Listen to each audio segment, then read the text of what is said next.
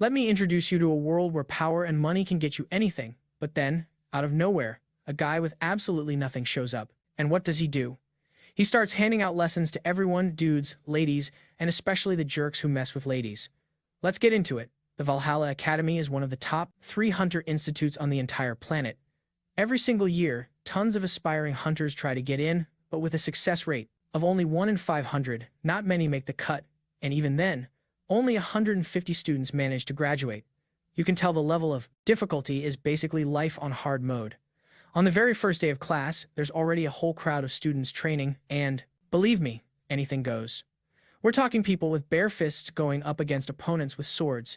Keeping an eye on all this is the senior combat instructor, Lee Sang-cheo. After a bit, a man named Yoo Min-jun arrives to check on the candidate from his family who is definitely worth all the hype. Yoo So-yan from the Yin family, one of the 5 most prestigious families in Korea. Everyone who crosses her path gets totally wiped out, thanks to her incredible talent with mana and the sword. She's a serious rising star, but she doesn't really catch the instructor's attention until someone mentions that her family has communicated with a Constellation guardian from the Yusin family. Now times gets the instructor's full attention. In this world, there are 5 chosen ones who are the Constellation guardians, and it's pretty normal for hunters to receive blessings and protection from them or even to form a contract. Each of these 5 guardians has a totally different power. The Yin family is backed by the god of the sword, the Jang's family has the god of spirits, the Jin Cho family has the god of martial arts, the Owen family has the god of fists, and the John family has the god of the bow, Yuan. Being able to talk to a guardian makes you a certified genius with unbelievable potential. Passing the academy's test should be a piece of cake, or so they say. This is such a big deal that the whole world is watching through cameras as the 17-year-old super talent goes up against Kim Joo-hyak, who is also 17. The instructors are even a little shocked at how unbelievably calm the boy is, knowing exactly who he's facing. Confident in an easy win, the fight kicks off. Our girl draws her sword, but there's no trace of the boy. She decides to just go for the attack. Her swordsmanship was flawless, and her control of mana was so precise. But folks, you won't believe this, he just clocks her right in the chest with a single punch and wins the fight. Our protagonist actually seemed a bit let down by how easy it was. And now, we get the whole story. Flashing back 300 years in the past, to the Tower of Destruction. A legendary fight was going down between the owner of the Tower of Destruction, Brace, the King of Destruction, and the Martial King, Hon O. Even though it seemed like an even match, the fight ended with a victory for the Martial King. Let's just say a foot met a face, so much for equality. By defeating the King of Destruction, who was trying to wipe out the world, he saved the Earth, but his own injuries were incredibly severe. As the tower began to collapse with its owner's defeat, the brave Martial King couldn't find a way to escape. All he had time for was to grumble about how he was always broke, became a hunter just to survive, and wouldn't even be able to enjoy the money, fame, and power he'd always dreamed about. Before he even entered the tower, he stopped his own disciples from following him because it was way too dangerous, and in the end, he was right. But hey, at least if it was only him getting crushed by all the debris, he figured he could be happy with that. And right there, you can see exactly why he deserved to be reincarnated. He totally earned it. And so, he was reborn into the body of a boy 300 years after that fateful day in the tower. Even though his old world was destroyed, all his knowledge from his past life carried over. So, despite being in this new, weaker body, he's still incredibly strong. He's on Earth now, where things are peaceful, giving him the chance to live the quiet life he's always dreamed of. But, as we all know, good things don't last forever. And just like that, a curse system window popped up, warning him that in just 5 years, the dreaded Tower of Destruction would reappear, right here in this world, and that the great hero needed to get ready.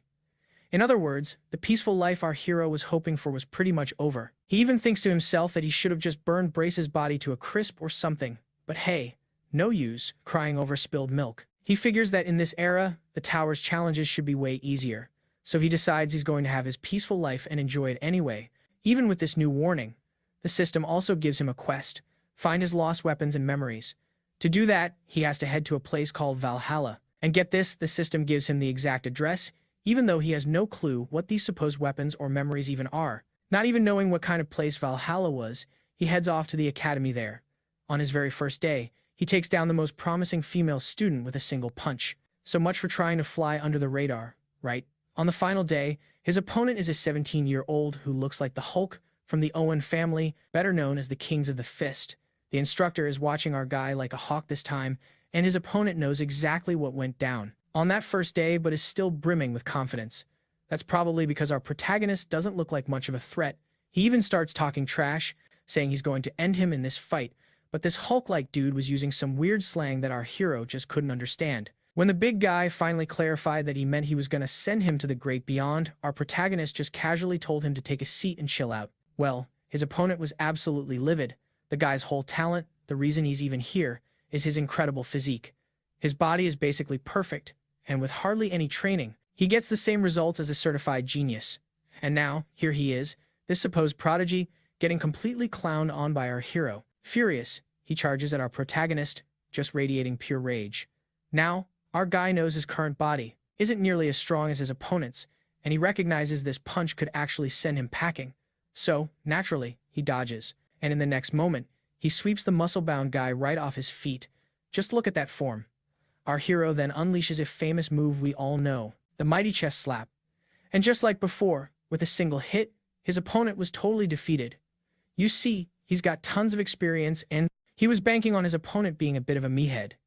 There's your first lesson, everyone take notes. The next lesson is all about how to charm the ladies and make them fall for you with the fist of love. Our protagonist wins again, feeling confident that even though his body is weak, he'll eventually become even stronger than he was in his past life. And this whole spectacle was seen by everyone there, and it was even broadcast live. This meant tons of scouts from major teams were watching our protagonist totally shine among kids from elite families. One of those spectators is the head of the Kings of the Fist family. He watched the whole fight, and as an expert martial artist, he immediately recognized our hero's incredible talent. And here's a little tidbit. The Hulk guy is actually his eldest son. The father just sighs, saying his son was reckless as always and went all in on his first attack. But the most amazing part was that our protagonist was faster and handled the situation like a true master, and he knows everyone else must have noticed it too. Now, the old man is determined to recruit our protagonist into his family, no matter what it takes. Our hero's next fight has a seriously shady-looking audience, which really gets on his nerves because it's just a bunch of grown men giving a young girl some really unsettling looks.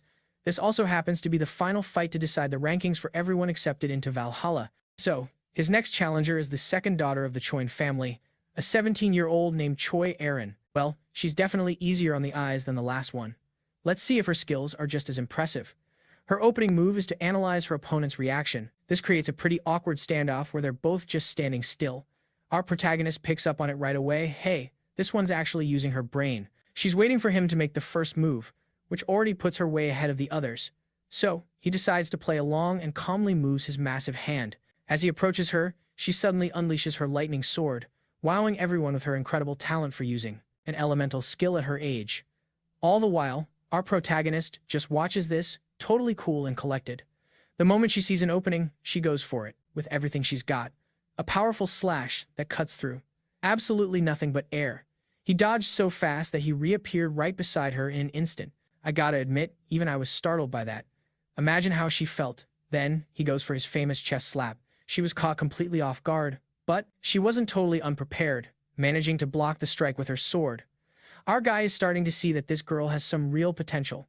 Arin felt her entire body vibrate from the impact and knew that if that had connected directly, it would have been lights out. Then, once again, our protagonist appears right in front of her before she can even process it. This time, he's even taunting her, telling her to dodge this next attack. A short, powerful punch lands right on her stomach, pinning her own sword against her, and she collapses. Out cold. Another fight down, and he didn't hold back just because she was a girl. Now that's the kind of protagonist Kazuma would definitely approve of. With that result, the final student rankings are in. Kim Joo-huk in first place, Choy Arin in second, and some other guy in third, along with a bunch of other extras the manhwa didn't bother showing. Being number one at the best academy in the world naturally means a million reporters swarmed him right after the event, shouting all sorts of questions. Our protagonist got so fed up that he gave them all a very clear, one-fingered gesture, and then he shared a few colorful thoughts about them on national television. As you can imagine, the internet comments on that video were wild. Later, at Valhalla, the accepted students gathered to enroll. For our protagonist, it was just another day, but all the other kids were so nervous. They looked like they hadn't slept a wink. He also noticed that none of them dared to even look him in the eye. Could it be they were afraid of getting the same beatdown? He then wonders if he attracted a little too much attention yesterday. His whole plan was just to get into the most important academy in the world, go where the system told him, and then bounce on the very first day. The students were all led to a virtual combat simulation room. Their new professor was already having a minor meltdown. This year, his class had 3 geniuses from the 5 main families, 2 cute girls, and that hot-headed Hulk. Just that lineup was enough to make him nervous. But then it hits him. The guy who defeated all 3 of them is also in his class. The poor professor felt sick, and you could practically see his blood pressure plummet. After he finally pulls himself together, he starts the lesson, introduces himself, and immediately throws everyone for a loop by teleporting them to what looks like a completely different place. Judging by the lab's name, it's a simulation of another location. He kicks off a goblin attack simulation while projecting this intense aura of bloodlust to give the students a taste of the real world. This is so realistic it even spooks the geniuses from the main families. To them, it looks like hundreds of goblins are ready to devour them whole. Goblins appear everywhere. You just have to see the size of these things. The professor was pretty satisfied with himself for scaring the students, but he noticed one kid who seemed completely unfazed. So, the professor calls the student over and asks him about it, that he could take on all the monsters outside by himself. This got our hero thinking. The professor's real goal was to knock him down a peg, trying to deflate the star student's ego by giving him an impossible task he'd have to refuse. Since no normal student could ever pull that off, he was just waiting for our hero to admit he couldn't handle the goblins, which would put the kid right back in his place. But, to everyone's shock, our protagonist just cracked a little smile that really ticked off the professor. As Kim Huk said, he could totally do it. The professor, absolutely fuming, just yelled at him to go ahead and try. But before accepting, our hero had a question. He asked about the reward, figuring this had to be some kind of special test. He wasn't going to do it for free. He'd only go if the professor made a bet with him. That just sent the professor over the edge, who shot back that he'd do absolutely anything the kid wanted. I mean, just imagine the possibilities with a promise like that. The professor started explaining the monster's attack patterns, but our hero cut him off, saying none of that mattered, he just needed a sword. The professor handed one over, and just like that, our boy stepped out. Beyond the protective barrier, everyone inside freaked out, while the professor secretly hoped the kid's arrogance would be his downfall. But all they could see were these incredibly swift slashes, revealing tiny flashes of our hero's cool and detached expression. He was thinking to himself that it had been 300 years since he'd last held a sword to fight, back when he was a child in his past life. Back then, he didn't have these kinds of skills. But now, he's back in his younger body with all the talent of a martial king. So when a giant goblin tried to swing at him, our hero dodged it without even breaking a sweat. Everyone inside the barrier was just glued to the scene. The sword, the professor, gave him looked like total junk, so it was mind-boggling how he could slice through anything with it.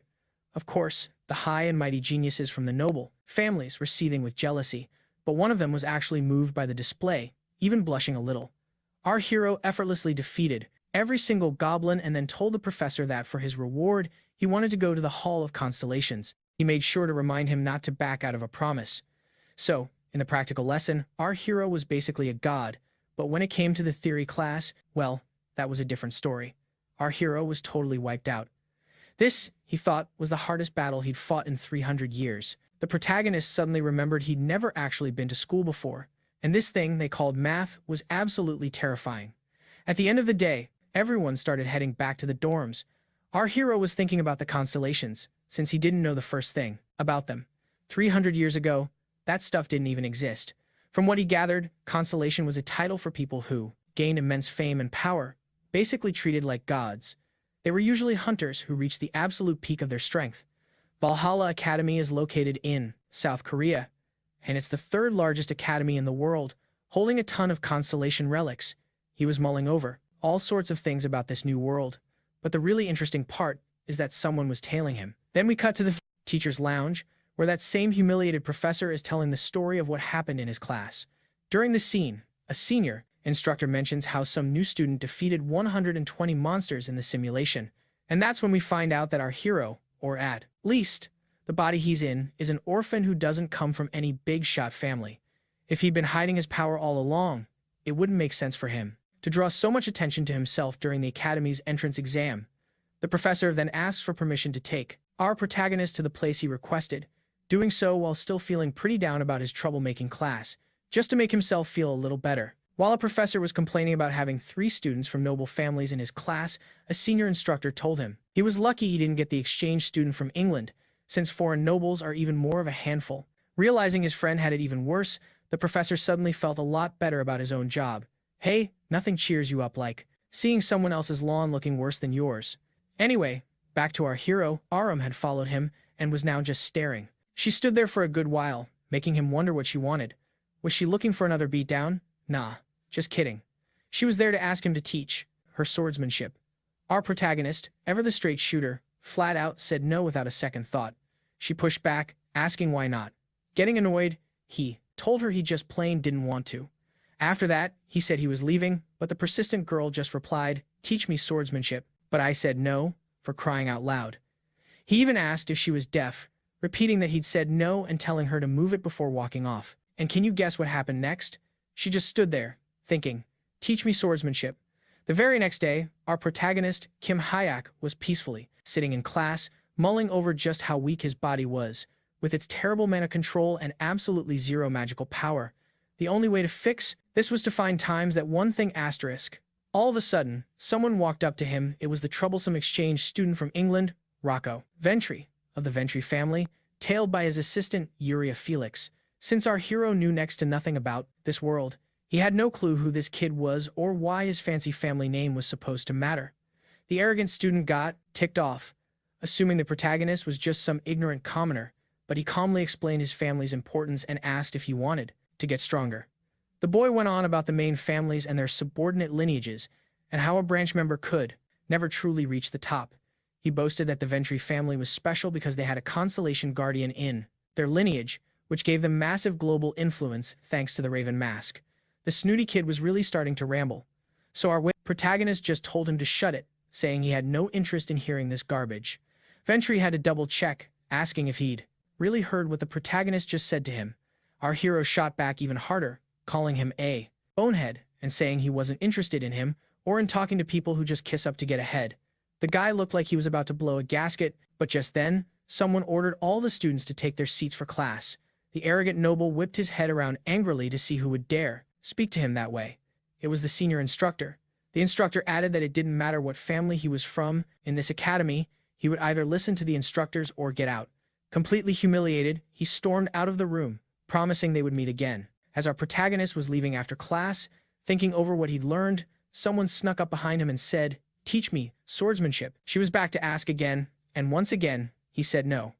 Meanwhile, in the dorm room of that arrogant foreigner from England, he was trashing the place in a rage after being put in his place by our hero. To really drive home what a jerk he was, he ordered Uriah to do something she clearly didn't want to. He grabbed her by the hair, threatening to have her kicked out of her family's service, and all sorts of other nasty things until she finally gave in.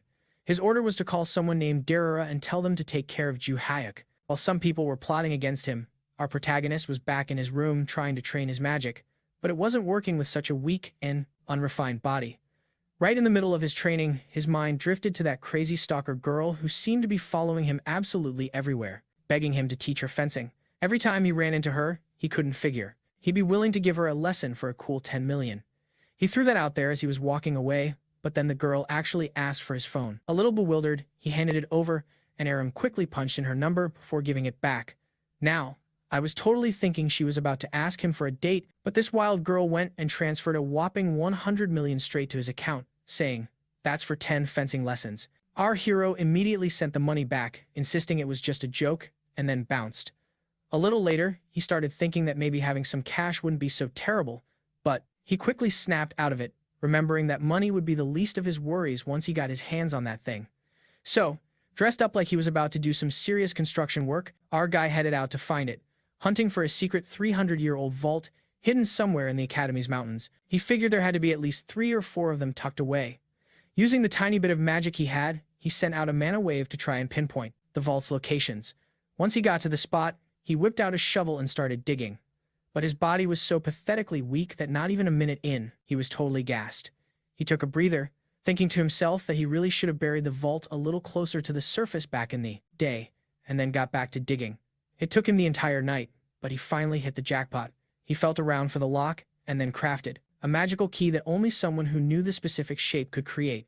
And just like that, voila, the vault creaked open, and we're in. The place was absolutely stuffed with gold, but our guy wasn't there for the bling. What he was really after were the mana storage stones, the real prize. These things had been sitting here for over 300 years and were still in perfect condition. With these, he'd finally have enough mana to give his wimpy body a serious upgrade. Plus, there was so much gold piled up that he couldn't possibly carry it all. So, the next day at school, after pulling an all-nighter digging, every single one of his muscles was screaming in protest. Sure enough, Choy Arin was right there, ready to ask him again. Our hero was actually starting to feel bad for how persistent she was. He'd done a little digging on her family and found out that the Choy Jin clan was basically the only one that practiced fencing, so he had to ask why she wasn't just learning from her own relatives. Her answer? It had to be him, because she'd never seen anyone in her entire family handle a sword better than he did. And yeah, our protagonist was just as shocked as you are hearing this. I mean, her own father is the head of this legendary fencing family, and he's apparently not as good as our guy. Just as she was about to say more, a teacher came over and politely called for Jihuk. What, now? It's about that thing you requested earlier. See ya, kid. Choy Arin looked like she was about to press her case again but stopped herself. And then, like a miracle, Jihuk said, "Tomorrow at 6 o'clock in the morning, on the training field." The girl could hardly believe her ears. She was actually going to get a lesson, and for free. After that, he headed over to the teacher's office. The professor told him they needed to make it quick since there was a class starting up soon. It turns out our hero's request for access to the Constellation building had been approved. He just had to head down to the school's basement, with the one catch being that he couldn't go past a certain floor. Jihuk was cool with that, so later that night, after his classes were done, he made his way over. The professor seemed a little surprised that our guy didn't seem to mind being restricted to just the second floor of the building. Anyway, fast forward to the professor, leading our protagonist to the underground structure where Valhalla's treasures, also known as the Constellation Hall, were stored. This place was locked down tight, with way more security here than even at the main entrance to the academy, which just goes to show how big of a deal this place is. Our hero took a look around and noticed that the tower walls above were absolutely plastered with protective magic seals, pushed to the absolute max. You know, the kind of thing someone might do if they were, hypothetically, trying to get down to the sneak onto the second floor unnoticed. Catching on to his sneaky plan, the professor warned him he'd be arrested or even expelled for even trying, and that it wouldn't work anyway.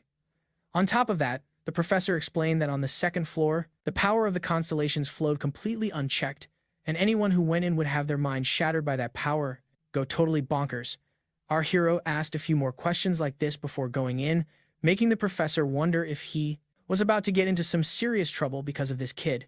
He was having his doubts, but once the protagonist walked in, there was nothing he could do. Inside, our hero confirmed it. The system said his memories and weapons were on the 5th underground floor, but that he couldn't enter. Well, that's what he came for, so he just started heading down anyway. As he went down the first set of stairs, he spotted several vaults and not much else. The system then popped up, saying the requirements had been met and that he was being moved to the main hall. Everything went dark until our hero saw the former king of destruction, who recognized him right back. Bar said it had been 300 years since they'd last met. What a grand reunion. The guy didn't even get to finish his sentence before catching a fist right in the mouth. Our protagonist was furious. The dude asked him to calm down and immediately got another punch on the other side of his face. He asked for calm one more time and got a third punch, straight to the mouth. 40 punches later, our hero finally got tired, now allowing the guy to talk. Just kidding. The protagonist then started with the kicks. After 32 kicks, Bar finally managed to speak, explaining that this was just an imaginary world, a space inside a relic, and that this body wasn't even real.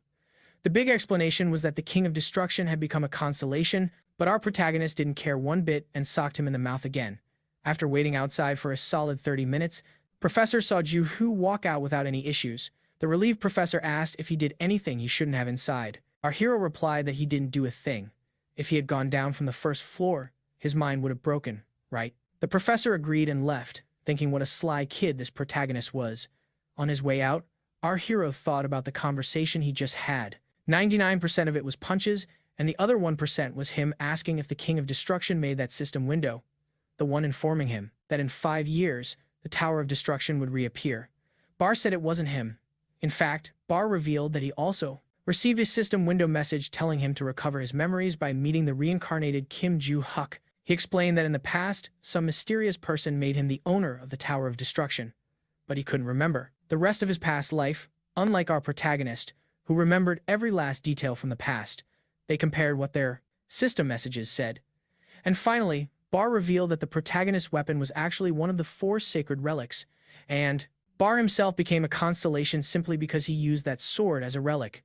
You little. Now the protagonist was completely lost. His own sword became a relic, and inside it was a constellation who just happened to be his former enemy that he killed. He left with his sword, having basically just stolen a relic from the nation's most important academy. Okay, the maximum security here is an absolute joke. Some second-year academy students just chilling around saw the protagonist and decided to test if his first-place ranking from the entrance exam was really that big of a deal. Our protagonist calmly asked if they were really sure they wanted to do that. To get a beatdown, heard them say yes, so the first one on the list was the bald guy, who immediately got a chop to the throat and then a shot to his chest, which sent him flying like a startled pigeon. The leader of the pack looked away for just 1 second, and when he glanced back, the protagonist had his sword out, telling everyone to just come at him all at once. Honestly, I would have bailed, but I guess that's why they're the side characters. Now, let's rewind 3 hours, where the blonde leader was in a room with the English exchange student, who, surprise, was the one who hired him to teach Ji-Hook a lesson. The reward for this little job was some help for his family. The kid from the Sunrise family took the deal, figuring that as a second-year student, there was absolutely no way he could lose to a freshman. Here at Valhalla, you only make it to the second year if you've managed to clear the 4th floor and snag a contract with one of the constellations.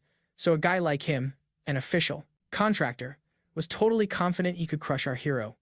Well, that's what he thought until he saw Ji-Hook wiping the floor with everyone like they were pesky insects, which made him rethink his life choices.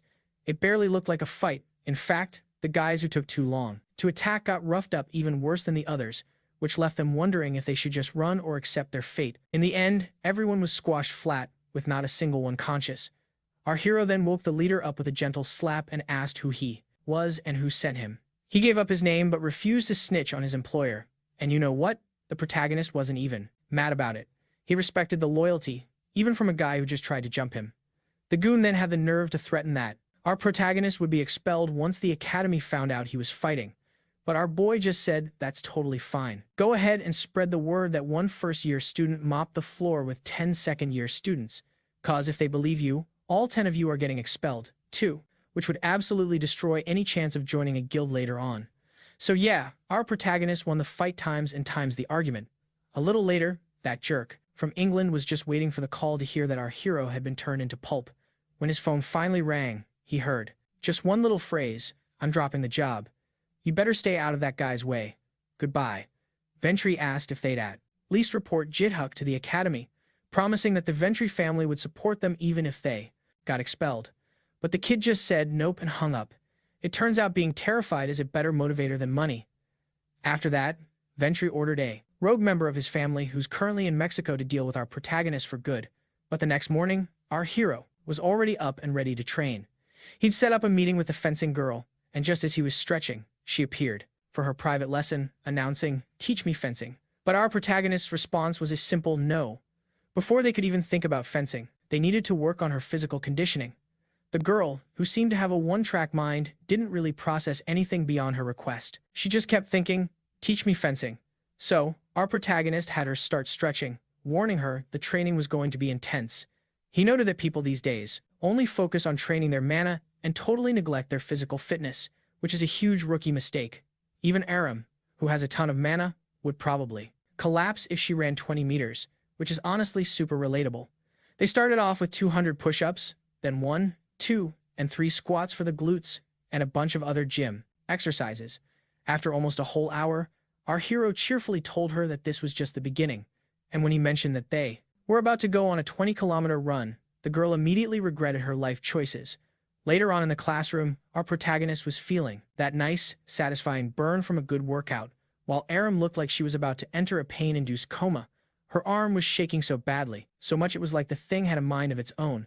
On this particularly tough day, the teacher announced she was giving everyone a written test on dimensional monsters and asked for complete silence. The test was all about seeing how much they knew about handling these creatures. The girl with Mima's eyes breezed right through it. The big guy, on the other hand, looked totally lost, And Aram just wrote, "Teach me fencing," for every single answer. Our hero was the first one done, just kicking back and waiting for the teacher to collect the papers when time ran out. She then asked everyone to pass their tests forward, starting from the back row. Aram's neck was so stiff she couldn't even turn around, so she had to ask for some help. Once everyone had cleared out of the classroom, the god of destruction living inside our protagonist's sword decided to speak up. He asked his master if he was really sure about the answers he wrote down. Judging by his tone, it sounded like they were all completely wrong. A little later, we find the teacher in the staff room, and she looks seriously ticked off about something. It turns out, among all the students, one had completely ignored every shred of common sense. She was absolutely furious with one particular student's answers as she was grading the tests from her normal class. Another teacher happened to walk by and asked how his students did on the exam. She told him they all did great, which was no surprise since they were the cream of the crop. That was great news, and he was about to leave with a smile. But the moment she mentioned our hero's name, he literally choked on his coffee. The teacher was livid about this student's test, and she decided that in the next class, she was going to call him out. 1 week later, during the next class, she had everyone stand up and called for Q-Fuck to step forward, which he did as cool as a cucumber. Her plan was to go over his answers in front of the whole class, hoping to embarrass him into taking his tests seriously from now on. In her opinion, there wasn't a single universe where his answers could possibly be considered correct. She flat out asked him if he had even tried to take the exam seriously. He said he did, so she started. Question 1. How do you deal with a goblin? His answer: punch it in the stomach. Then she moved on to the next one. When 8 goblins are charging at you, how do you defend yourself? His answer was, I'd send them all to the next life.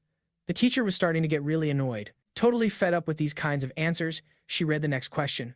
What do you do against a monster with extremely high defense? And his brilliant response was, you defeat it with an even stronger hit. A punch will do.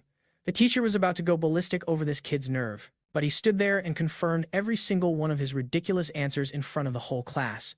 So, to finally make him feel some shame and admit he messed up, she activated the simulation room to see his answers in action. A goblin with super high defense materialized, and she told him to go ahead and show the class how his answer was correct. Strangely enough, our protagonist didn't seem nervous at all. He just politely handed his test paper to the teacher, grabbed a sword, and sauntered over to the goblin. Now, the teacher knew he had already defeated 120 goblins in another professor's class, but facing a stone goblin with its insane defense was a whole different story. When it attacked, she was positive the boy was about to get a harsh dose of reality, but instead, the protagonist just casually tossed the sword at the stone goblin's stomach, and the monster completely shattered and was defeated. Just like he wrote, a solid hit to the gut really does solve everything. The entire class was, once again, completely floored by our protagonist's power, everyone except for Aram, of course, since she's already in on his secrets. Even the teacher was desperate to know how he pulled that off. He just shrugged and said it was all about hitting it in the stomach. He claimed there was no secret to it. The teacher was about to pull her hair out, but she still had to ask about the second question and the 8 angry goblins. All right, she said, prove your answer for that one.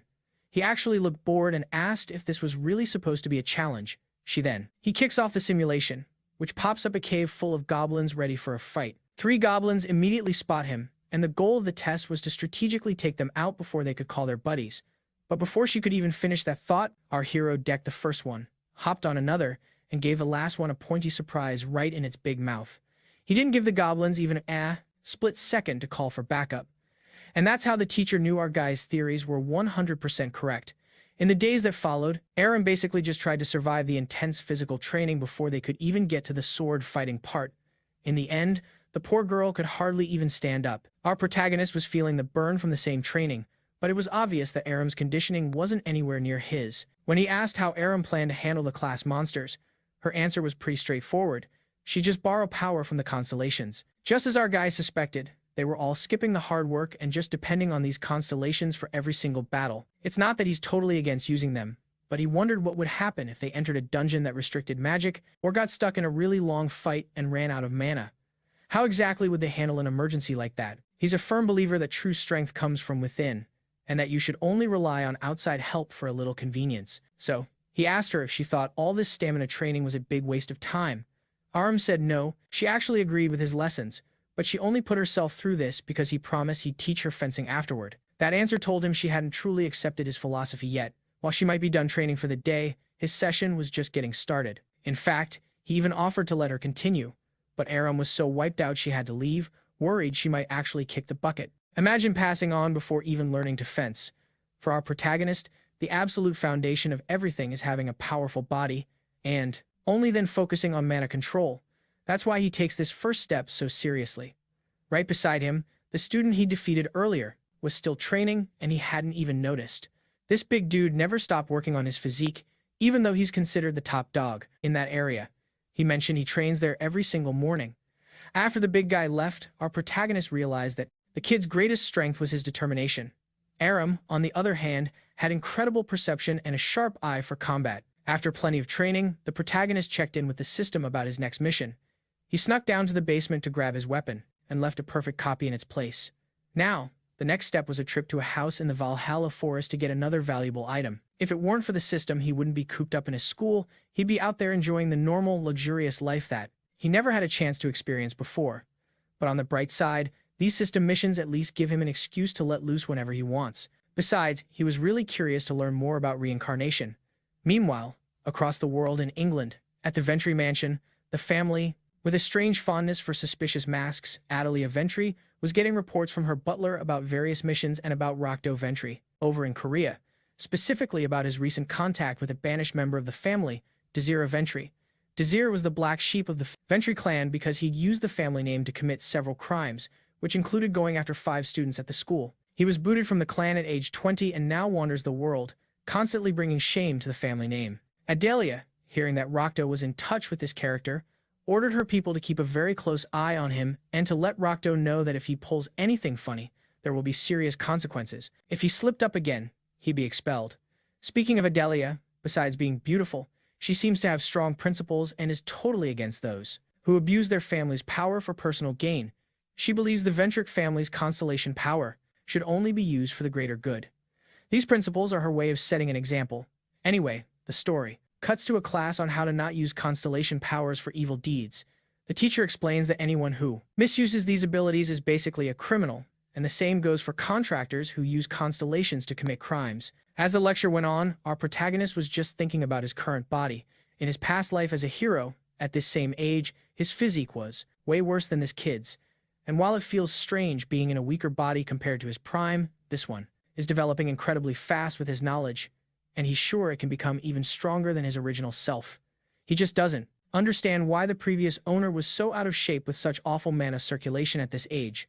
Basically, the original kid in this body wasn't meant to be weak, and he still has no idea what happened to the boy who was here before him. During class, Mima gets his attention and slides him a note with just the word "hey" on it. He can't figure out for the life of him why this girl wouldn't just write what she actually wanted. A whole note just for that. He's starting to think all the girls here are a little nuts. Later on, in the last class of the day, the teacher announces that they'll have permission to leave the academy over the weekend, but they have to let the campus office know first if they plan to go. Our protagonist heads over to sign out for the weekend when suddenly someone calls out "hey" to him. He turns around and sees it's the discount bin version of Mima. Our hero immediately asks if she enjoys following people around and making selfish requests, and what the deal was with sending a useless note that said nothing. He demands she just spit out what she wants from him, but the girl just looks embarrassed and shy, completely unable to say a word. It's not hard to get on our protagonist's nerves, so he tells her to say it or get lost, you crazy girl. She can't manage to say what she wants, but she does manage to ask why he's calling her crazy.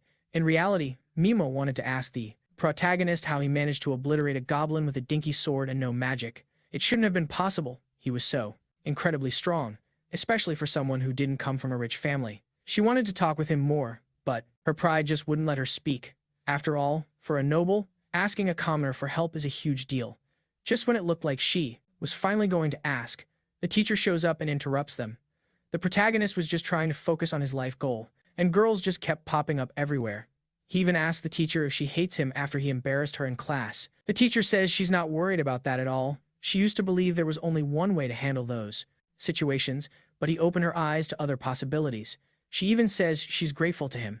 Then, the woman starts dragging the protagonist away, asking him to be her assistant. He turns her down flat, of course. His current plans don't involve relearning things he already knows how to do. Mima, in the end, couldn't get over the wall of her own pride, but realizing this didn't seem to make the girl sad in the slightest. Just another one who's bound to fall for the protagonist soon.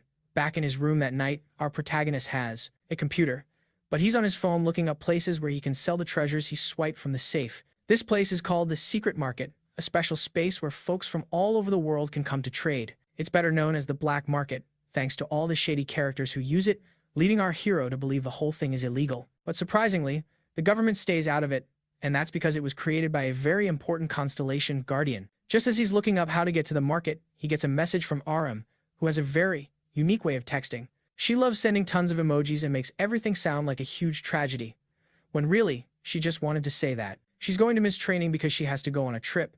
He found her dramatic flair pretty funny, but was he laughing times at times her? That's what Arin thought, but he wasn't at all. He just wanted to wish her a safe trip, and boy, does she really love sending those emojis. He has to get off the phone before she floods his screen completely.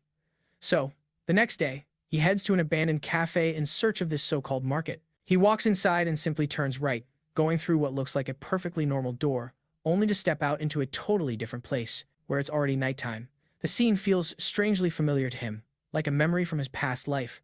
But before he can think too hard about why that is, someone calls out to him. A guy in a leather jacket is there to collect the entrance fee of 2 million. This guy gives access to the market and helps out the customers. Our hero pulls out a brick of cash he won as a prize for placing first at the academy, deciding to use it for his little investment. The main goal for today is to sell some jewels from his secret stash. The man in the leather jacket gives him a quick rundown of how the market works and suggests checking out Morris's shop at the end of the street for selling any lower value jewels he might have. Before he lets him go, the man hands our protagonist a mask. Almost everyone here likes to keep their identity a secret, and even though our guy doesn't really care, it's probably best to follow local customs. As he walks around, he sees everyone is wearing a mask. Once he finds Morris's shop, he says he has a few things he'd like to get appraised for a potential sale. He then pulls a simple bag from his backpack and sets it on the counter. After all, what kind of high-value items could a simple student possibly have? Morris picks up one of the rings to analyze it and, to his utter shock, he nearly has a heart attack on the spot. It was an artifact from the era of destruction, something incredibly rare. Morris frantically checks every single item in the bag and realizes they are all priceless relics from an ancient time. The protagonist is eager to know the value of his items, but Morris is way more curious about how a kid like him got these things. Morris admits he can't say what they're worth right off the bat and apologizes. The rings are so unbelievably expensive that Morris doesn't have the cash to even think about buying them. Before our hero can respond, Morris asks where on earth he got these rings. Our protagonist casually mentions that he thought those kinds of questions weren't asked here, and he's right, it's against the rules. The simple truth is, Morris has no idea what these items are worth. They're so valuable that he suggests the best course of action is to auction the rings, right here in the market, though that would probably take 2 or 3 weeks. Still, our hero presses him for an estimate of what he thinks they would go for at auction. While he can't be certain, Morris shows him a number, saying this would be the absolute minimum. Even though Hon was familiar with rarities in his past life, he was not prepared for a number this high. He literally couldn't even count all the zeros. The protagonist is ready to sell them to Morris for that price right now, but Morris admits he only has about a quarter of that amount in his entire safe. Even so, even though the offer was nearly 5 times lower than the lowest auction price, our hero decided to take the deal. Morris, on the other hand, was blown away by how good the offer was, because truthfully, the value of these items isn't just about how rare they are. The real kicker is that the Constellations, the big shots who rule the world since the Age of Destruction, are super drawn to these things. So, let me give you the quick rundown of the story. 300 years back, a hero named Hon O took down the King of Destruction, a guy named Brace who owned the Tower of the End, and saved the entire world from being totally wiped out. Unfortunately, Hon O went down with the tower, only to be reincarnated 300 years later as a 17-year-old kid named Kim Jue. And get this, he soon finds out that the new constellations that popped up while he was gone are actually his old disciples, who've been searching for him all this time. Back in the present, Morris knows for a fact these items are the real deal. He can still feel the strong energy of destruction coming off them. Plus, anyone who gets their hands on one of these can score a contract with one of the most powerful S-rank constellations out there. So naturally, Morris buys the whole lot. But a little while later, someone mysterious pays him a visit, raising some serious questions. Meanwhile, our hero heads home. He'd sold everything for a price 5 times lower than market value because he needed the cash fast and didn't want any awkward questions about where he got them. The sale made him so much money that he's basically set for life. Just as he was about to enjoy a peaceful trip home, his phone starts buzzing. It was that pushy teacher who somehow got his number from the school, and she was basically demanding that he join her for lunch right then and there. Even though he's loaded now, the moment she said she was paying, he just couldn't say no. Now, you're probably wondering what happened with Morris. Well, the person who showed up was none other than Black Cat, the actual owner of the market, which totally explains why Morris was so flabbergasted to see him. They hadn't spoken in all the years Morris had been there because Black Cat is a seriously big deal. The reason for this surprise visit was that Morris had requested to join the auction for the first time in ages, and Black Cat wanted to know what amazing item he was bringing. See, Black Cat actually works for the Constellation, who is the true owner of the market, and part of his job is to pre-screen items before the auction. You know, just in case his boss might want first dibs. And the second he laid eyes on those rings, the Constellation went absolutely wild. It just had to have those items for itself. The Constellation was practically begging for Morris's rings, and just like that, Morris was out a few very valuable rings. That night, the teacher who bothered her student on a weekend treated him to pizza and a huge plate of shrimp pasta, all in another attempt to get him to be her assistant. But of course, our protagonist turned her down, flat without a second thought. Pretty much anyone else would jump at this chance, but he seems to be the one guy on Earth who couldn't care less. She tried to persuade him, mentioning she could arrange a scholarship and that they could even co-author a paper. She practically offered him the world on a silver platter, hinting at every perk imaginable, but our guy was still completely uninterested. All he's focused on is reaching the center of the big forest to complete the system's mission. Everything else is just a distraction. As a last-ditch effort, she dangled some information about Aram in front of him if he'd agree to be her assistant. Still, the protagonist wasn't biting. But the teacher didn't give up, launching into a story about Choy Arin and how she's on the verge of being kicked out of her family. The teacher threw everything she had at him to get him on board as her assistant, but it was no use. He was, however, starting to get curious about her story. She's so strict in class, but a total kid outside of it. The instructor laid out her philosophy pretty clearly. Fighting monsters is no joke. You can't just treat it like it's some simple little thing. They always have to remember the risks involved, which is why they need to be cautious, even when facing the weakest of monsters. This answer satisfied him, and since the food was also satisfying, he took his leave. You guys, our protagonist is literally the most carefree guy in the world. If he doesn't want to do something, he has zero problem refusing. Now, since the teacher mentioned Aram, let's go check in with her family, the Choy. The leader of the True Story Guild and the head of the Choy Jean family, John Seek, was with his 2 kids, his eldest son, Jingan, and his second daughter, Choy Arin. John Seek announces they're about to have a major test, where they'll get a chance to inherit the family treasure and become the next clan leader. However, whoever fails the test will be completely cut off from the family. He then asks if they are prepared to take part in the great test of the Choy family. They both say yes, so the test is officially scheduled for 3 weeks from now. When the family meeting wraps up, the older brother asks if Aram even managed to read between the lines. I mean, the girl can barely talk, so of course, the only thing she heard was "teach me fencing." Her brother points out that their father never wanted her to take the tests in the first place and is just going through the motions. He sneers that an illegitimate daughter has no right to be the leader of the family. He's only going along with it because they know she has no chance in heck of winning. For the very first time, we see the girl actually show some emotion. He then rubs it in her face that he has a contract with the Constellation, while she can't even land a single hit on him in a fight. He walks away, threatening to destroy her for mooching off the family's money for so many years. But despite being raised in such a brutal world, Aram's determination doesn't waver one bit. Remembering her sick mother reminds her that winning is her only path forward. Her mother's dying wish was for Aram to become the head of the family, so she could finally have the right to be free. Then, we jump back to the classroom some time later. The teacher explains that every quarter, they hold tests, and whoever finishes in last place gets expelled from the academy. It's a system designed to weed out the weak and force everyone to constantly push themselves. The exams are both practical and written. Our protagonist knows the practical part is a piece of cake, but the written exam could be a massive problem for him. The protagonist's brilliant idea is this: he's going to cheat on the test, and he's making it Brace's responsibility to get him the right answers. If he can't pull that off, his life is about to become a living nightmare. When class ended, Aram, for the first time ever, says something other than "teach me fencing." She asks if they are going to train today, too. Our protagonist replies that now, she is finally ready to learn swordsmanship. The girl practically glows with happiness. Now that we know more about her backstory, we can guess that her family never trained her and doesn't really consider her important at all. In the training room, the first thing our hero wants to see is her sword. She draws the sword, and they begin with the absolute basics, how to hold it correctly, with some simple pointers on how to wield it properly. Mana begins to flow naturally through the blade, something she never even knew how to do. The next step is for her to attack him with everything she's got. Arin starts to crackle with lightning, and her own agility and speed even surprise herself.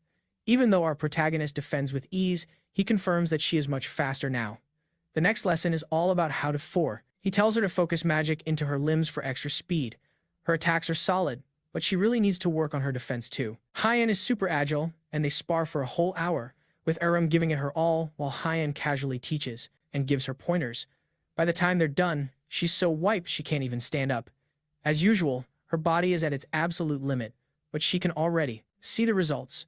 She's way stronger than she was on the day of the opening ceremony, but she still can't quite catch up to the protagonist. He's just on a completely different level. Before they wrap things up, she asks for a serious duel with him. For Hyen, this could actually be pretty interesting, since she's got so much raw talent and is fun to train. He even thinks that 300 years ago, she would have had the potential to be one of his own disciples. She brings up the duel again, and just to tease her, he says he's not interested in a duel, expecting her to insist, just like she always does. However, this time she just accepts his answer without a single complaint, which is a huge surprise, considering how incredibly stubborn she is. She even says that if he doesn't want to, it must not be the right time for it. Arin has committed to following her master's every word to the letter, all in her quest to become stronger. 2 weeks later, all the students are gathered together. The senior instructor explains that their bi-monthly test will be a dungeon raid. As the entrances appear, he says the recommended group size is 8 people, but they are free to form larger or smaller teams. They'll have 5 hours to clear their dungeons, which are ranked F+. Anyone who fails within the 5-hour limit will be expelled. Even the students from noble families look nervous because the rules are absolute. If they fail, they are out for good, no exceptions. The instructor announces that the clock has started, and they need to pick their teams and get organized quickly to avoid wasting any precious time. The confidence of the top-tier students is easy to see. Sue and Mima decides to join a team of 8 people, while another group forms a huge team of 20. Most students stick to the advice of having 8 members in their group, and the evaluation kicks off with everyone's choice of team formation. Hyen, who's just been observing and hasn't made any friends, doesn't get a single invitation. Aram, in a similar boat, is also standing alone. Curious about her plan, he asks what she's going to do. Aram simply states that she will do whatever her master orders. That doesn't make any sense to him. It dawns on him that she's been trying to follow his every word since their last training session. In any case, he just says he's going in alone. Aram immediately takes this as a new challenge and decides she'll go in solo, too. Her master wasn't worried because he himself figured the dungeon looked like a piece of cake, so it wasn't dangerous. Aram, not being great at reading between the lines, took this as part of his instructions. Another group spots the beautiful, lone girl and invites her to join their team, since they have 7 members, and she'd be the perfect final member. But the stubborn girl turns down their offer and announces that she's going to tackle it alone, and she really does it. To everyone watching, this seems like pure insanity because failing means guaranteed expulsion, yet there she goes, walking into the dungeon all by herself. In the monitoring room, the instructors can watch and control the environment of all the simulated dungeons. Both individual and group performance earn points, and everyone is being evaluated at the same time. The teacher in charge is amazed by the senior instructor's competence. Back in the day, he was a legendary contractor, with a 99% success rate on his missions. According to Lee CH, this year's students are outstanding, especially those from the noble families. Among the elite families, Sohn in particular is a standout, expertly setting up the best formations and commanding her team, on top of handling multiple roles to rack up even more points. The instructor notes that if our protagonist hadn't beaten her on the very first day, her record would be absolutely perfect.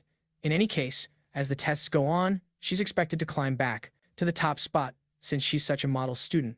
And speaking of our main character, the instructor starts looking around for him, but can't find him anywhere. That's odd, which makes him wonder if he could have possibly finished the test already, in record time. So, he pulls up the list of finishers, and sure enough, there's our hero's name. He cleared the test in just 23 minutes. This just completely baffles the instructor. How on earth could a student pull off a time like that? There's no way. He wasn't going to watch that recording right away. In the footage, Hyen was completely alone, totally fearless, and wearing the smirk of someone who knows exactly what they're doing. He was like a human chainsaw, just tearing through everything in his path. 2 giant goblins made a move to attack him, but they whiffed it, and they definitely didn't get a second chance. While the instructor watches these 23 minutes of terror, The other two teachers were also there, and they were just as stunned. The dungeon boss, which was specifically designed to be a challenge for a full team of 8 students, was taken down with just one single strike. Of course, Hein took first place, and it dawned on all the teachers that this kid was on a completely different level. When all the other students finally stumbled out of the dungeons, they were totally wiped out and covered in injuries.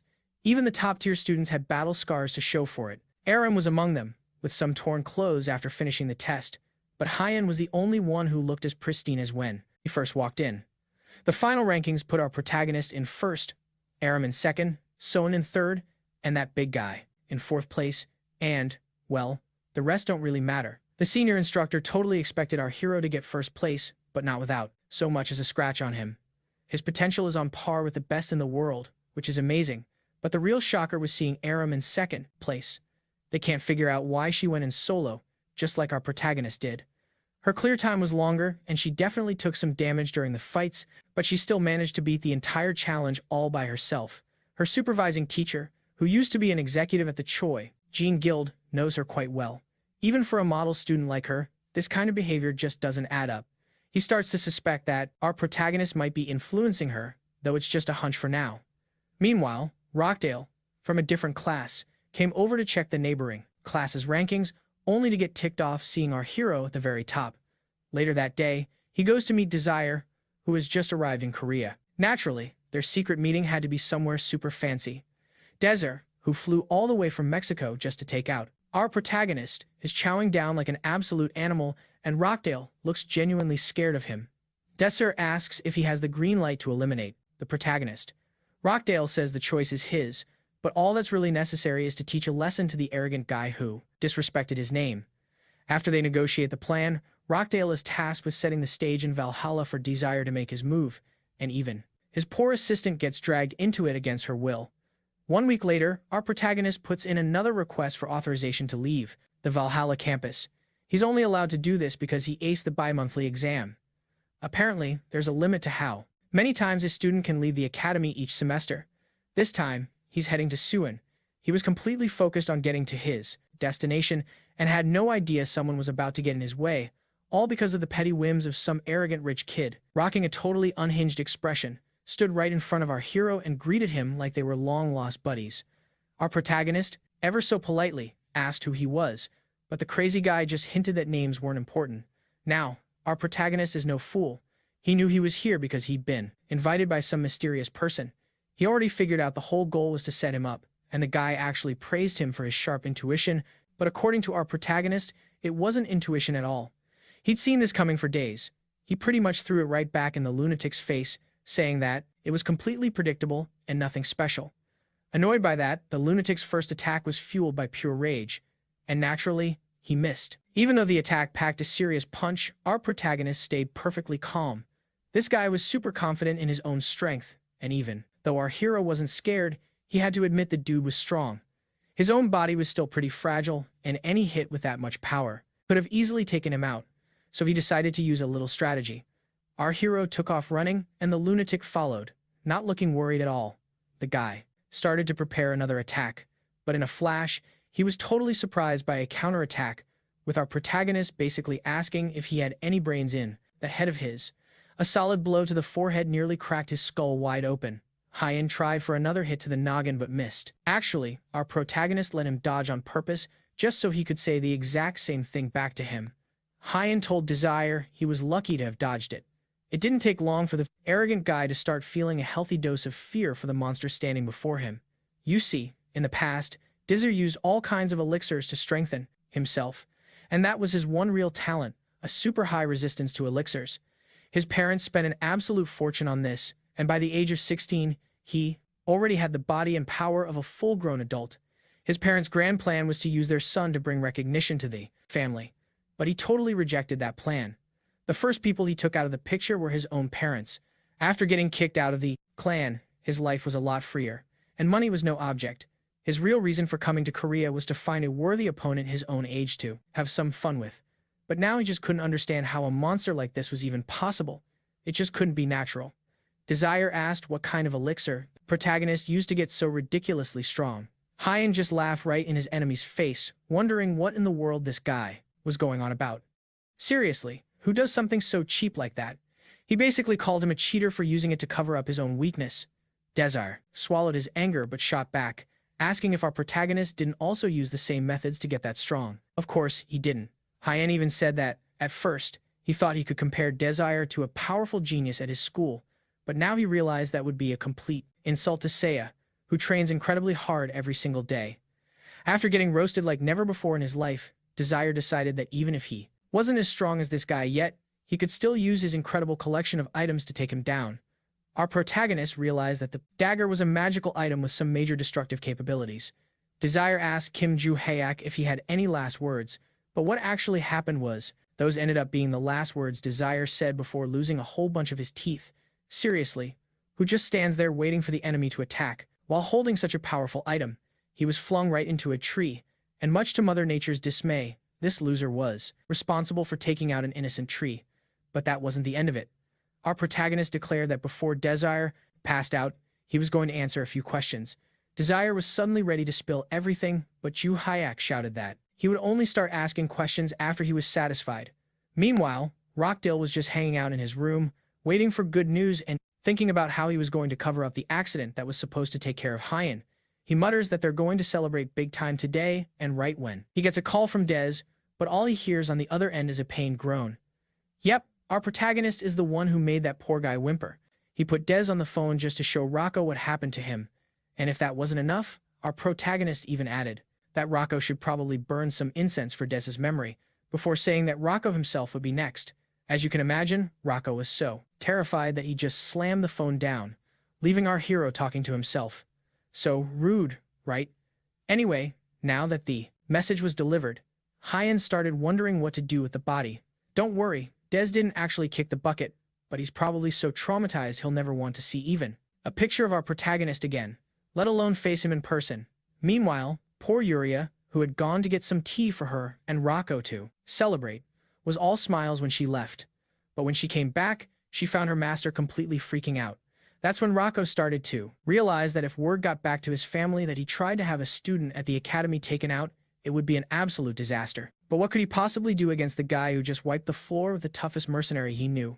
His grand plan now is to just wait and see if our hero leaks the information or tries to blackmail him for money. In other words, he's got no plan at all and is basically just crossing his fingers that Hayak doesn't spill the beans to the Ventric family. Speaking of Hayak, as he was leaving the park, he was already planning the perfect moment to report him. His little pet Constellation chimed in, suggesting he should have just gotten rid of Thea and then Rocco Ventric too. But our protagonist explains that while his 300-year-old self would have done that in a heartbeat, he's now the 16-year-old student Kim Joo-haek, and he can't just go around offing people without causing a huge scene. The world he's in now is completely different and, at peace.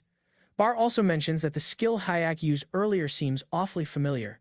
He can't quite place it, but he remembers magic, just like it.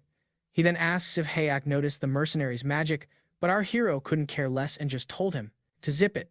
After completely wrecking Desira, our protagonist woke the mercenary up to ask a few questions. He even had to pop the guy's jaw back into place just so he could talk. Hayak asked who gave the order to put a hit on him.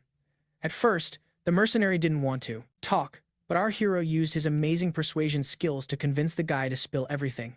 And just like that, he finally confessed that Rocco Ventric was the one who hired him. Yep, the very same Rocco Ventric from the other day. But that's not all. Hayak wanted to know where Desira came from, since he wasn't from the academy, and what his real name was. Desira was hesitant to share his personal info, but when Hayak asked if he'd like a few more broken fingers, the guy suddenly became an open book. Turns out, his name is just Des, and he's from the first species, working as a freelance mercenary. Our hero has heard about the first species before and can't help but ask if Des thinks it's cool to be a mercenary when he's really just a paid thug. Even after getting completely trounced, Des still claims that Hayak just got lucky. He insists that if Hayak had waited just 30 more seconds, the outcome of the fight would have been totally different. In the end, though, our hero isn't a bad person. He was actually going to let the guy go, but now he's changed his mind. Des would be much better off silent, so he kindly suggests that he never speak again, permanently. Anyway, heading back to the academy, our protagonist starts brainstorming how to get some payback on Rocco Ventric for getting in his way. Thanks to the system, our hero actually recorded the entire conversation with Des, After mulling over the best way to leak the recording, he gives that eccentric professor a call. She picks up, asking if he's finally decided to become her assistant. He quickly shuts that down and says nope, he just wants to know if she happens to know any journalists. Our protagonist planted a little story in the newspapers about Ventrix ordering a crime right inside the academy. That news, plus all the online comments, blew up faster than a new iPhone 45 release, completely trashing the Ventrix reputation. What he didn't count on, however, was the ripple effect hitting the entire family back in England. Our guy never even wanted to drag the whole family into it, just the one guy who commissioned a crime. The head of the family had to publicly apologize to the student, who was attacked by her family member, and declare that Dez was officially excommunicated. This is the same Dez who claimed Rock Du Ventry was the real mastermind, but then he suddenly changed his testimony and took all the blame on himself. She also stated she would personally apologize to the attacked student and haul Rock Du Ventry back home for a thorough investigation. After that big announcement, she completely ghosted the press. Rocco Ventry, who was watching all this unfold online, felt his entire body go ice cold with fear. His father called to let him know he had to return to England immediately. All that was left for Rocco was his own simmering anger, total helplessness. Yuria, meanwhile, stayed completely silent about everything. The very next day, our protagonist found out that Dez had declared he had no connection to the Ventrix. The mercenary was then whisked away to the Ventrix family's private headquarters. Our hero didn't love that particular development, but whatever. The important thing is that Rockdale was finally gone. Hayak swung by the teacher's lounge to thank the professor for linking him up with a trustworthy journalist, and as usual, the girls in this world are a special kind of crazy. Be my assistant. I said no. Dang it, the professor pouted, wanting to know why he even called her over then. Could this possibly be a date? She asked dramatically. Our hero wasn't even surprised anymore and just told her to get back to reality. If he really wanted to, I think the professor would totally give him a chance. Anyway, back to the real world. He just went there to say thanks and to trade some information he had on monsters and how to fight them, in exchange for getting excused from classes again this weekend. Meanwhile, on a ship headed for the Tower prison, a certain Desira is on board as a guest of the state. His big plan is to stay quiet and take all the blame, so as not to hurt the Ventrix family. He's absolutely certain they'll return the favor in less than 5 years. He probably thinks he'll be out of prison in no time. Unfortunately, for this mercenary, his retirement came a bit earlier than planned. Let's just say he won't be doing any more talking for the rest of his life. Over at the Ventrix mansion, the head of the family was there to receive Rockdale, and she was absolutely furious about the stain he put on the family name. Rocco and his father went in together to face the music. The matriarch just had to open her mouth to ask a question, and it nearly made him jump out of his skin. She simply wanted to know what he planned to do about all this. Rocco says he'll beg for her forgiveness, but she's not accepting just that. The woman looked like she was about to make them both disappear right then and there, but she held back. She says that his actions dragged the family's name through the mud, all for such a silly reason. The terror in the boy's eyes was crystal clear. He even started begging, saying he would do anything to fix his mistake. The woman then declared that the one and only way forward was for Rockdale to be expelled from the family. Rockdale's father tried to step in and help his son, claiming that was way too extreme, but the woman was completely unbending, saying that if he disagreed, he was welcome to be expelled instead of his idiot son. And you know, even between a father and son, there's a line, because the man immediately clammed up. However, the woman is incredibly sharp, thinking to herself that she'd love for the boy to be expelled or maybe even gone for good. Still, if she expelled the boy now, it would be the same as admitting the Ventrix were guilty, so for now, she announced that she wouldn't be expelling Rockdale just yet, saying the decision was in her hands and they'd simply have to wait for her to reconsider. Apparently, her plan was to meet with Kim Ju-hyak to really think over Rockdale's fate, so she ordered the father to keep a tight leash on his mediocre son and to be grateful for her mercy. After being totally embarrassed by our protagonist, the poor guy returned home only to be humiliated even more by the head of the family. Rocco cornered his dad, telling him her real plan was to expel him once the coast was clear, so they had to act now. And his father had to help. He insisted that for his own son's sake, his father had to get on board. And you know what? The father agreed. I guess he's a decent dad after all, helping his kid out even if it's for some seriously shady business. Meanwhile, over at Valhalla Academy, our hero gets the news that the Ventrix leader is coming to apologize to him personally. He had a bad feeling about this, and it turned out his professor was just as worried. Adelia, the Ventrix family leader, was due to arrive that very day. They funneled millions into the academy, you see.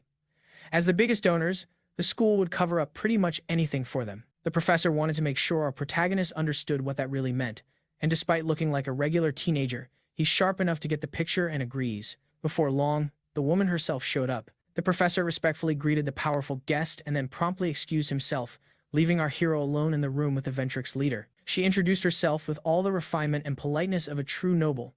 Of course, our protagonist knew just how to handle these kinds of formalities. Still, she couldn't quite figure out why someone from a common family wasn't the least bit intimidated by her.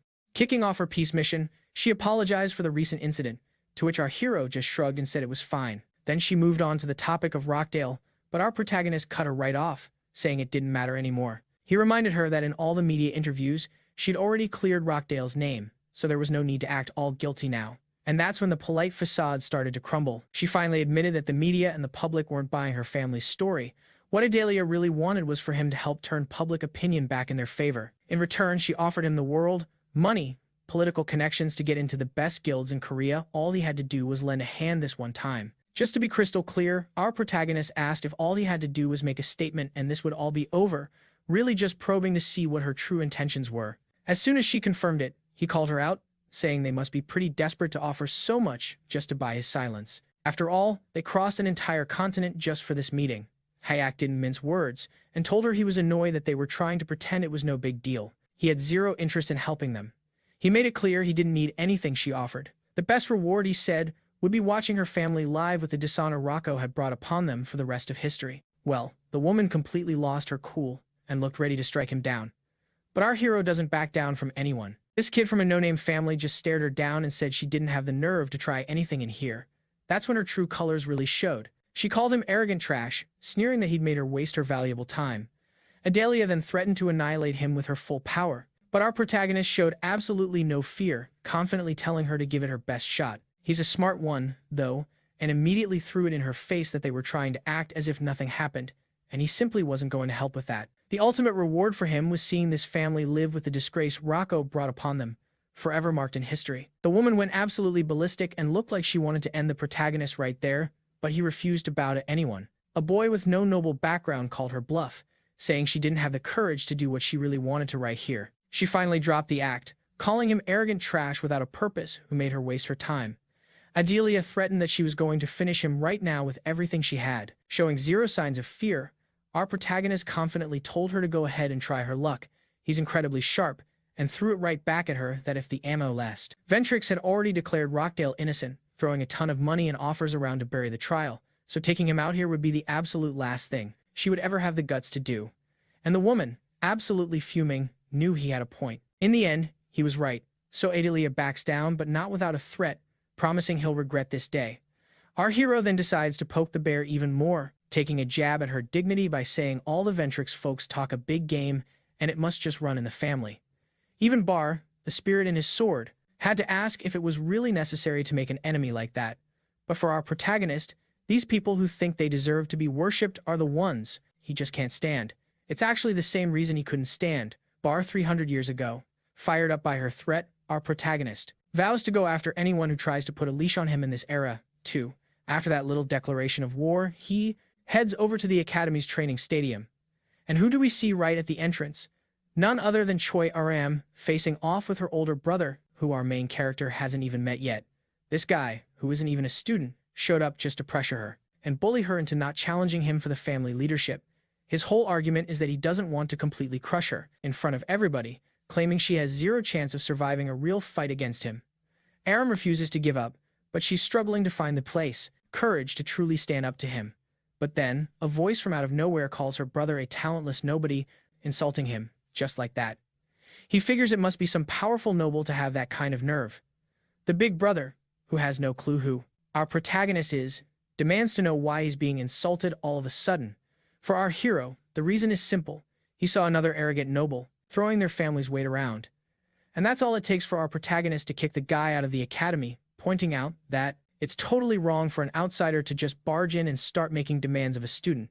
He turns to ask Aram if she agrees, and she says yes, with a look so adorable, it could blind you. Well, with that, the brother makes a final threat that they'll settle this during the tests, and then he storms off. Aram gratefully thanks her master for helping, but he just brushes it off like it was nothing and says it's time to train. But hold on, she has a little complaint. She says that while she did agree with him, she was actually about to say something completely different, Naturally, he gets curious about what she wanted to say, but to keep things friendly for the channel, we'll just have to use our imagination on that one.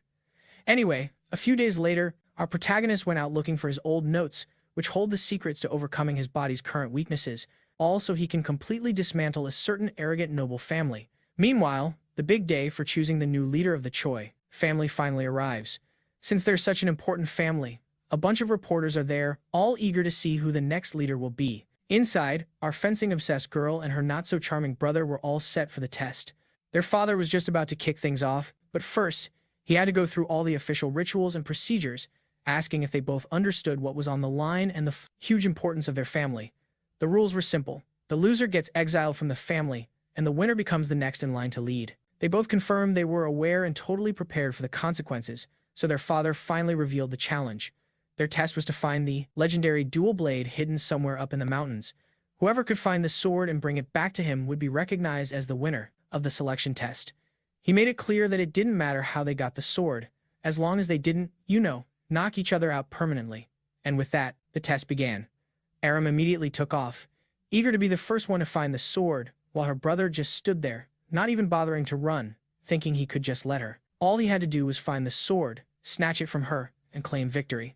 Let's rewind a few days, back to when our protagonist totally showed up her brother. He got a call from someone who was really leaning on him to get his hands on the dual blade and hand it over. Fast. Turns out, an outsider had set him up to swipe his own clan's sacred sword, promising him a sweet contract with a much more powerful Constellation in return. Meanwhile, Arin, who was already ahead, was using a special technique to sense the surrounding energy to pick up the sword's trail. The problem was, it would take her a good 15 minutes to find it, which was way too long and gave her brother a perfect window to find her before she could. He couldn't help but ask who taught her how to track magical traces in the environment. Arin revealed it was her master from her fencing lessons.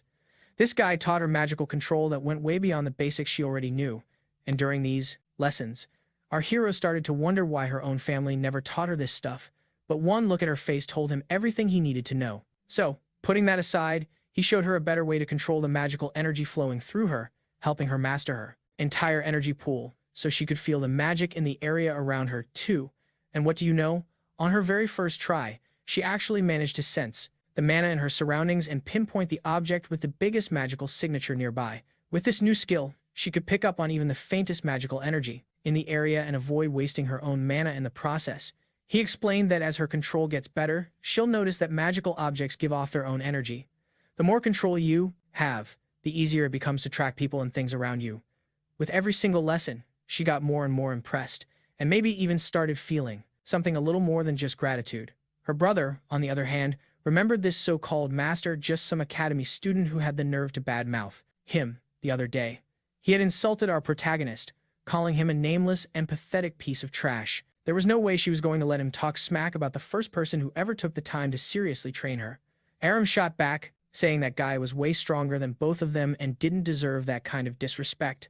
Besides, she pointed out, if the challenge was to find the sword, why was he wasting time picking a fight with her? Her charming brother answered with his fists, lunging at her before she could even react. But this time, he quickly realized things were different. She easily blocked his attack and sent him flying backward. He was totally floored by this huge change and couldn't wrap his head around how it was even possible. Now, while this little family squabble was going on, a few days earlier our main character had gone out to find some old notes he'd written 300 years ago in his past life. He was checking out a bunch of spots in the mountains near the city when he finally struck gold. However, off in the distance, he felt a huge surge of mana, which turned out to be a frantic sword fight breaking out between the two siblings. Arin was completely in the zone, using every single thing she'd learned. Her brother's first snarky comment was that she seemed a lot tougher than before, thanks to her improved physical strength. "What have you been doing, hitting the gym instead of school, little sis?" Her brother charged forward, throwing a nasty insult her way. But this was the perfect time for Arin to put one of her new techniques into practice. She focused all her mana into the blade. Right as his attack came, she spun her sword and delivered a swift upward slash. Her brother went down like a total NPC, and she immediately followed up with a second hit, smashing his kidneys with all her might using the hilt of her sword. Before, Arin could never even hope to stand up to her older brother, but now she had completely left him in the dust. He was completely confused, but she just said, "This is the family's dual blade." Just then, Arin noticed her brother was getting back on his feet, giving off a. He was completely convinced, insisting that someone like her could never defeat a contractor like him, and he still claimed her last hit was just a lucky shot. The girl got curious and asked if that strange aura around him meant he had become a villain. Aram asked if he was a bad guy now, since his aura felt so evil. He just replied that his actions would do the talking. She braced herself for a counterattack, but he smoothly dodged and landed a direct hit. She tumbled to the ground, and what should have been red looked black.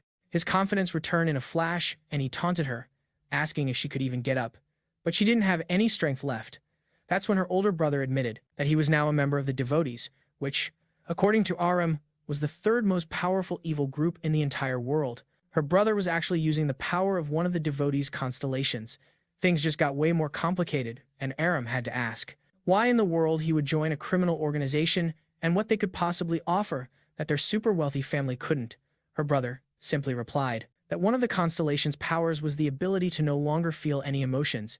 He revealed that ever since he was 12 years old, he had worked tirelessly for the guild just to be a good example. But honestly, he just wanted to play and be a normal kid. He joined the Devotees to finally experience all the teenage fun he was denied because of his guild responsibilities. When the Devotees leader found him, he didn't even hesitate to accept the offer, knowing it fit his true nature, which included a twisted side that enjoyed seeing people break. To officially join the Devotees, he had to deliver their family's relic, the dual blade. He then mentioned that 10 years ago, during a similar test, he'd taken care of his older sister up in the mountains, an event Aeon always believed was just a disappearance. He then revealed that their mother was overwhelmed with sadness every time she looked at Aram because she saw her older sister's face. He then dared Aram to go find her sister in the next world and bring back a little souvenir. What a creep! But luckily, that's not what went down. Nearby, on the test mountain, our protagonist was searching for something, and he sensed a major fight was happening. Just in the nick of time, Hayek's sword blocked the blow, saving Aram at the last possible second. Our Teach Me Fencing hero had arrived. The protagonist immediately demanded to know what he was doing with Aram. The brother just scoffed that it was a family matter and told him to mind his own business. Well, that really set our hero off. To teach him a lesson, he landed a solid punch and sent the guy flying right into a tree. Once she caught her breath, Aram asked why he was there.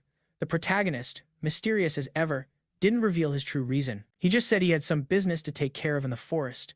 While checking her injury, he told her to gather her mana and focus on healing the wound quickly, saying that he would handle the situation now. The arrogant brother got back on his feet and stormed over to him, harping on again about how it was a family matter, then attacked by channeling energy into his sword. The protagonist took a single, casual step to the side and dodged the attack. The brother couldn't believe he missed at that range, and suddenly he was hit again by another powerful strike. To finish the combo, our hero stepped on the guy, pointed his sword sheath at him, and delivered another devastating attack that destroyed everything in the area. Right after, he went to check if Aram was okay and asked if she could at least walk. But before she could answer, the brother began to glow with an even more intense dark aura and stood up yet again. He muttered something and leaped straight at the protagonist. It didn't matter if he was trying to kick his head or slash with his sword. Our hero defended against it effortlessly. The guy realized it instantly. He also saw a punch coming right for his stomach, and he couldn't help but wonder if such strength was even possible for someone their age. All his attacks were blocked like child's play, and he knew that if he took one or two more hits like that, it'd be all over. Realizing he was about to lose, the villain decided to pull a fast one. He whipped out this sketchy-looking stone, which was actually a fragment of an artificial relic, basically a knockoff of the real deal. By chowing down on it, he could score a temporary contract with a high-ranking constellation, and the power surge was so massive that even people outside the forest waiting on the test results could totally see and feel it, this giant plume of purple smoke lighting up the sky. The family leader spotted it too, and immediately decided to crash the party and stop the test. The older brother was just radiating this nasty, corrupt magic, but our protagonist just casually asked if that was the best he could do. The brother just scoffed, saying all that confidence would just get him sent to the Shadow Realm faster. The constellation he managed to summon was none other than the dragon that kills all, and let me tell you, this dragon was all smiles, super pleased to be called into action. So, the dragon that kills all fired up its special scan everything ability. It took one good look at its target, the person it was supposed to, kill all, and nearly had a heart attack right there on the spot. It literally squeezed its eyes shut, hoping this was all just a bad dream. It peeked one eye open, ran the scan again, and nope, the nightmare was 100% real. The dragon that kills all promptly told the brother, "You know what? I think I'm gonna retire, then immediately canceled the contract and got out of there as fast as it could. Our hero then turned to the older brother, who was now completely powerless, and asked what he was saying just a minute ago. This final move basically yeeted the soul right out of his body. Guess the third time's the charm. Meanwhile, the leader of the devotees got a very angry message. Apparently, the dragon that kills all got into some serious hot water because of him. The message was simple. Do you have a death wish? The devotees' leader had no clue what was going on, but he knew if he didn't start groveling immediately, he was toast. So, he begged for his life. The dragon then warned him not to hand out those fake relics anymore and to clean up his act from now on. But check out this guy's thought process after getting a second chance. He figured it had to be that kid from the Chojun clan, so he decided to dig into what really went down. That is, he was going to chase after the very thing that sent a legendary constellation running for the hills. Meanwhile, Hayak got back home and pulled something out of his backpack that he'd been desperately searching for.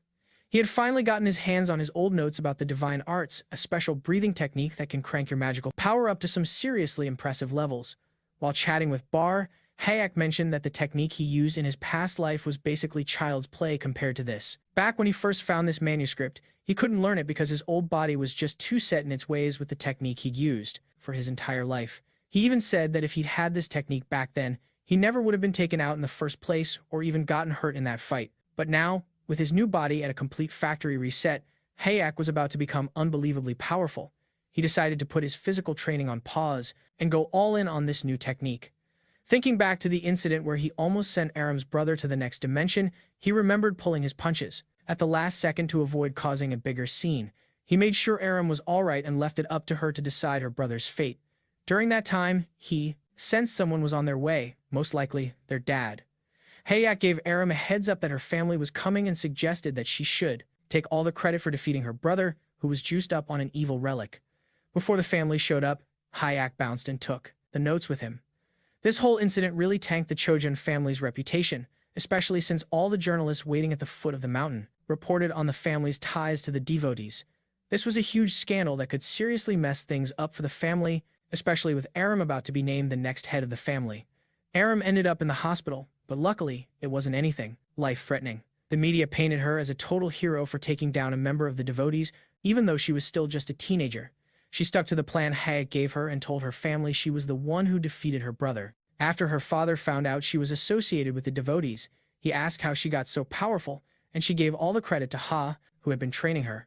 When her dad looked into Hayak, he discovered he was a delinquent, immediately thinking his daughter was under a bad influence. A little while later, over at Valhalla Academy, our hero walked into his classroom and spotted Choy Arin, who had finally been discharged from the hospital and was back in class. It was almost like she could feel his gaze or something, because she turned to greet her master. As you can see, she's a very beautiful girl, and a couple of guys walking behind our protagonist immediately thought she was waving at them, wondering, does she want a piece of this? In the days following the battle in the forest, our hero had been relentlessly practicing his new technique. Meanwhile, Choy Arin had informed him over the phone that she couldn't train because of strict doctor's orders. A few days ago, our protagonist had also mentioned he needed to handle some personal business and would need some time to himself. As for Arin, she wasn't the least bit sad about being in the hospital. In fact, whenever she texted, her excitement was 10 times greater than in person. I'd bet plenty of you watching are just like that, too. Come on now, girl. Our hero also remembered that Bar had warned him the dark magic they saw earlier felt familiar, but there was something really strange about it. He's sure he's encountered it before, but he can't quite recall it, as if something is deliberately blocking his memories about it.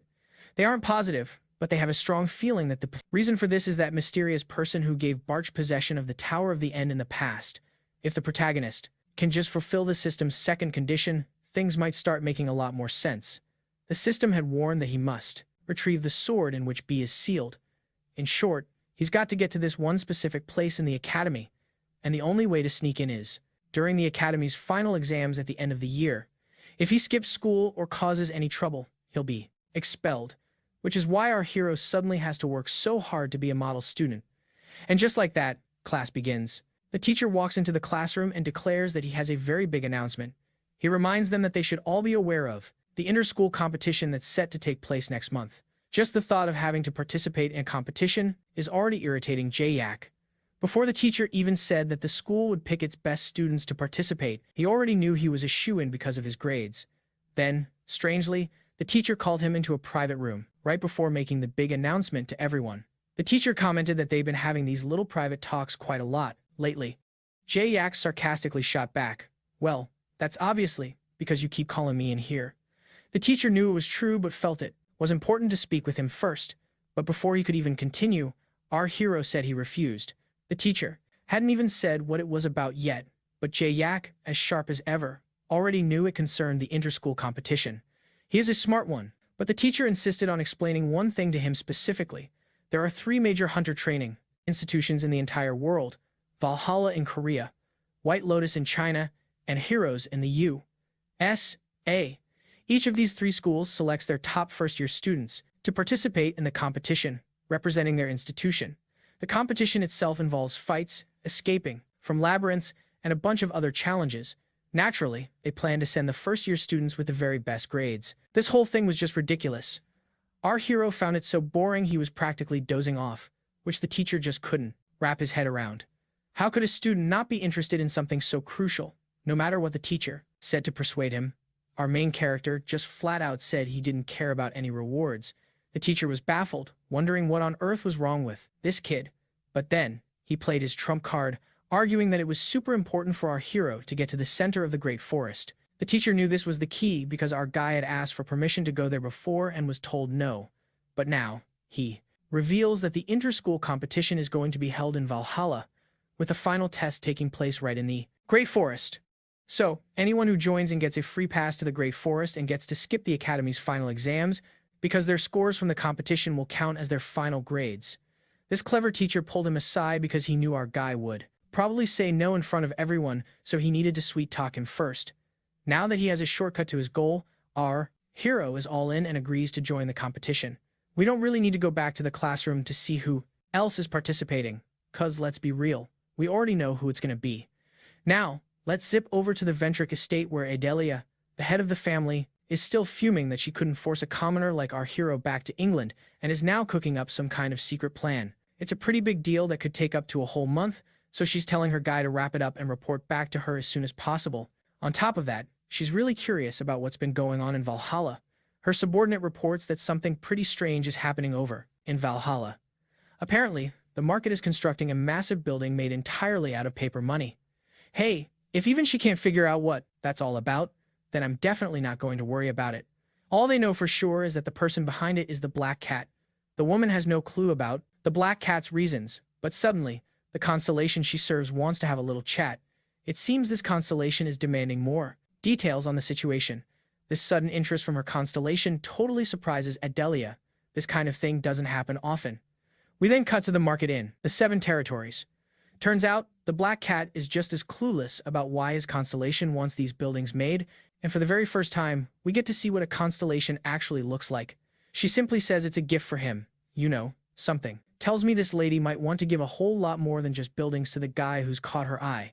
This mysterious constellation's name is the Two-Faced Ruler. The Black Cat, her loyal servant, has no idea who could possibly be worthy of a gift from his master.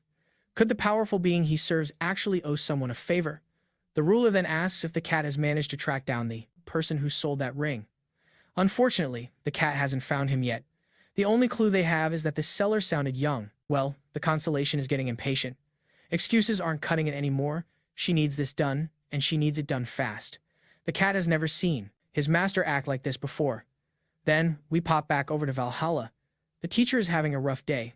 It's just so complicated, dealing with all these nobles.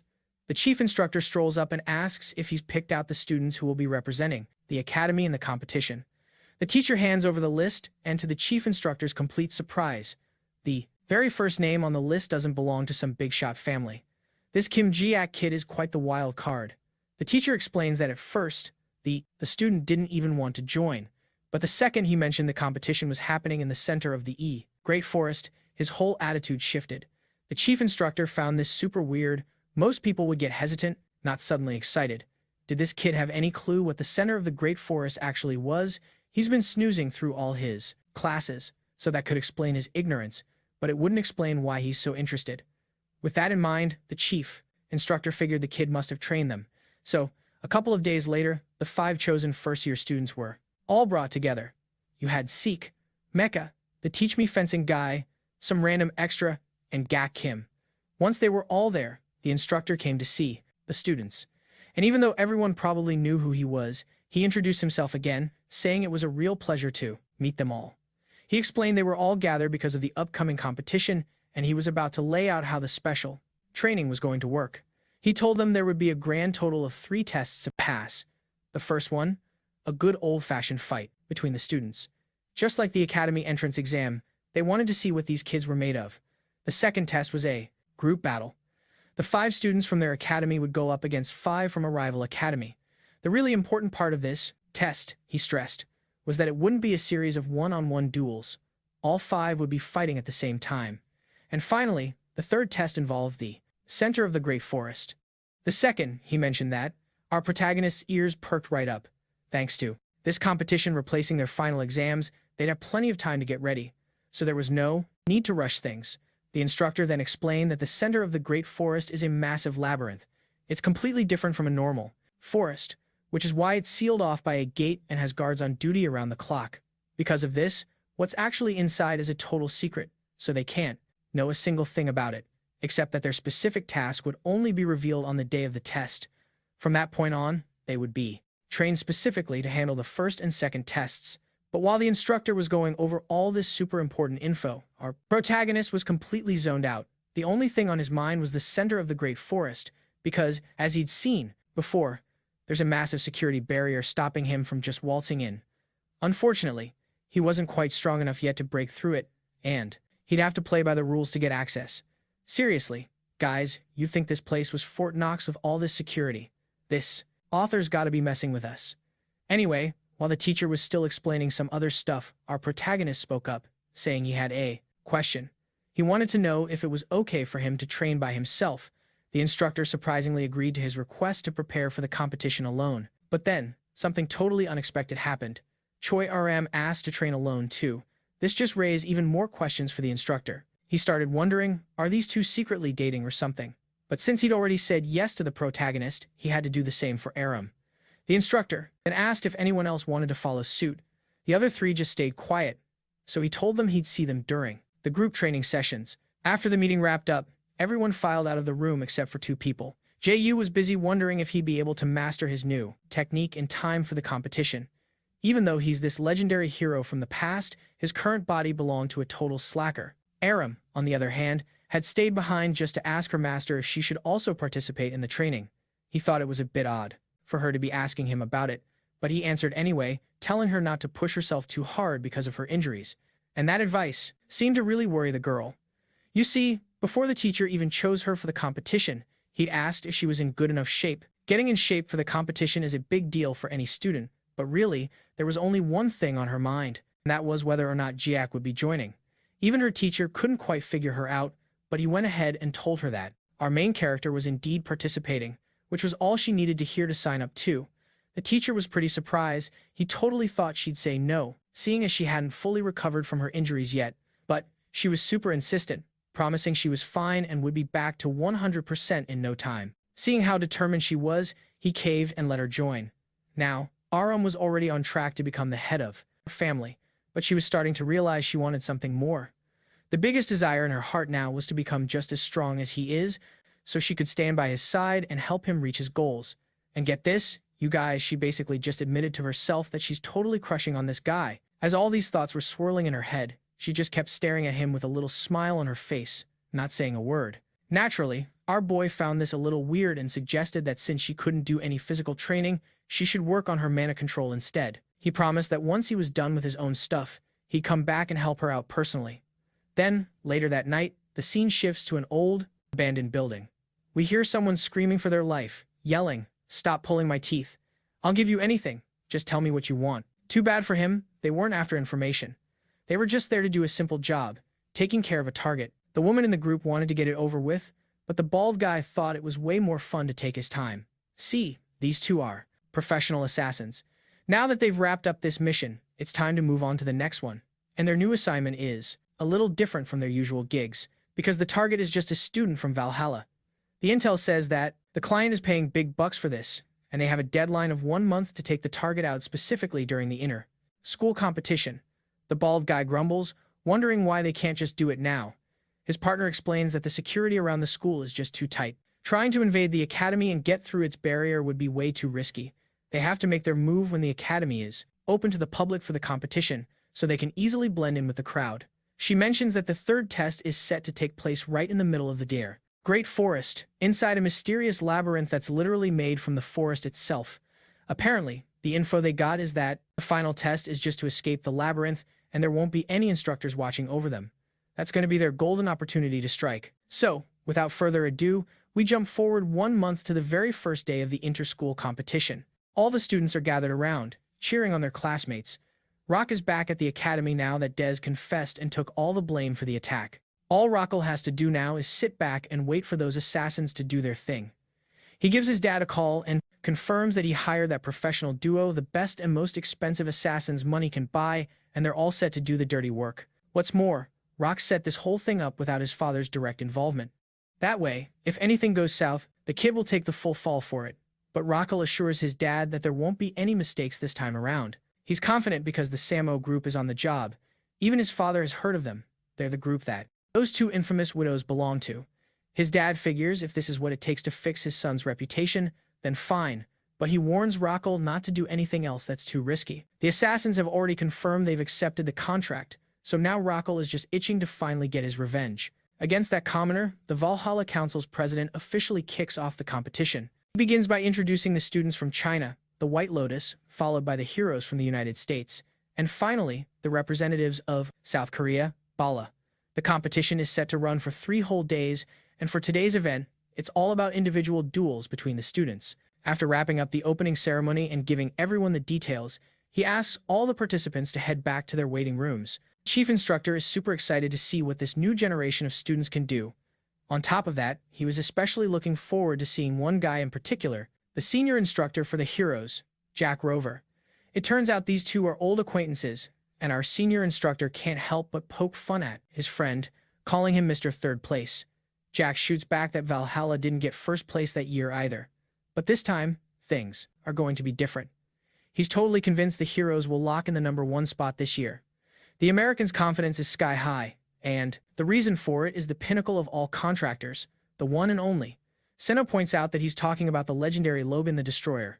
To our instructor's complete shock, Logan's son is actually attending the academy and will be fighting for the United States. The genius kid is standing right over there, Logan Jr. Just from a glance, our instructor can tell he's the real deal and is getting eager to see him in action. Jack adds that the boy even made a contract with the same Constellation as his famous dad. Still, Jack also heard that Valhalla is packing some serious talent this year, pointing specifically to that student, Kim Jiak. He was getting really pumped for the fight between the two prodigies, but our instructor suddenly lost all interest. He just cryptically mentioned that Jack would soon see why he wasn't holding his breath, and, to our absolute delight, the very first fight announced is between Valhalla and the heroes. The two boys were picked for the opening match. The president explains that the rules are pretty straightforward, just don't, permanently take each other out. A security system is in place to prevent any fatal damage, so every hit landed in the arena will be converted into pure pain through electrical impulses. In other words, he's telling them to feel free to go all out because there's no need to hold back here. After the countdown, they can get started. Our protagonist looked perfectly calm, thinking he wouldn't even need to try that hard. 3, 2, and 1. Jiak instantly closed the distance and threw a punch. But to his utter surprise, for the first time ever, someone actually blocked his attack. He thought, who is this guy? He's strong. Logan then taunts him, asking if he really thinks an attack that weak is impressive. Jack just says he's still got a long way to go. Oh, really? Logan replies, noting that our protagonist is way more modest than he'd expected. For a brief moment, it looked like this opponent might actually be a challenge, but that wasn't quite the case. Jack asks if he can handle his blows over and over, then sends the boy flying into the air with a spin. Then, he lands a comically precise blow right on the nipples. This time, Logan had to admit that one stung, and our protagonist noted that his opponent was surprisingly tough. The two instructors were watching the whole thing unfold. Sanel remarks that Logan is pretty durable to withstand a hit like that from our hero. Jack replies that he's watched all of the kids' tapes and trained his own students accordingly. Apparently, Jack wasn't supposed to be this intimidating, but Jack says it's too soon to give up. Logan hasn't even used his destruction ability yet, and now, he unleashes an attack using his magical energy. With that kind of power flying at him, our protagonist is forced to dodge. He can tell that this energy is no joke.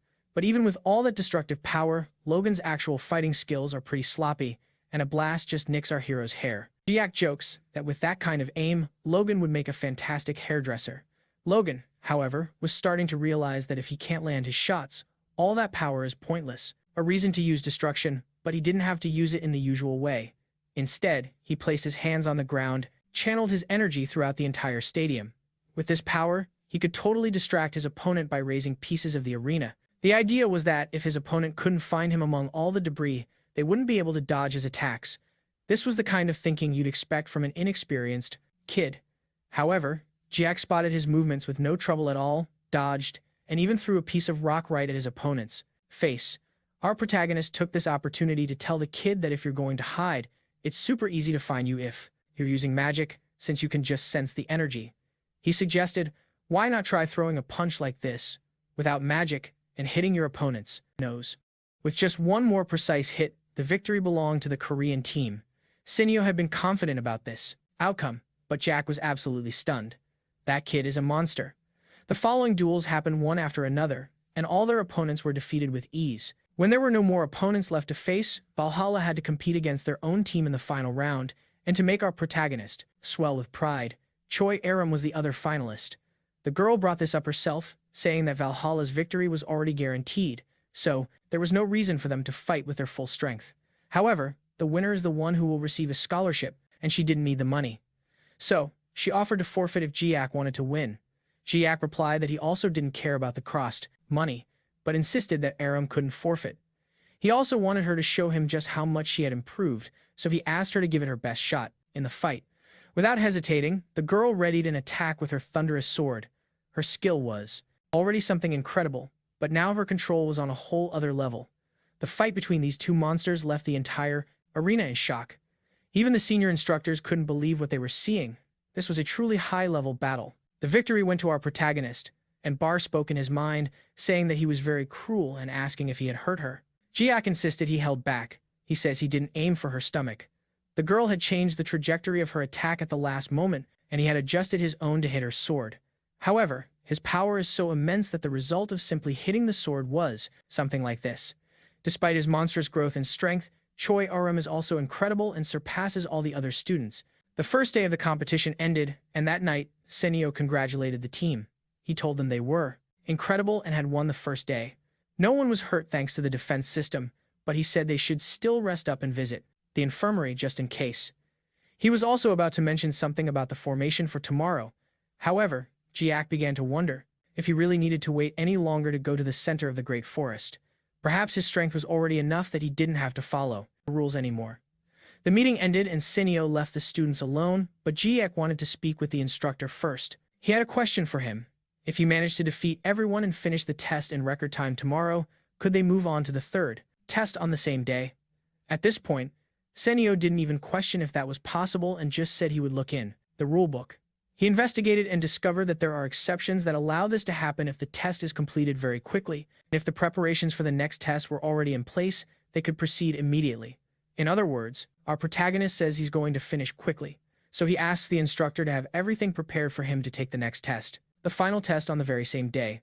The guy didn't even bat an eye, just said he'd make it happen. So, with that settled, our protagonist will get the final word tomorrow. After saying their goodbyes, it's clear our hero is not a fan of waiting or following the rules. He then immediately starts chatting with his trusty sword, asking, "Hey, you want me to take care of you, too?" Our guy is just buzzing with anticipation. He just can't stand waiting another day to follow the system's instructions and get some answers. The next morning, the sun is shining, and the weather is just perfect for the second day of the competition. The Academy president gets on the mic again, saying, "It's a pleasure to have everyone here on this beautiful day.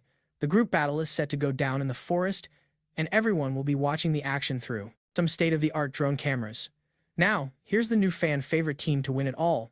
But wait, Jack is nowhere to be seen." Mika asked her teammates if anyone had seen where that guy went. Just then, the man of the hour himself shows up late and apologizes for his tardiness. Even though he's the strongest dude in school, he's not immune to getting chewed out. The instructor was crystal clear when he said everyone needed to be there 30 minutes early. Did he forget? Nope. It's not that he forgot, he just wasn't paying attention. Our main character then announced that he'd handle everything, so there was no need to bother with a strategy. Sure, they all know he's strong, but this is a times group times battle. Mima immediately challenged him, asking if he seriously thinks he can take on all 10 enemy students all by himself. None of the other guys wanted to jump into this argument. Only a girl would have the guts to stand up to this guy. That's when Aram stepped in. She wanted to go with Jiak, too. But his answer was a firm no. They all had to stay put right here. Even though Mima had no clue what he was planning, she tried to change his mind right up until the last second. Then the countdown for the test began. 3, 2, 1. The White Lotus team was all fired up to reclaim the points they lost yesterday. But within seconds of the start, they were found and didn't even have time to set up a defense. Jiak even gave them a little credit, noting that they were pretty good for reacting so fast. And just like that, White Lotus has been eliminated. Logan, the leader of his team, figured that since Valhalla went after the White Lotus team first, his own team wouldn't have to worry about them teaming up on his squad. He knows that Guy is not only super strong, but also incredibly smart. Suddenly, one of his teammates detected magic, barreling towards them at high speed.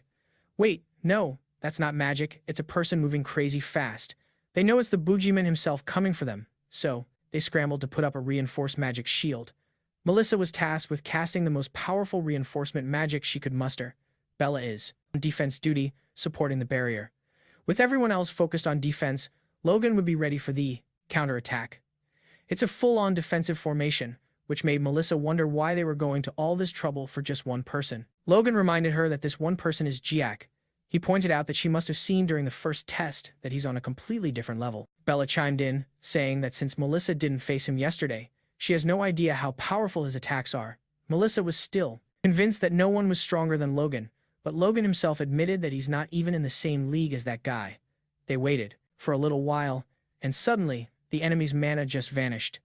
Even so, they decided to hold their formation just a bit longer. It seemed like the guys on the team were seeing double, and as they waited, the monster himself appeared right on top of the trees. A chill ran down Logan's spine, even before he could turn to face the enemy. His vision was already completely blocked by a sword. Jiak had infiltrated their formation, coming in hot from above to take out their only damage dealer. Bella didn't even get a chance to use her shield, and while Melissa hadn't fought him before, she figured she had a shot. But first, she'd have to actually land a hit. Instead, she got a taste of what everyone else experienced yesterday, a solid punch right to the gut. Even the two guys who managed to sneak up on him from behind went down in a single hit. With just 4 attacks, Jiak wiped out all 5 opponents from the American Academy. And just like that, the heroes were eliminated. Our main characters were eager to head into the forest, but before we get to that, can somebody tell me what this guy is looking at? That's right, folks. The fastest test in history has just been completed. Back in the monitoring room, the Academy president had to ask everyone if the clock was working right. Jiak had finished the test all by himself in only 23 minutes. After they all confirmed it, the first to place, president was ready to call it a day, but senior instructor Sanko chimed in, mentioning that the rules actually allow the 3rd test to start today if the 2nd one finishes up this quickly. The president caught on right away and gave them the go-ahead to discuss it. That Jiak kid really is a monster. He did exactly what he said he would. Jiak and SEL had already agreed to move the 3rd test up, but they still needed the approval of the White Lotus instructor. According to the instructor, after watching the 1st and 2nd days, he had no doubt the outcome would be the same. Valhalla has a truly terrifying monster on their team this year. He also finally understood why Cell was so confident Jiak couldn't lose. Over in the restroom, the Valhalla team was hanging out, not even tired since they hadn't lifted a finger to win. Mima couldn't stop thinking about what an absolute monster Jiak was. He's totally on another level. She had wanted to take the lead in this test, but she couldn't even do that yesterday.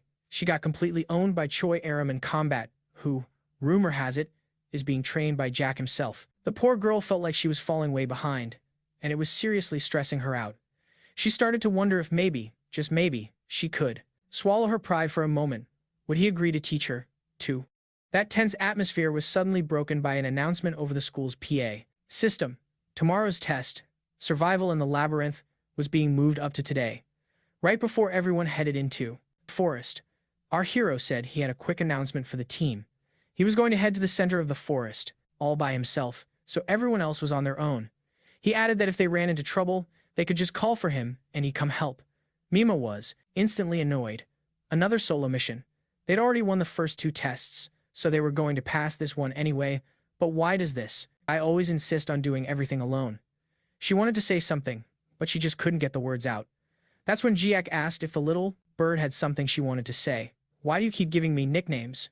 You're just making it stick, she blurted out, before adding, teach me how to fence. A little while later, everyone was gathered at the gate to the great forest. The president then announced that the final test of the competition was about to begin. Once again, everyone in the stadium would be watching the action through a magical screen. In the heart of this place is a labyrinth unlike any other in the world, a dense forest where the rain never stops and danger lurks around every corner. The rules of this test are as follows. All participants will be evaluated right before the test starts. After 5 hours inside this forest, the closer the students are to their original condition, the higher their final grade will be. Group combat is off limits, so let the test begin. Meanwhile, those two troublemakers are holed up in an abandoned warehouse at the academy. They were planning to make their move on the third day, only to find out the test was moved up. A woman came by to inform them, so now they have to get their job done sooner, too. In a flash, they're teleported right out of there, and at that exact moment, the camera system in the control room goes completely haywire. The instructors have no clue what kind of glitch could possibly knock out every single camera in the forest at the same time. Did I forget to pay the internet bill? You go call the service provider and check on security. The instructors all agree that the students could be in some serious trouble in there, so they decide to head in and call the whole test off. When they got to the entrance, all they found the crumbling ruins of where the gate used to be. Deep inside the forest, the students were battling the pouring rain, just waiting for the clock to run out. Melissa mentioned that Bella wasn't looking so hot, but the girl insisted she didn't want to slow the team down, saying she just got a little too soaked. Logan, being the great team leader he is, saw right through it and ordered them to build a temporary shelter to get out of the downpour. With his power, he starts carving out a cave in the earth, but then something totally unexpected appears right in front of him, a black and purple orb. And then, 3 people step right out of it. A bald guy with a seriously mean mug tells Jae Yak he should just accept his fate and take a permanent nap. But their boss, or whoever she is, says that this isn't their target. Apparently, their teleportation GPS got the coordinates wrong. Logan definitely heard what the bald guy said, though. They want to get rid of Jae Yak? So who are these people messing with dark magic? The girl tells the bald guy to hurry it up and not leave any witnesses behind. They're about to go up against a genius from the Heroes Academy. After all, for Logan, this competition is no place for scumbags using forbidden arts. He lunged to attack the guy in front of him and was suddenly poked from behind. The bald man's power can pull off a sneaky trick like that. What a total cheap shot. This guy really went for it. He did that to someone as important as me. When in the world did he get behind me? The bald man just told him to look back and he'd understand a little better. Logan realized this guy had mastered some kind of shadow clone technique and was ruthless. He took a critical hit and went down. The sound of his fall was heavy, and the 2 girls wondered if he was gone instantly, but that wasn't the case. He was going to bleed out. These intruders were clearly used to this kind of work, but Bella had never seen someone so close to death's door. The lead girl ordered the bald man to hurry up and take care of the witnesses. They had to hunt down their real target before anyone else could interfere. While they were busy attacking the survivors, our protagonist was sprinting through the forest. The system had ordered him to go to the center of the great forest, but he was skeptical that there was anything in this place besides a bunch of trees. Along the way, he noticed the other students. A blonde girl was the only one left standing and seemed to be the last survivor of her group. The bald man had taken care of all the others and just then noticed that another witness had shown up. However, the man saw that his prey had just waltzed right up to them all on his own. What a lucky day. Melissa also spotted Jae Yak and heard that these people were after him. Realizing her group had just been caught in the crossfire by mistake, the pair of assassins celebrated the fact that their target came right to them. Even knowing he was the target, Jae Yak was perfectly calm with an ice-cold expression. Seeing these innocent students down on the ground was something he just couldn't ignore. He told the blonde girl to take care of her fallen friends and try to stop the bleeding. Hey, maybe they can still be saved. Jack noticed their wounds were intentionally non-fatal, designed just to make them bleed out slowly. Man, these criminals were totally savage. Before the fight really kicked off, he asked a few questions, like what their whole goal was here. The bald guy just called him a spoiled brat. He gloated that the entrance was wrecked.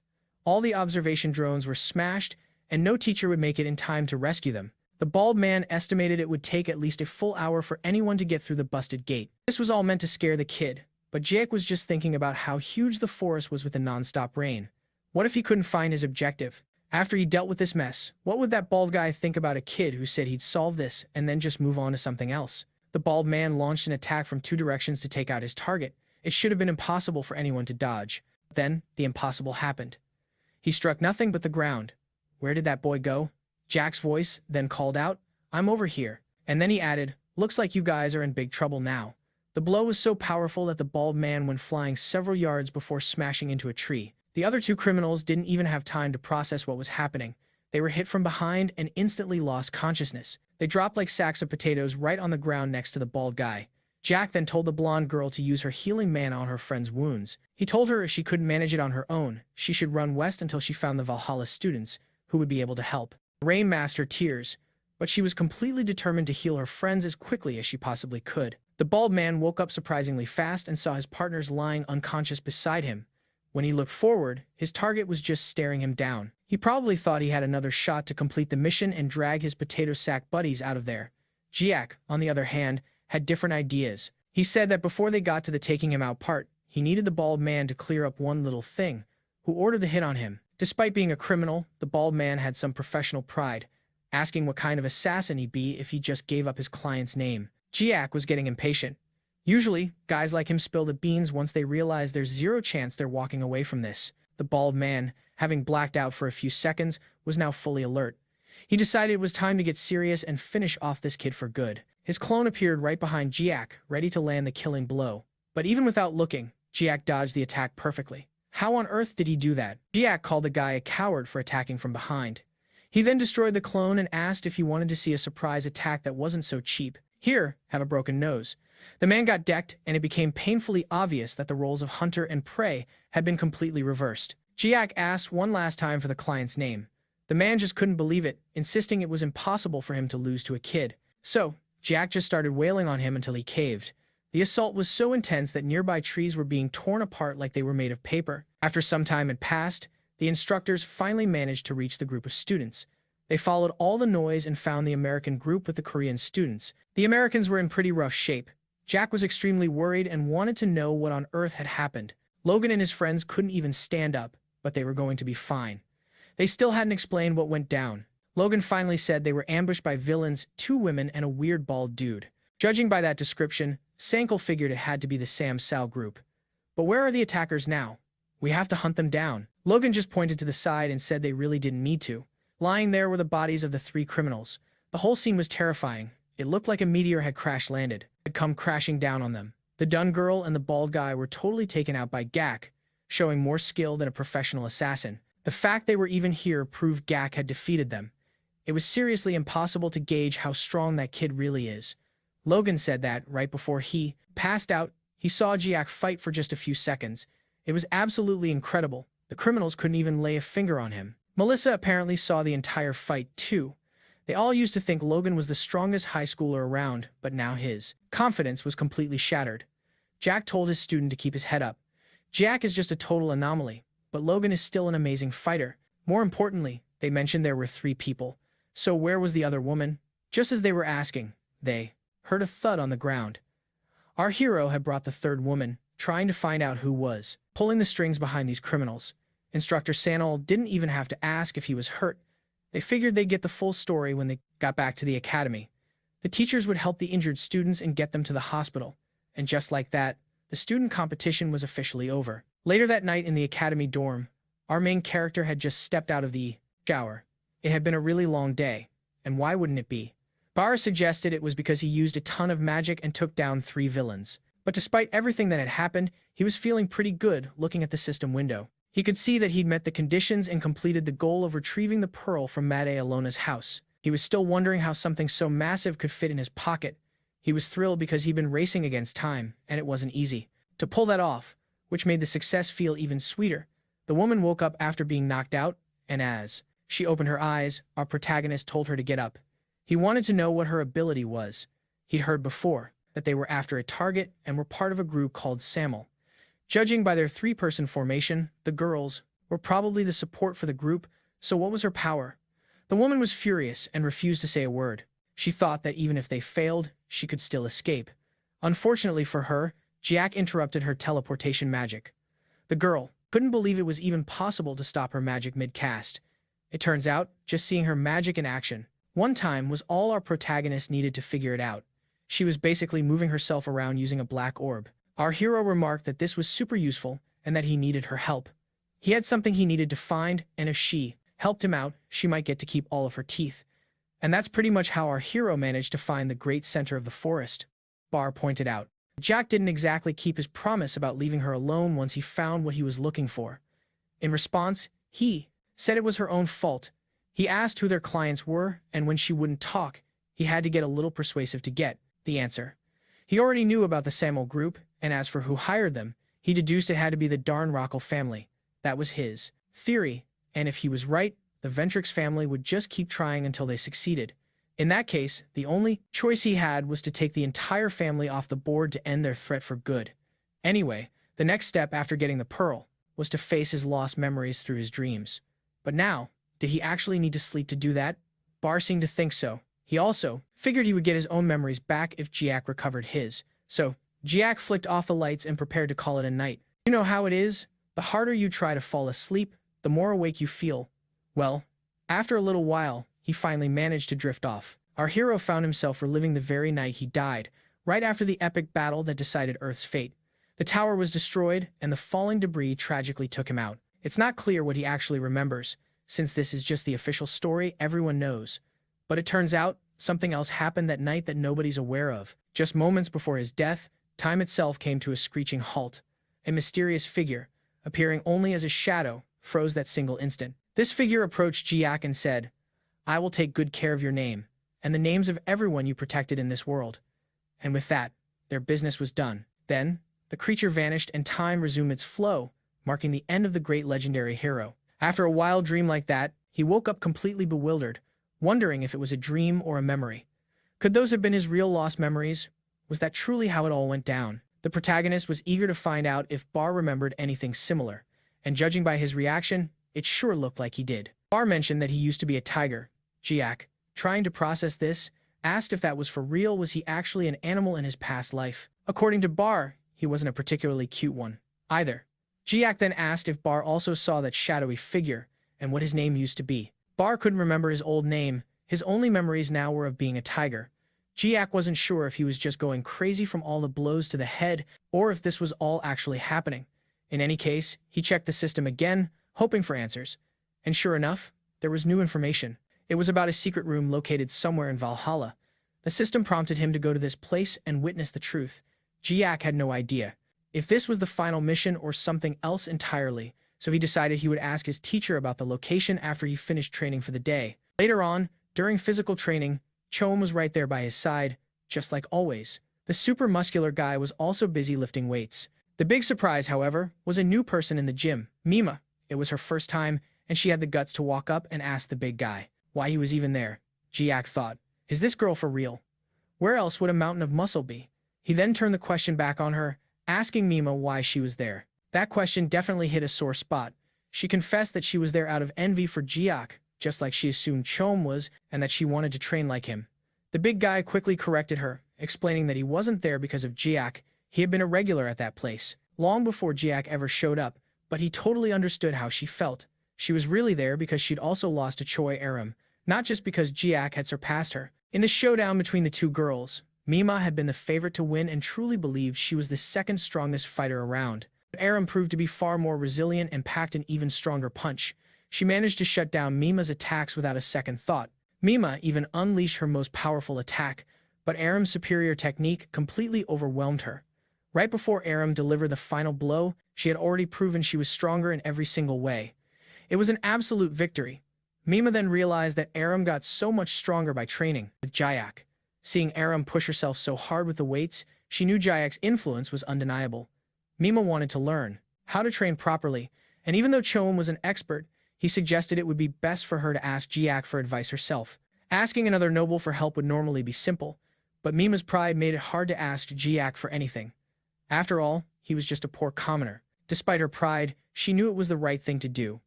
Mima finally worked up the nerve to ask for help, but then Jiak called her little bird again. There he goes with that nickname again, she thought. But she took a deep breath and decided to go through with it. She mentioned that he was training Choy Arin and that she wanted to ask for his help with her training, too. Unfortunately, their teacher picked that exact moment to interrupt and get Jiak's attention. Someone was waiting for him. Once his training was done, he could finally go meet her. The message said it would be the last time they'd see each other for a good long while. Jack was totally clueless about who it could be and decided to just go right away. And once again, Mima couldn't get a word in edgewise. This time, she was absolutely dying of embarrassment. But then, our protagonist completely surprised her.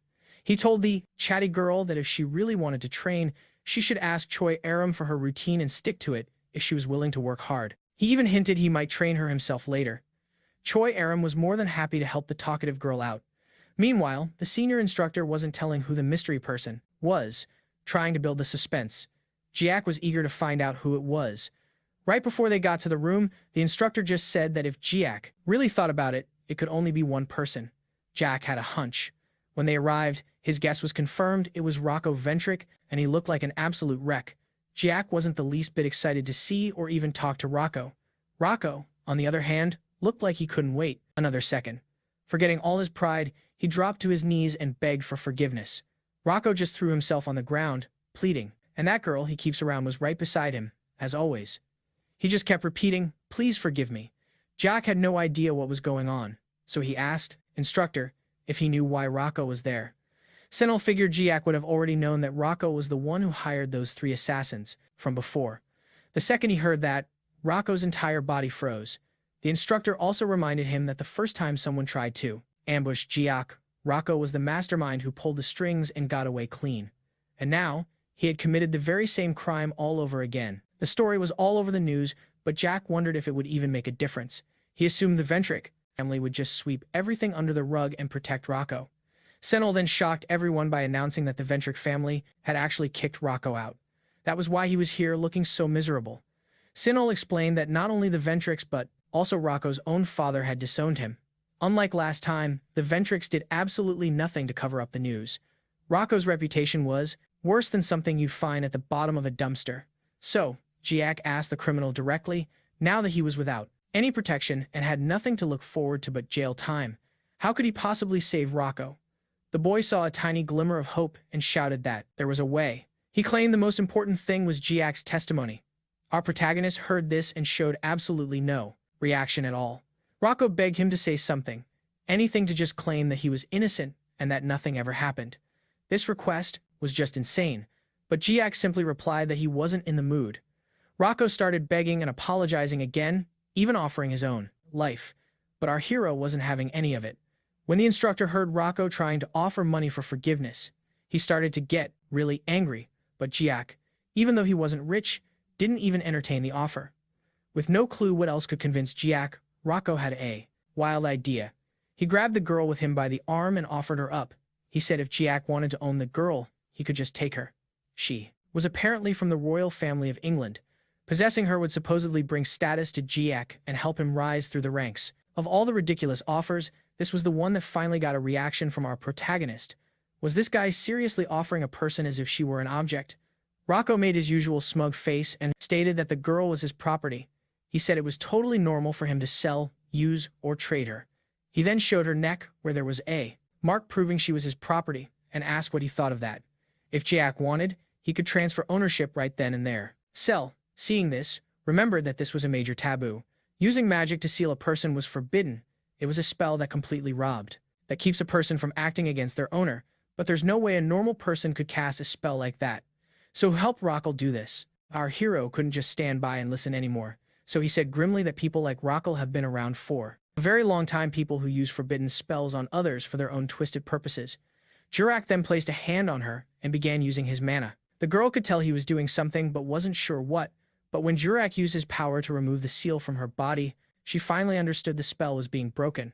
Slowly but surely, the seal faded away. Rocco had just lost his most prized possession. Jurak then asked the instructor for permission to land just one solid punch on the guy.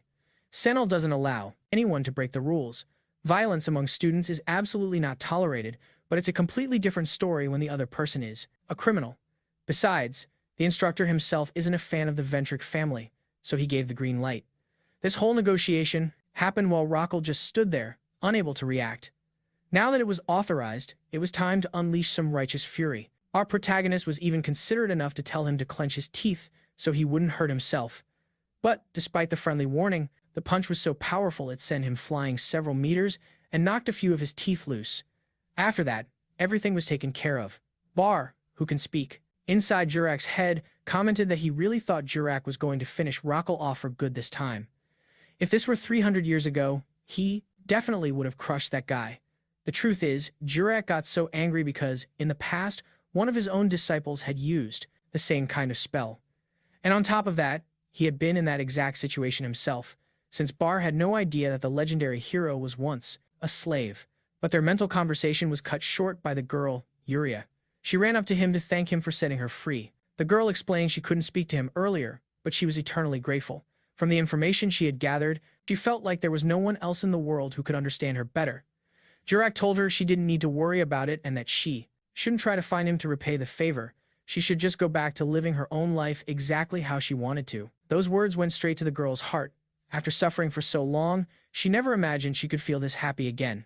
If you, who are watching right now, were also touched by this, please leave a comment and like the video to help me continue this amazing story. The next day, our protagonist met with Professor Lilia to dig up some information.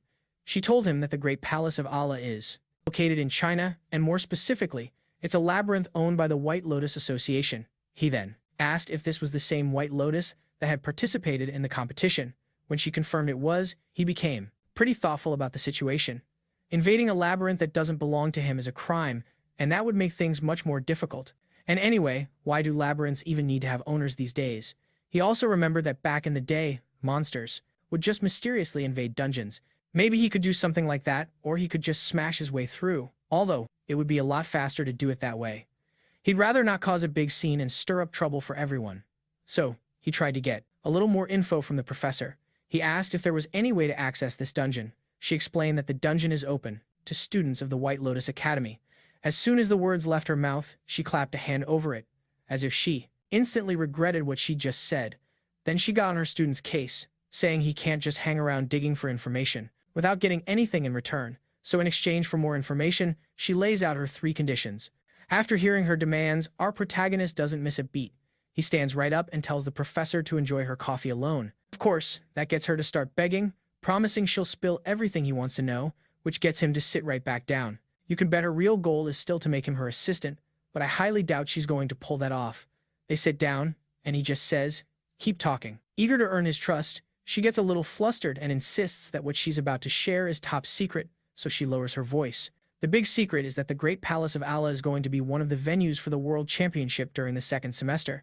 Hearing this, Jiak cautiously asks if that's actually true. He then asks if the other professors know about it too.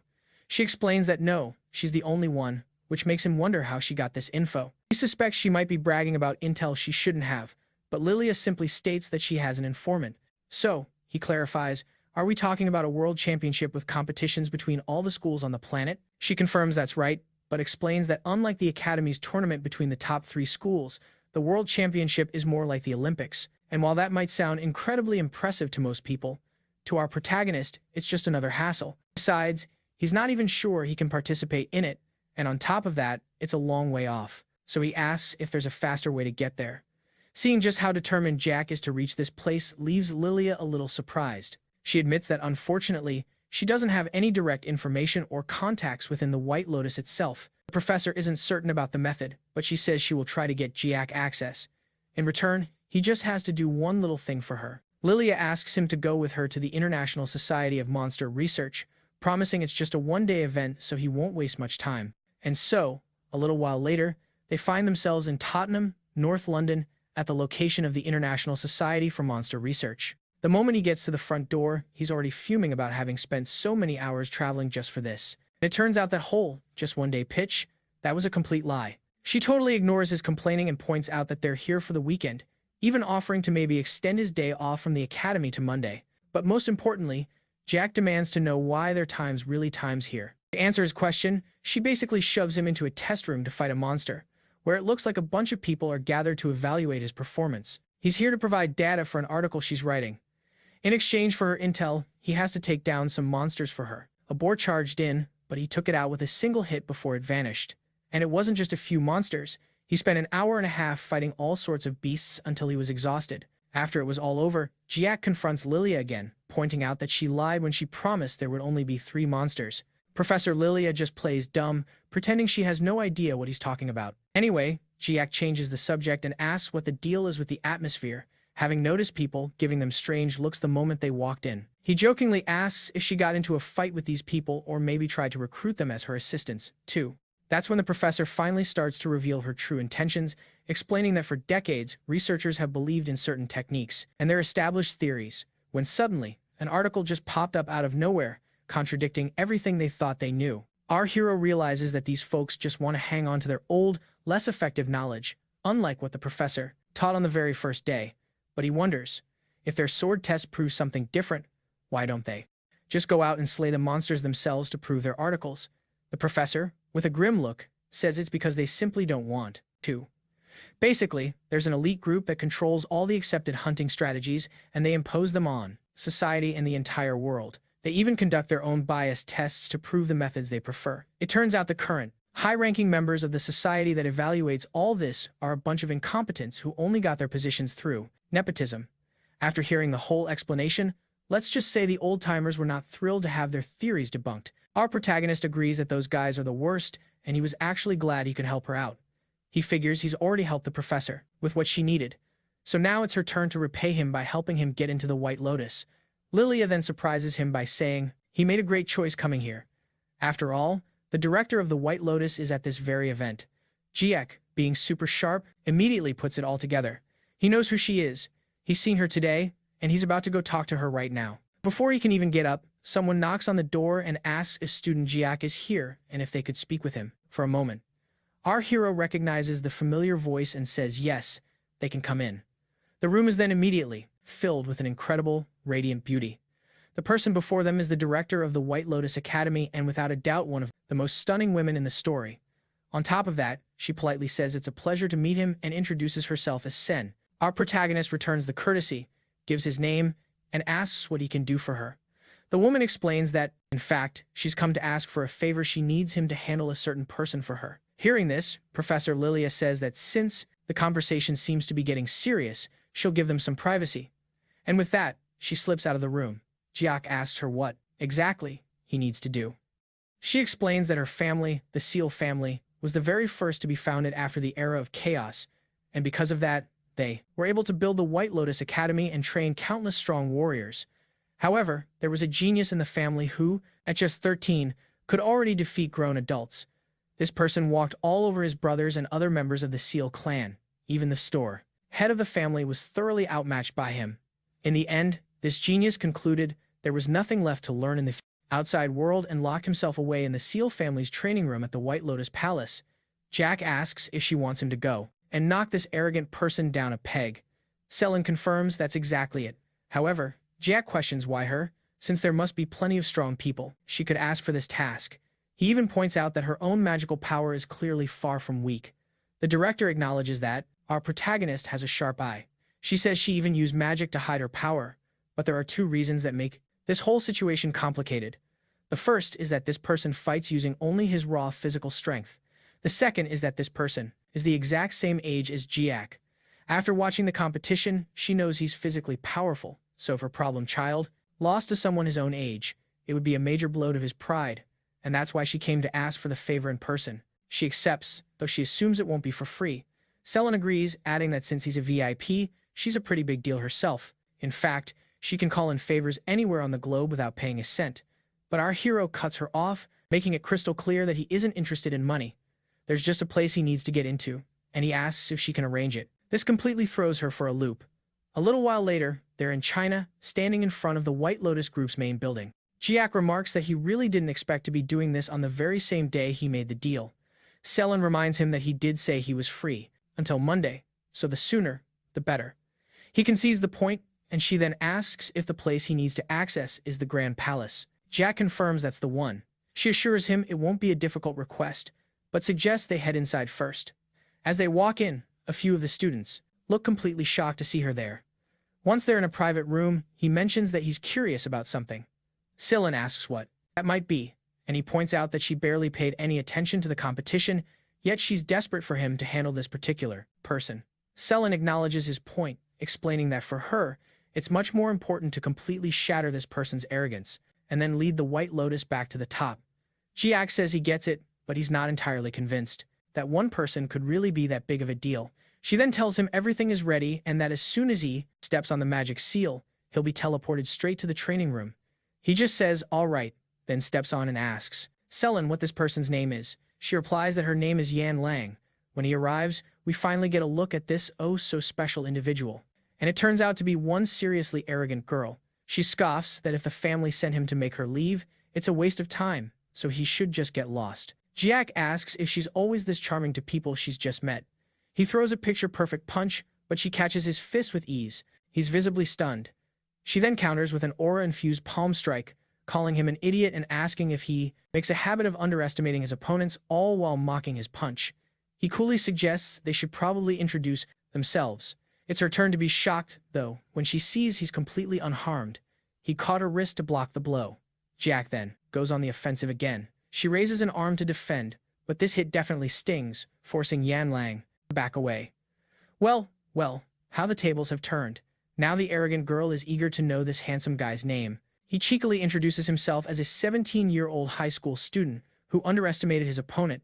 The girl now realizes she needs to keep her distance and look for an opening, but he's not giving her an inch of space. He then readies another punch, landing it right in her gut. This actually gets him excited, too.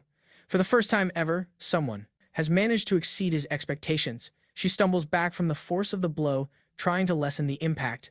Jiak has to admit that she isn't bad at all.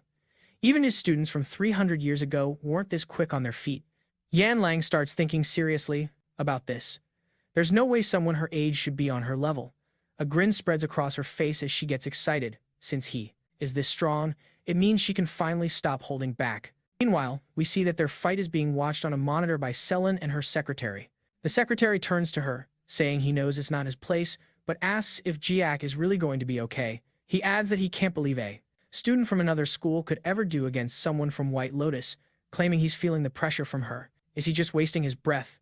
What the man says next sounds incredibly rude to me, as he claims that even the miss lost to Ling, but to save his own skin. He quickly adds that it was only because the fight didn't allow for any magic. It was just a contest of pure physical strength, and that's the only reason his master could have possibly lost. Despite hating this fact, she has to acknowledge that she did lose to the girl, but she doesn't think she would have won even if she had used magic. The man was not expecting to hear that, and refuses to accept it. However, the woman explains that at the time, the difference in magic power between her and Yan Lang was practically nothing, and that was several years ago. Si Yin believes the girl must have gotten even stronger, both physically and mentally, since then, so she likely has a better chance of winning now, even with magic. But that reality check wasn't enough. The man then frets that Jiek is going to get himself killed if he continues to fight Yan Lang. Despite the man's concern, the woman remains completely unfazed. Calmly, she says that boy isn't normal. There's something strange about him, and his feats in Valhalla prove it. We then cut back to the battlefield, where the manaless ninja girl is attacking our protagonist. With nails as sharp as blades, her cutting attack is lightning fast, but Jiak dodges. However, Yan Lang immediately follows up with a powerful knee strike. She feels the impact and thinks she's got him now. But a moment later, a sharp pain shoots through her leg, and she screams, clutching her knee. Yan Lang asks if he has a head made of steel, and he doesn't even deny it. The girl is certain she landed a direct hit. It turns out he wanted to test which was harder, his forehead or her knee. Is this guy nuts? The girl starts to get really annoyed with her opponent, as even her strongest moves are having no effect. She thinks to herself that this is a huge blow to her pride, but this guy's raw physical strength is just on another level compared to hers. So, she demands to know why he's fighting without using his magic. Our hero simply replies that it's because he figured she'd prefer it that way. Hearing this, she absolutely explodes with anger. She tells him to use everything he's got because she's about to do the same. This is now going to be an all-out brawl with both sides going at maximum power. Jack realizes the girl has started to gather her magic, proving she knows how to fight that way, too. He asks if she's mad, and his little smirk just makes the girl even more furious. In that case, our legendary hero declares that he's going to completely demolish her pride. Now, as Yan Lang senses his mana, her confidence wavers, and she starts to wonder if he's really just a high school kid. She's now positive that this boy is the craziest person she has ever met. And if that's the case, she doesn't need to hold back anymore. Yan Lang charges forward at blinding speed, her fist glowing with magical energy and aimed right at his forehead. Jiak doesn't even flinch until her fist is just inches from his face. The girl is convinced she finally got him, but he dodges in full-on Matrix mode, leaving her completely shocked. Jiak says he had a lot of fun up to this point, but now it's time to fulfill his part of the deal, and he hits her with a punch so hard it lifts her off the ground. With the last bit of breath in her lungs, she manages to gasp, "You monster." And just like that, another one is defeated by the fists of equality. Our protagonist seemed pretty satisfied with how that punch felt, but back in the room where they're watching the fight, the two spectators are completely stunned. They just witnessed something they thought was impossible. Jack, after winning, gently picks the girl up and enters. He presents the defeated girl to Essie Yin, just as they agreed. Essie Yin was at a total loss for words, even several minutes after watching it all go down. After the fight, she's all worried, asking if Jack is hurt, like if he has a broken skull or a busted fist. But nope, he didn't get a single scratch on him. The woman keeps pushing, wanting to know just how tough the fight was. He casually says it was a pretty even match, a one-for-one kind of deal. He'd land a hit, then Yan Langang would get one in. But in the end, he admits he was actually a little let down. The way he just drops her really shows how underwhelmed he was. The girl snaps awake from the fall, totally confused and wondering where she is. Maybe she got hit by a meteor. Then Yan Lang is completely stunned to realize that after all those years, the girl was finally pulled out of the training room where she'd been secluded for so long. And what's wild is, the girl gets super mad the second she sees Celian. The older woman, however, just calmly says it's been a long time. She points out they haven't seen each other in ages, but then gets right to the point, saying it's time to honor their agreement. So, it's basically payday. She double-checks what our hero wants for his reward, access to the Great Palace. He confirms it one last time, and she tells him he can go in right now. Jiak, being the go-getter he is, doesn't hesitate for a second. He agrees on the spot and they head out immediately, leaving poor Yan Langang, who just got totally steamrolled, on the floor. The assistant is at a total loss and asks if she wants to get her injuries treated. But the girl says she wants something else first. She wants to know the name of the guy who defeated her, since he never actually introduced himself. The assistant replies that his name is Jiak. The moment she hears his name, the girl breaks into a huge smile, saying she's sure he's the strongest person alive. All that arrogance from before has completely melted into admiration, and now all she wants is a rematch. Then, we cut to some mysterious person talking to themselves, muttering something about the strongest. Then it's back to Jiak, who's taking a look around and wondering if this place is really all that special. He remembers Celian telling him that the Great Palace is a one-of-a-kind labyrinth that's designed to look exactly like a castle. She explained he needs to watch out for monsters called living armors, but other than that, exploring should be a piece of cake. He had asked how long he could stay in there, and she told him about 5 hours. Well, in that case, Jiak starts stretching. He's on the clock, and these living armors attacking him are just slowing him down. A little while later, we see the very last living armor charging at him, and he effortlessly slices it clean in half, watching it crumble into a pile of pieces. He then wonders aloud where the office could be, grumbling that he's already searched more than 20 rooms. This could take forever to check them all. But then, Barky tells him to check out a specific room, saying it's just a hunch. As soon as Jiak walks in, he immediately spots an old painting on the wall, and looking closer, he realizes the place does look like an office. Our hero wonders if the painting is of a lifter, then he sees a name written right underneath it. Alri Johnny. The room is filled with all sorts of items, but his real mission here is to find a secret passage. Jack decides that just looking around isn't working, so it's time to skip the refined methods. He just starts punching everything in sight and smashing the furniture to bits. After demolishing a few things, he uncovers a trapdoor on the floor. Without even thinking about it, he yanks it open and heads down. As he walks down the stairs, a system notification pops up, announcing that the conditions have been met. Alrijani's secret room has been found, and what really surprises our hero is finding a woman sitting at an old table. The way she's sitting suggests she's been waiting for a visitor. Jiak immediately asks who she is and what this place is. The mysterious person. She welcomes him and suggests he take a seat, introducing herself as a guide. Jack is a bit surprised, since he's never seen anyone with that name before. The girl clarifies that guide is just her function, not her actual name, and mentions that her real name was taken from her. This immediately reminds our protagonist of his dream, where that mysterious being said something about taking his name. Because of this, Jiak asks if her name was also stolen by someone, and when the girl confirms it, he asks for an explanation. After all, none of this is making any sense. The girl then explains that names hold a great deal of power and that all creatures build their lives around their name. Every action and achievement influences their name's standing in the world, as it represents the power and influence of a person. Then, that thing comes along, steals those names, and absorbs all the power they've accumulated, if that makes any sense. Jack asks what happens to those who have their names stolen. Her answer completely catches him off guard. She says he already knows people like that. Those who have their names stolen become a constellation. The protagonist questions if everyone who has their names stolen really becomes a constellation. The girl confirms that's the case, adding that it applies to everyone except for one type of person, a reincarnator, which is exactly his situation. Jiak is immediately wary of this person. I mean, how does she know all this? Realizing his distrust, the girl asks if he still doubts her. She explains that all reincarnators receive a system window. This just leads to more questions for Jack. So, does this girl have a system window too? Our hero decides to ask her directly what she knows about the one who promised to take his name from the Tower of Doom. She tells him that being is known as the Lord of the Labyrinth. He's the one who sent the Tower of Destruction to Earth long ago to make a name for himself and gain power. This explanation doesn't quite add up for Jack, and frankly, not for us either. However, when Jack argues that a Lord of the Labyrinth should only have the power to send a tower to a labyrinth he actually controls, his eyes go wide with shock before she can even reply.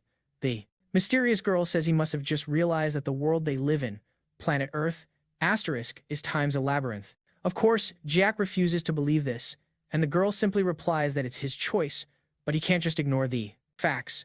Playing along with this wild theory, Jack asks what the purpose was for sending a Tower of Destruction. Was it all just to make a name for himself? The girl confirms it. At that time, the towers brought immense chaos to Earth, and only the most powerful warriors managed to survive, earning fame and power to become constellations.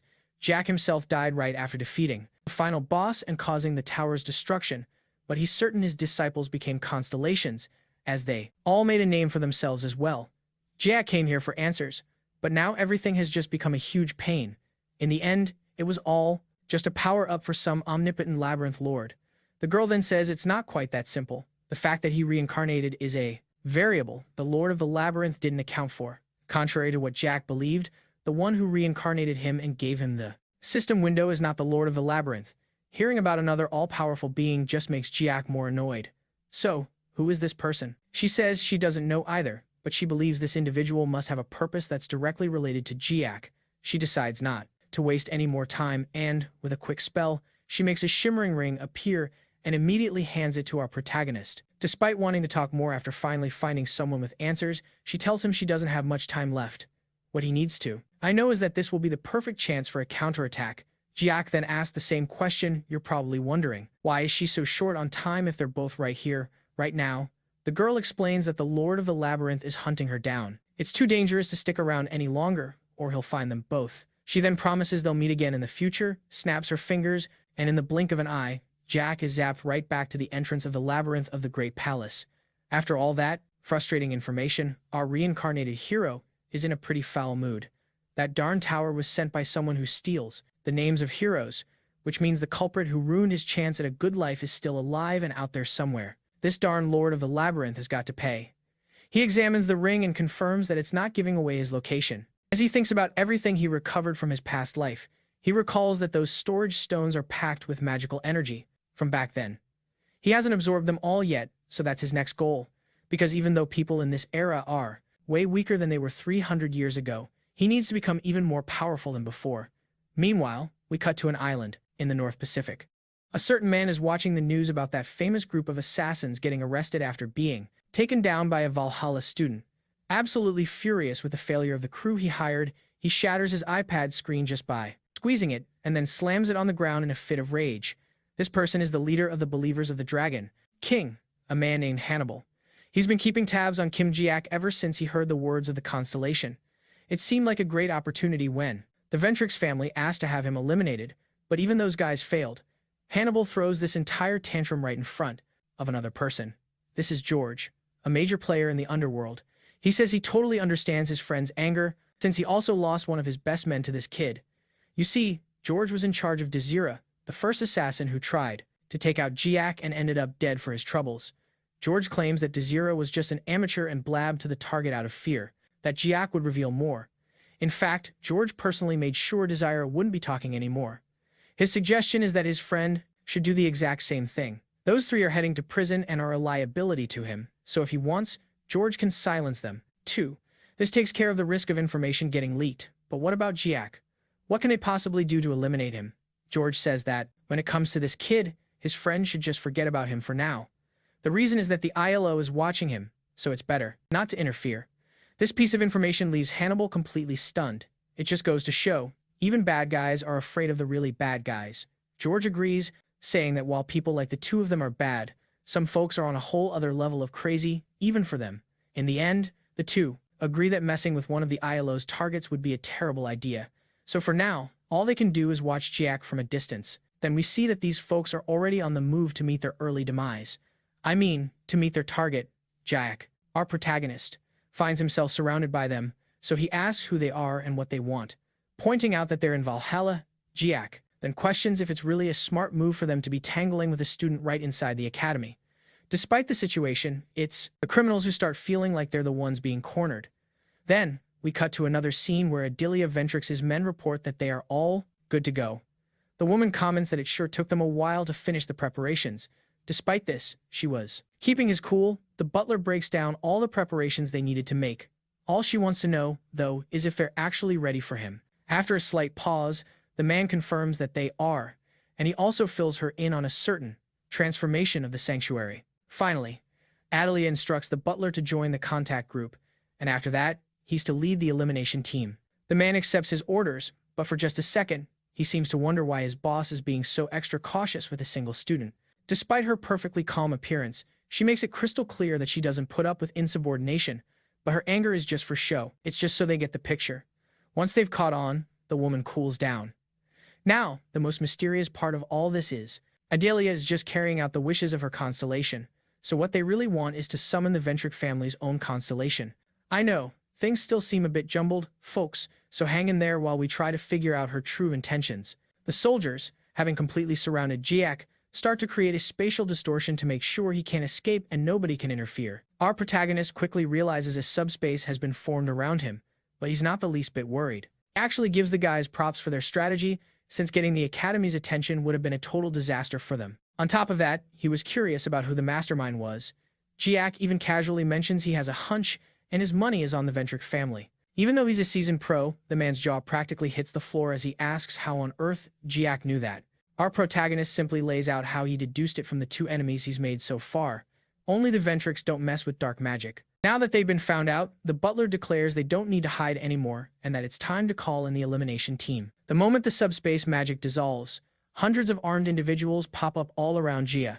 Their goal is painfully obvious: eliminate the target. But even in this incredibly disadvantaged situation, Jiak is completely unfazed. He even cracks a joke about it, asking how many people they could possibly need to handle one measly student. They shoot back that orders are orders, so since he has no other choice, our MC decides he'll just have to deal with the situation as it comes. All the men get ready to charge in together. With just a single fluid movement, Jiak sends every single person on his right flying backward. One person just made dozens of guys eat dirt. The butler, using his fancy swordsmanship, tries to strike Jiak but whiffs completely. That's when our protagonist decides to draw his own sword. As he does, he comments on how disappointing it is that these folks only know how to swing a sword around. The other men try to get him from behind, but even with a surprise attack, Jiak dodges them easily. He effortlessly avoids and defeats everyone. The butler's expression turns grim as he decides to attack again. It was his turn to try and hit the enemy from behind. But, big surprise, he also failed. Here he is, leading the group, and he can't even land a hit. For sure, this is not the strength of a regular high school student. Despite these people trying to take his life, our hero isn't using any lethal attacks. Instead, he uses the hilt of his sword and shows them just how painful it can be to get bonked like that. When his blow lands, it looks like the man's very soul just pops right out of his body. Before he faints, or maybe even cashes in his chips, all he can think is that he shouldn't have brushed off his leader's concerns and should have prepared a lot more. After the leader of the soldiers is defeated, Jiak looks pretty happy. He's glad to see that the one responsible for this whole mess has finally appeared. Adelia came in person to see her target. She's looking right at him, fallen soldiers, and that even includes her butler. She always made it a point to recruit people stronger than the average person, so seeing this boy defeat all of them so easily is downright terrifying. Adelia draws her sword and tells Jiak he should be proud to witness the sacred relic of the Ventric family, an honor that common folk could never hope to receive. Our hero just laughs and says that a simple dagger like that is nothing special. Besides, he thinks it's pretty pathetic for a great family to pride itself on ganging up on a single student. Annoyed by the insults, Adelia attacks with the incredible dagger she's so proud of, but right before she reach her target, the mana stones her soldiers were using begin to resonate, glowing intensely with a bright yellow light. No one had any idea what was happening, not even Adelia, leaving everyone completely baffled. Our protagonist, however, was perfectly calm, with his hands casually tucked in his pockets. His confidence is giving me some serious Satoru Gojo vibes. Adelia's dagger starts to glow in the same color as the stones, and then she feels something incredibly strange. The color drains from the entire area, leaving only the glowing mana stones. Adelia noticed the same thing was happening to her. Everyone was paralyzed. In fact, only one person wasn't affected, and was just watching it all unfold. Everyone else was frozen in place, but still conscious. Adelia wonders if her body is immobilized due to Capra 2, some kind of forced sanctuary effect. She looks at her soldiers and figures their bodies and minds are completely locked down. She, however, manages to hold onto her consciousness. But the big question is, how can this guy still move around so freely? When he touches Adelia's sword, a system window suddenly appears and asks a simple question. Master. At first, our hero doesn't get it, but then a figure materializes from the combined energy of all the mana stones the soldiers had. This person is the very Constellation that the esteemed Ventric family worships. However, the one thing no one has ever seen before is the face hiding beneath the mask. When the girl reveals her young face, the only ones who can see it are Jaik and possibly Adelia Ventri, who's still barely hanging onto her consciousness. At first, they don't say anything, and the nervous girl just waits for his answer. And that's when we get a flashback to the girl's dark past. Back when she was a child, Jack found her in a nearly identical situation. At that time, Hyein Kim wasn't some legendary hero, just an adventurer who ran into a slave trader, and the girl was one of the slaves. He saw the hatred for the world in her eyes and completely understood where she was coming from. The little girl insisted he didn't understand anything and knew nothing about her. However, Jack admitted that while he didn't know her story, he revealed that he, too, had once been a slave. Jack shared that he was kidnapped as a kid and, for a very long time, he wore the same prohibition shackles she did. This revelation stunned her into silence, and he then asked if she didn't want to be free. His gaze was intense as he asked, but the girl just yelled back that it was impossible for her to be free and that he should just leave her alone. That wasn't a direct answer, so our hero told her there are two ways to remove the shackles. One is if the owner willingly sets you free, and the other is when the owner passes away, which usually breaks the seal of prohibition. Unfortunately, her owner was already gone, so it seemed like a hopeless situation. But there is one other method that people don't think about, which is to use your own mana to cancel out the prohibition magic. He explained he worked incredibly hard on this to win his own freedom. With that, Jiak shattered the prohibition shackles and freed the girl, doing something she never dreamed was possible and becoming her hero. He then told her she was free to do as she pleased and could go back to her family. The only problem was, the poor girl hadn't just lost her freedom, she also didn't have any family or friends left to go home to. In that case, Jui told her he was about to head out on a journey to take down every single slave trader he came across, asking the young lady if she'd be interested in joining him.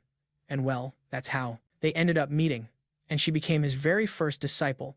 Even after more than 300 years, and remembering pretty much everything else, neither of them can seem to remember her name. Finding his cherished student again was amazing, and it finally helped him understand what it truly feels like to have your name stolen away. Since Jia can't recall her real name, he figures he'll just call her by her old nickname from back in the day. Idiot. It's been a while. Adelia witnessed this whole exchange, and you can only imagine her shock.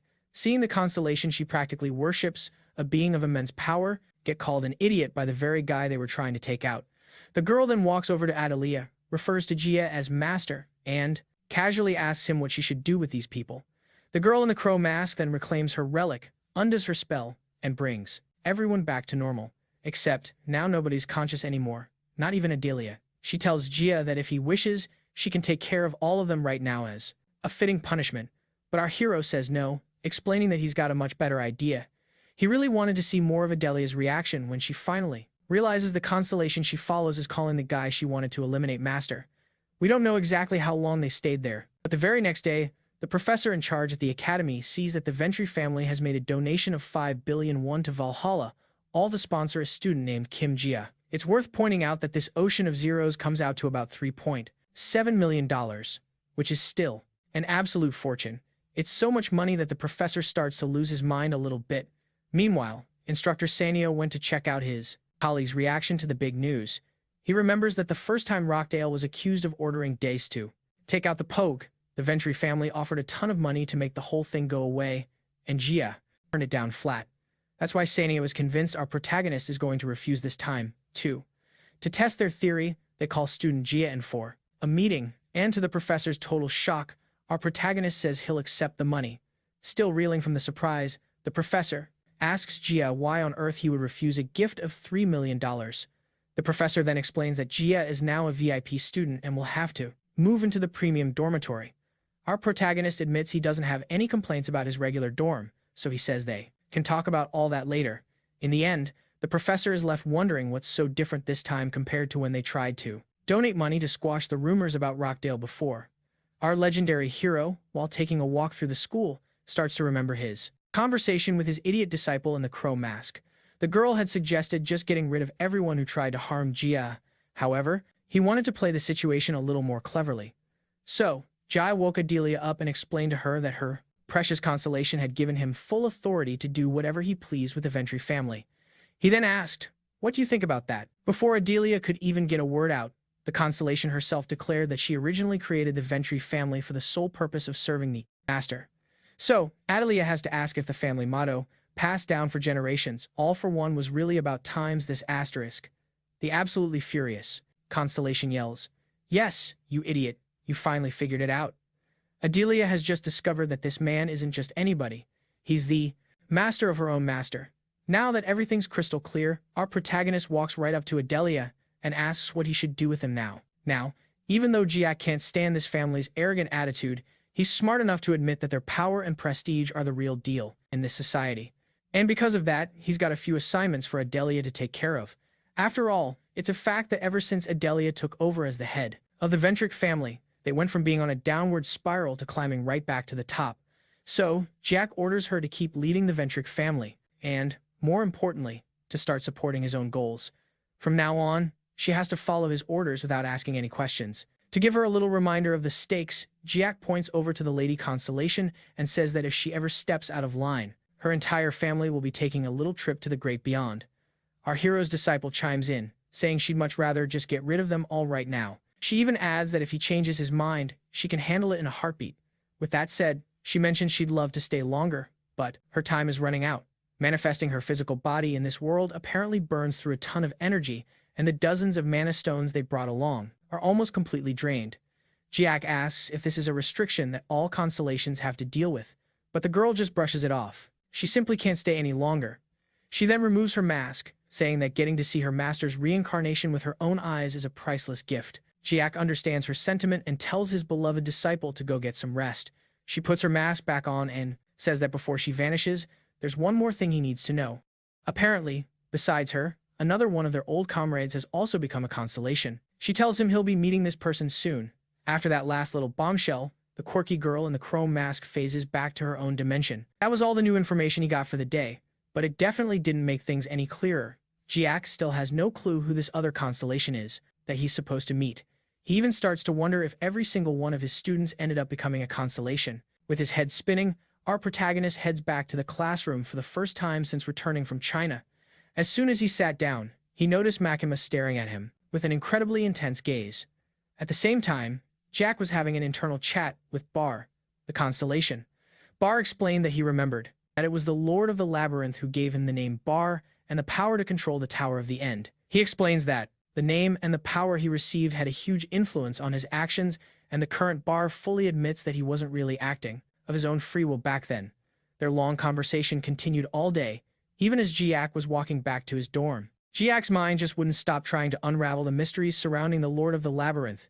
It's super frustrating being just a piece on some mysterious entity's chessboard, but knowing that it's possible to fight back against the Lord of the Labyrinth, something he learned from the guide, made him feel a little less irritated. The very next day, Jiak ran into the guide again, not expecting their reunion to happen quite so fast.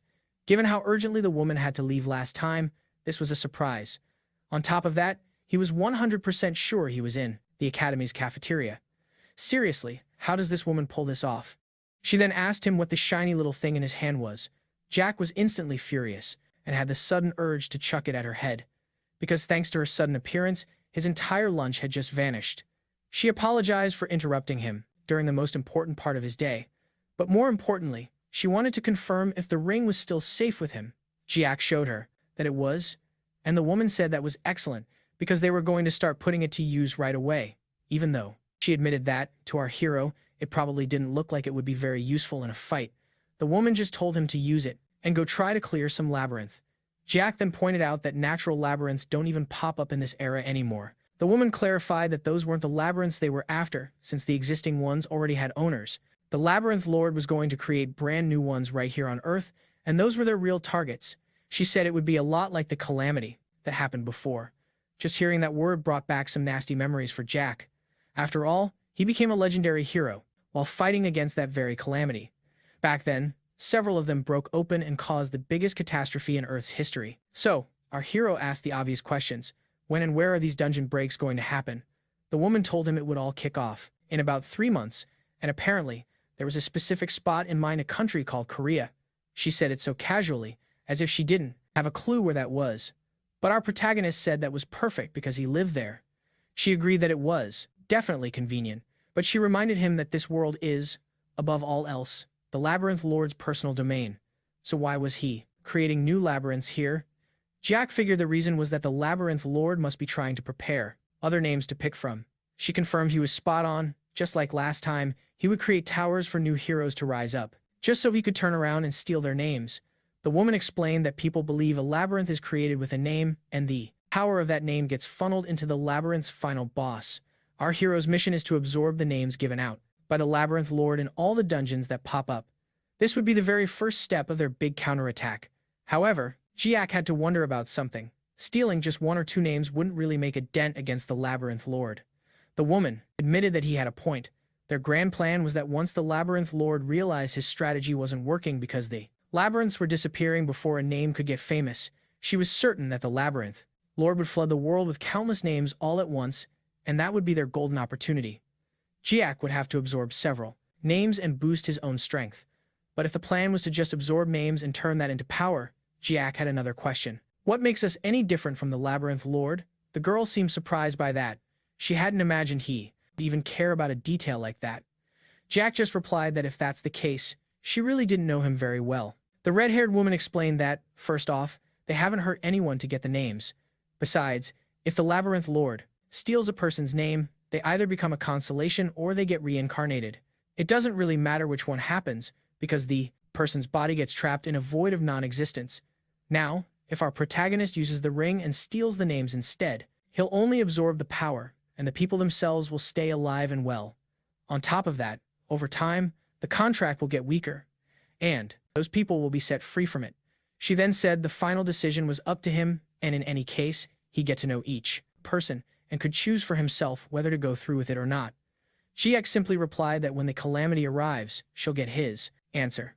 The red-haired girl told him he also needed to put together a team to help prevent the calamity. He asked, "So when we destroy the labyrinth, is everything just solved?" She explained that yes, but any monsters that manage to escape from the labyrinth in the process won't just disappear when the labyrinth is gone. For that reason, he has to train people to stop all the monsters that got out of the labyrinths. Right as her voice faded, he snapped back to reality, standing in the cafeteria line, which left everyone totally baffled about where this guy even came from. Later, as he was heading back to his dorm, he figured that woman was a real piece of work. I mean, the least she could have done was teleport him somewhere better. Now he's just mulling over her request to start a team. It's not like he's totally against it. After all, he had his own disciples before he was reincarnated. But just as he was thinking about all this, that confident girl from China suddenly appeared right in front of him. He sighed and asked if she was another one of those weirdos who likes getting beat up. She said she'd done a lot of thinking after he defeated her and came to a big conclusion. He was stronger than her, and that's why she lost. Wow, what a brilliant deduction. But the girl continued, saying she always thought she was just like the protagonist, a person who had never once tasted defeat. Hearing this, Ju bluntly told her she couldn't be more wrong. He explained he's someone who has to work his tail off to get strong and doesn't just rely on raw talent. Yen Langang said that's what she used to think, but now she understood that his fists were packed with tons of combat experience, and that was the only real difference between them. She claimed that just one fight with him made her a lot stronger, so now she was going to stay here to keep fighting him. They were going to do this over and over until she finally beat him. Jiak already had his hands full with one crazy person begging for sword lessons, and now he has a complete lunatic who wants to get punched around to learn martial arts. Jiak told her to stay far away from him, but the girl just wouldn't give up. She had come all the way from China to Korea just for this. Our hero then suggested she should spend her time learning her own family's martial arts. But this question instantly turned the girl's excitement into sadness. She explained that her family only taught her until she was 6 years old. After that, she was completely cut off from training. Yen Langang said she didn't have a clue why, so she started challenging adults to sharpen her skills, which only made everyone push her further away. Hearing her side of the story, our protagonist realized this was way different from what he'd been told. This girl clearly has a ton of talent and absolutely loves to fight, yet they claimed she was the one who distanced herself from training and went into isolation. So, Jack asked if it was required to stay isolated in the White Lotus Palace during training. Yen Langang said no, she only stayed there because she was sick of being treated like a problem child, a hassle for the family, and an outcast. The sad, lunatic girl's mood then flipped right back to cheerful excitement, saying it was all okay now because she had found him.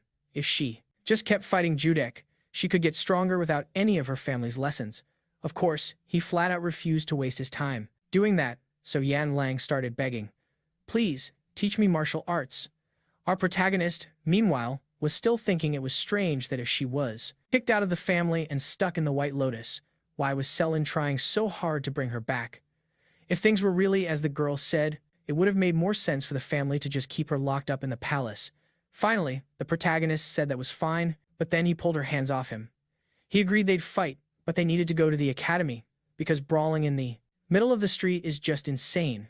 So, over at the academy gym, the two lovely girls were in the middle of training, and the muscular dude was pumping some serious iron. They all noticed Jirak's arrival with some girl they had never seen before. Then, in a flash, Choy Arin teleported right to the protagonist's side and yelled his name. Not even a grandmaster could have predicted that move. "Teach me fencing," she demanded, before she asked who this new woman was. Jack explained that they met at the White Lotus and she came all this way just to fight him. Choy Arin, upon hearing this, "I was wondering about this girl and what she could possibly want. It could only mean one thing. She wanted me to teach her how to fight. I asked her why she had come from so far away. It just goes to show, the crazy ones always seem to find each other." Yen Lang went over to Choy Arin and asked if she wanted in on the action too. Mima, of course, was looking a little jealous herself. After everyone had made their introductions and traded a few friendly threats, the fight was about to get started, and our hero pointed out that he remembered agreeing to a one-on-one match with Yen Lang. So what was with the huge audience? Unfazed, Yen Lang didn't mind having people watch her fight. All she cared about was showing her opponent how much progress she'd made.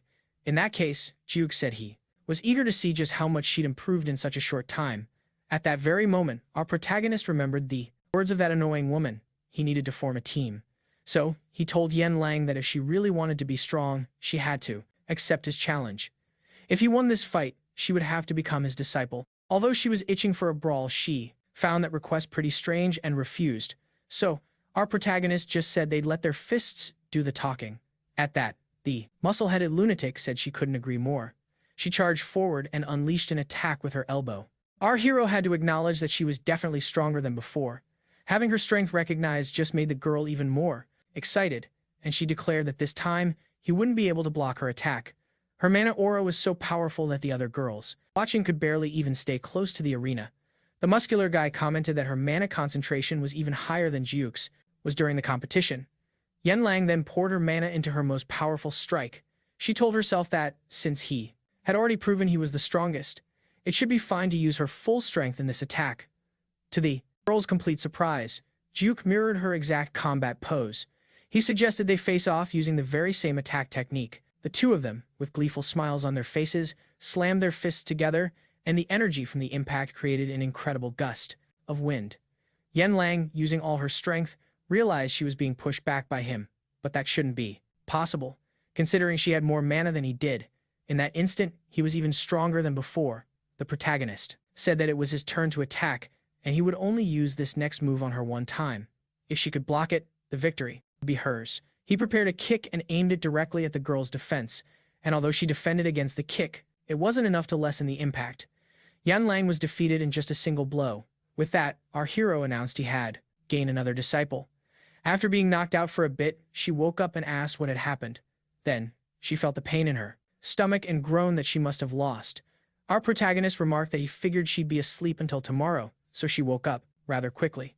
The girl shot back, asking if that was a compliment or an insult. He then told her to stop questioning her new master. The girl admitted she'd thought about suggesting a fight without using mana, but now she figured the result wouldn't have been any different. She acknowledged our hero's incredible strength and proudly declared herself his disciple. Yan Lang then asked if she was officially his very first disciple now, but our legendary hero replied that wasn't the case. Besides, why is a high school student taking on disciples in the first place? Choy Arin then confirmed to the girl with the cat-like tooth that he was telling the truth, was the master's first student, meow. How was our hero supposed to explain that she wasn't actually the first either? Yeah, better to just let that one slide. Yan Lang was getting seriously ticked off by the meow nickname Choy Arin kept using. Was Arin trying to pick a fight? Just teach me fencing already. Arin just agreed, looking totally innocent. Was Yan Lang mad? You bet she was. My name is not Meow, she snapped, demanding Arin cut it out with the nicknames, but Choy Arin just insisted that Meow was a cute name. Meanwhile, Jiak watched the two of them bicker, lost in thought. It all felt so nostalgic, reminding him of how things often were many years ago, with his own students back in the day. He found the whole scene rather charming, so he just watched them bond for a little while longer, even. After 300 years, it was still just as entertaining. After letting them go at it for a bit, he finally called out to Meow, and even though she'd just been chewing out Arin for the nickname, how could she possibly resist when her own master used it? Jack then told Meow that she needed to show some respect to Choy Arin, because Arin was her senior, her senpai. On top of that, he told Arin to act like a good senpai and help out her junior. Arin was absolutely thrilled to be acknowledged like that by her master. Yan Lang, on the other hand, couldn't hide her jealousy, or maybe it was just the fact that she wasn't the first at something yet again. Our hero decided that was enough joking around for one day and told them to wrap it up. Everyone could get some rest. That's when Yan Lang piped up and asked where exactly she was supposed to sleep. Jack looked at her, confused, asking if she hadn't already figured that out before she arrived. Turns out, practical details like that weren't exactly her strong suit. Yan Lang explained that she just told Selen that she was coming to Korea to fight, and then hopped on a plane without a second thought. At this point, Jiak started to wonder if he'd gained a new disciple or adopted a daughter he had to raise. All right, in that case, he sighed, explaining that the academy had just decided to give him a new room, so Yan Lang could just have that one. This, of course, made Arin jealous all over again, prompting a few more playful jabs at her new friend. He watched the girls continue to get along for a little while longer before heading out. Even though they hadn't trained much today, he felt more tired than usual.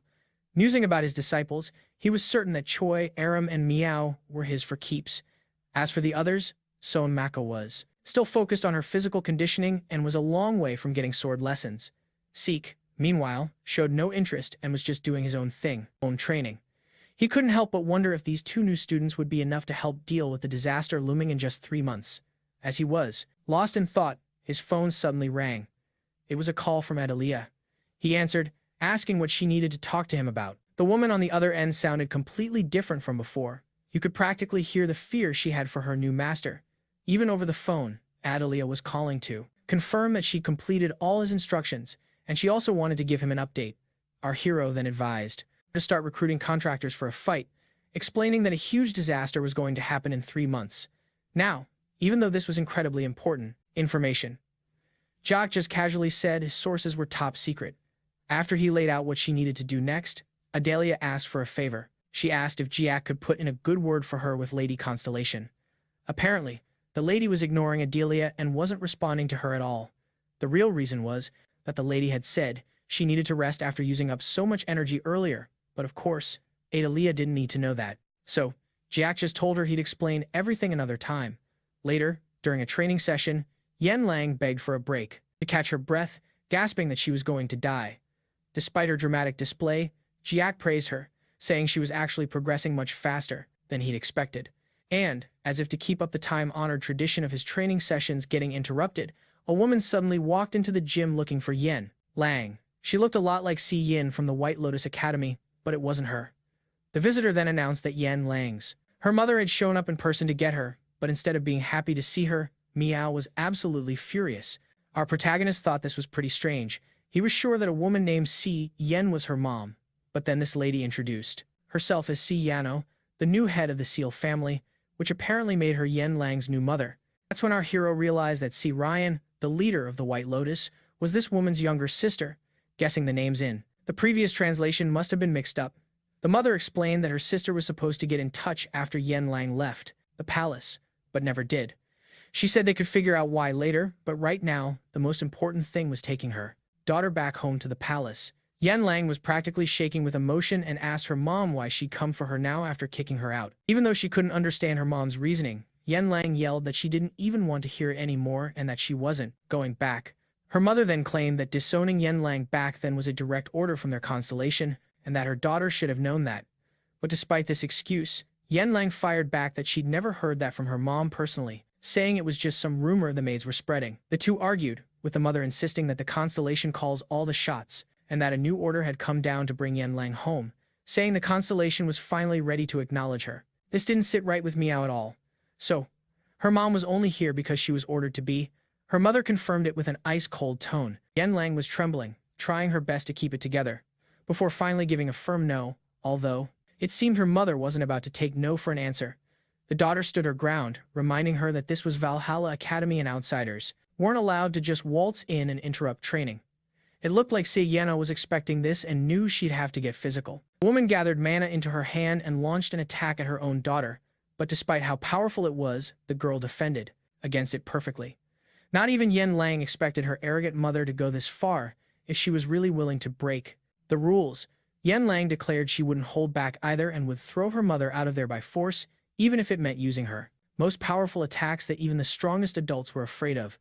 Her mother blocked it with ease and even praised her daughter for getting stronger, right before launching her into the air and nearly knocking her flat. And just like that, mother and daughter were locked in an intense fight, all while yelling at each other about their messed up relationship. This whole showdown was being watched by Choy Arin and our protagonist. Arin wondered if they should call the head instructor, but our guy said that would just cause a huge scene. Even though he couldn't stand the mom, he figured it was better to just let them hash it out. In response, Choy Arin said that the little kitten must have some serious frustrations with her family, and while Arin didn't say it out loud, we know she's been through the exact same thing with her own family. Meanwhile, Yen Lang was giving it her all to try and be her mom, and just when she managed to land a solid hit, the tables turned completely. Her mother froze her legs solid and explained that this was the power of their family's constellation, the power of the Snow King, a blessing that only those he personally recognizes can wield. She told her that if she came back now, she could finally make a contract and be accepted by the Constellation. But our kitty had zero interest in going back, no matter what, even as her mother seemed willing to do absolutely anything to drag her home. Yen Lang screamed that she wouldn't go back even if it killed her, but her mother just said that choice wasn't hers to make, saying that the departed don't get a say. She moved in to freeze her daughter solid. Once Yan was a popsicle, she would be hauled away. The poor girl squeezed her eyes shut, but just then, our legendary hero decided he'd seen enough. He blocked the attack with one casual kick, hands still chilling in his pockets. Selen was totally stunned he'd jump in, but Jayak was absolutely furious, demanding to know why she'd attack her own daughter. The woman quickly masked her shock and just said that outsiders should stay out of other people's family business. That line instantly reminded our hero of Troy, Aram's brother, who pulled the exact same excuse. Seriously, what is it with these people? Selen couldn't figure out how he'd stopped her magic, especially since Yam was so easily affected by it. The only possible answer was that his magic was way more powerful than the Constellation's. Our main guy then told Aram to get Yan out of the line of fire. Yan didn't want him getting wrapped up in her mess like this, but she also knew she couldn't really fight back with her leg completely frozen. In any case, Jiak declared that a master simply can't stand by and watch his student get bullied. Seeing Yan's look of total admiration made Choy Aram a little antsy, thinking, is this girl trying to steal my senpai? This was the first time Selen had ever heard that this kid was supposedly her daughter's master. It made absolutely no sense, one teenager to be teaching another. Selen grilled Jiak about his intentions, but he just flat out said he didn't approve of her parenting style. Well, if words weren't going to work, She figured she'd just have to beat him down and then drag her daughter home. Our hero couldn't help but think that, for all her composure, this woman was just as feisty as her kid. Plus, her attacks packed way too much punch to block without draining a ton of energy, so his best bet was to just dodge everything she threw at him. The problem was, dodging meant all the nearby gym equipment got flash frozen and wrecked. So, Jack first analyzed the consequences of her ice attacks and then told her she'd be footing the bill for all this before she headed back to China. She actually agreed, saying she'd pay up if he won the fight. With that, our protagonist figured blocking was a bad idea and dodging was just causing a mess, so the only real option left was to go on the offensive.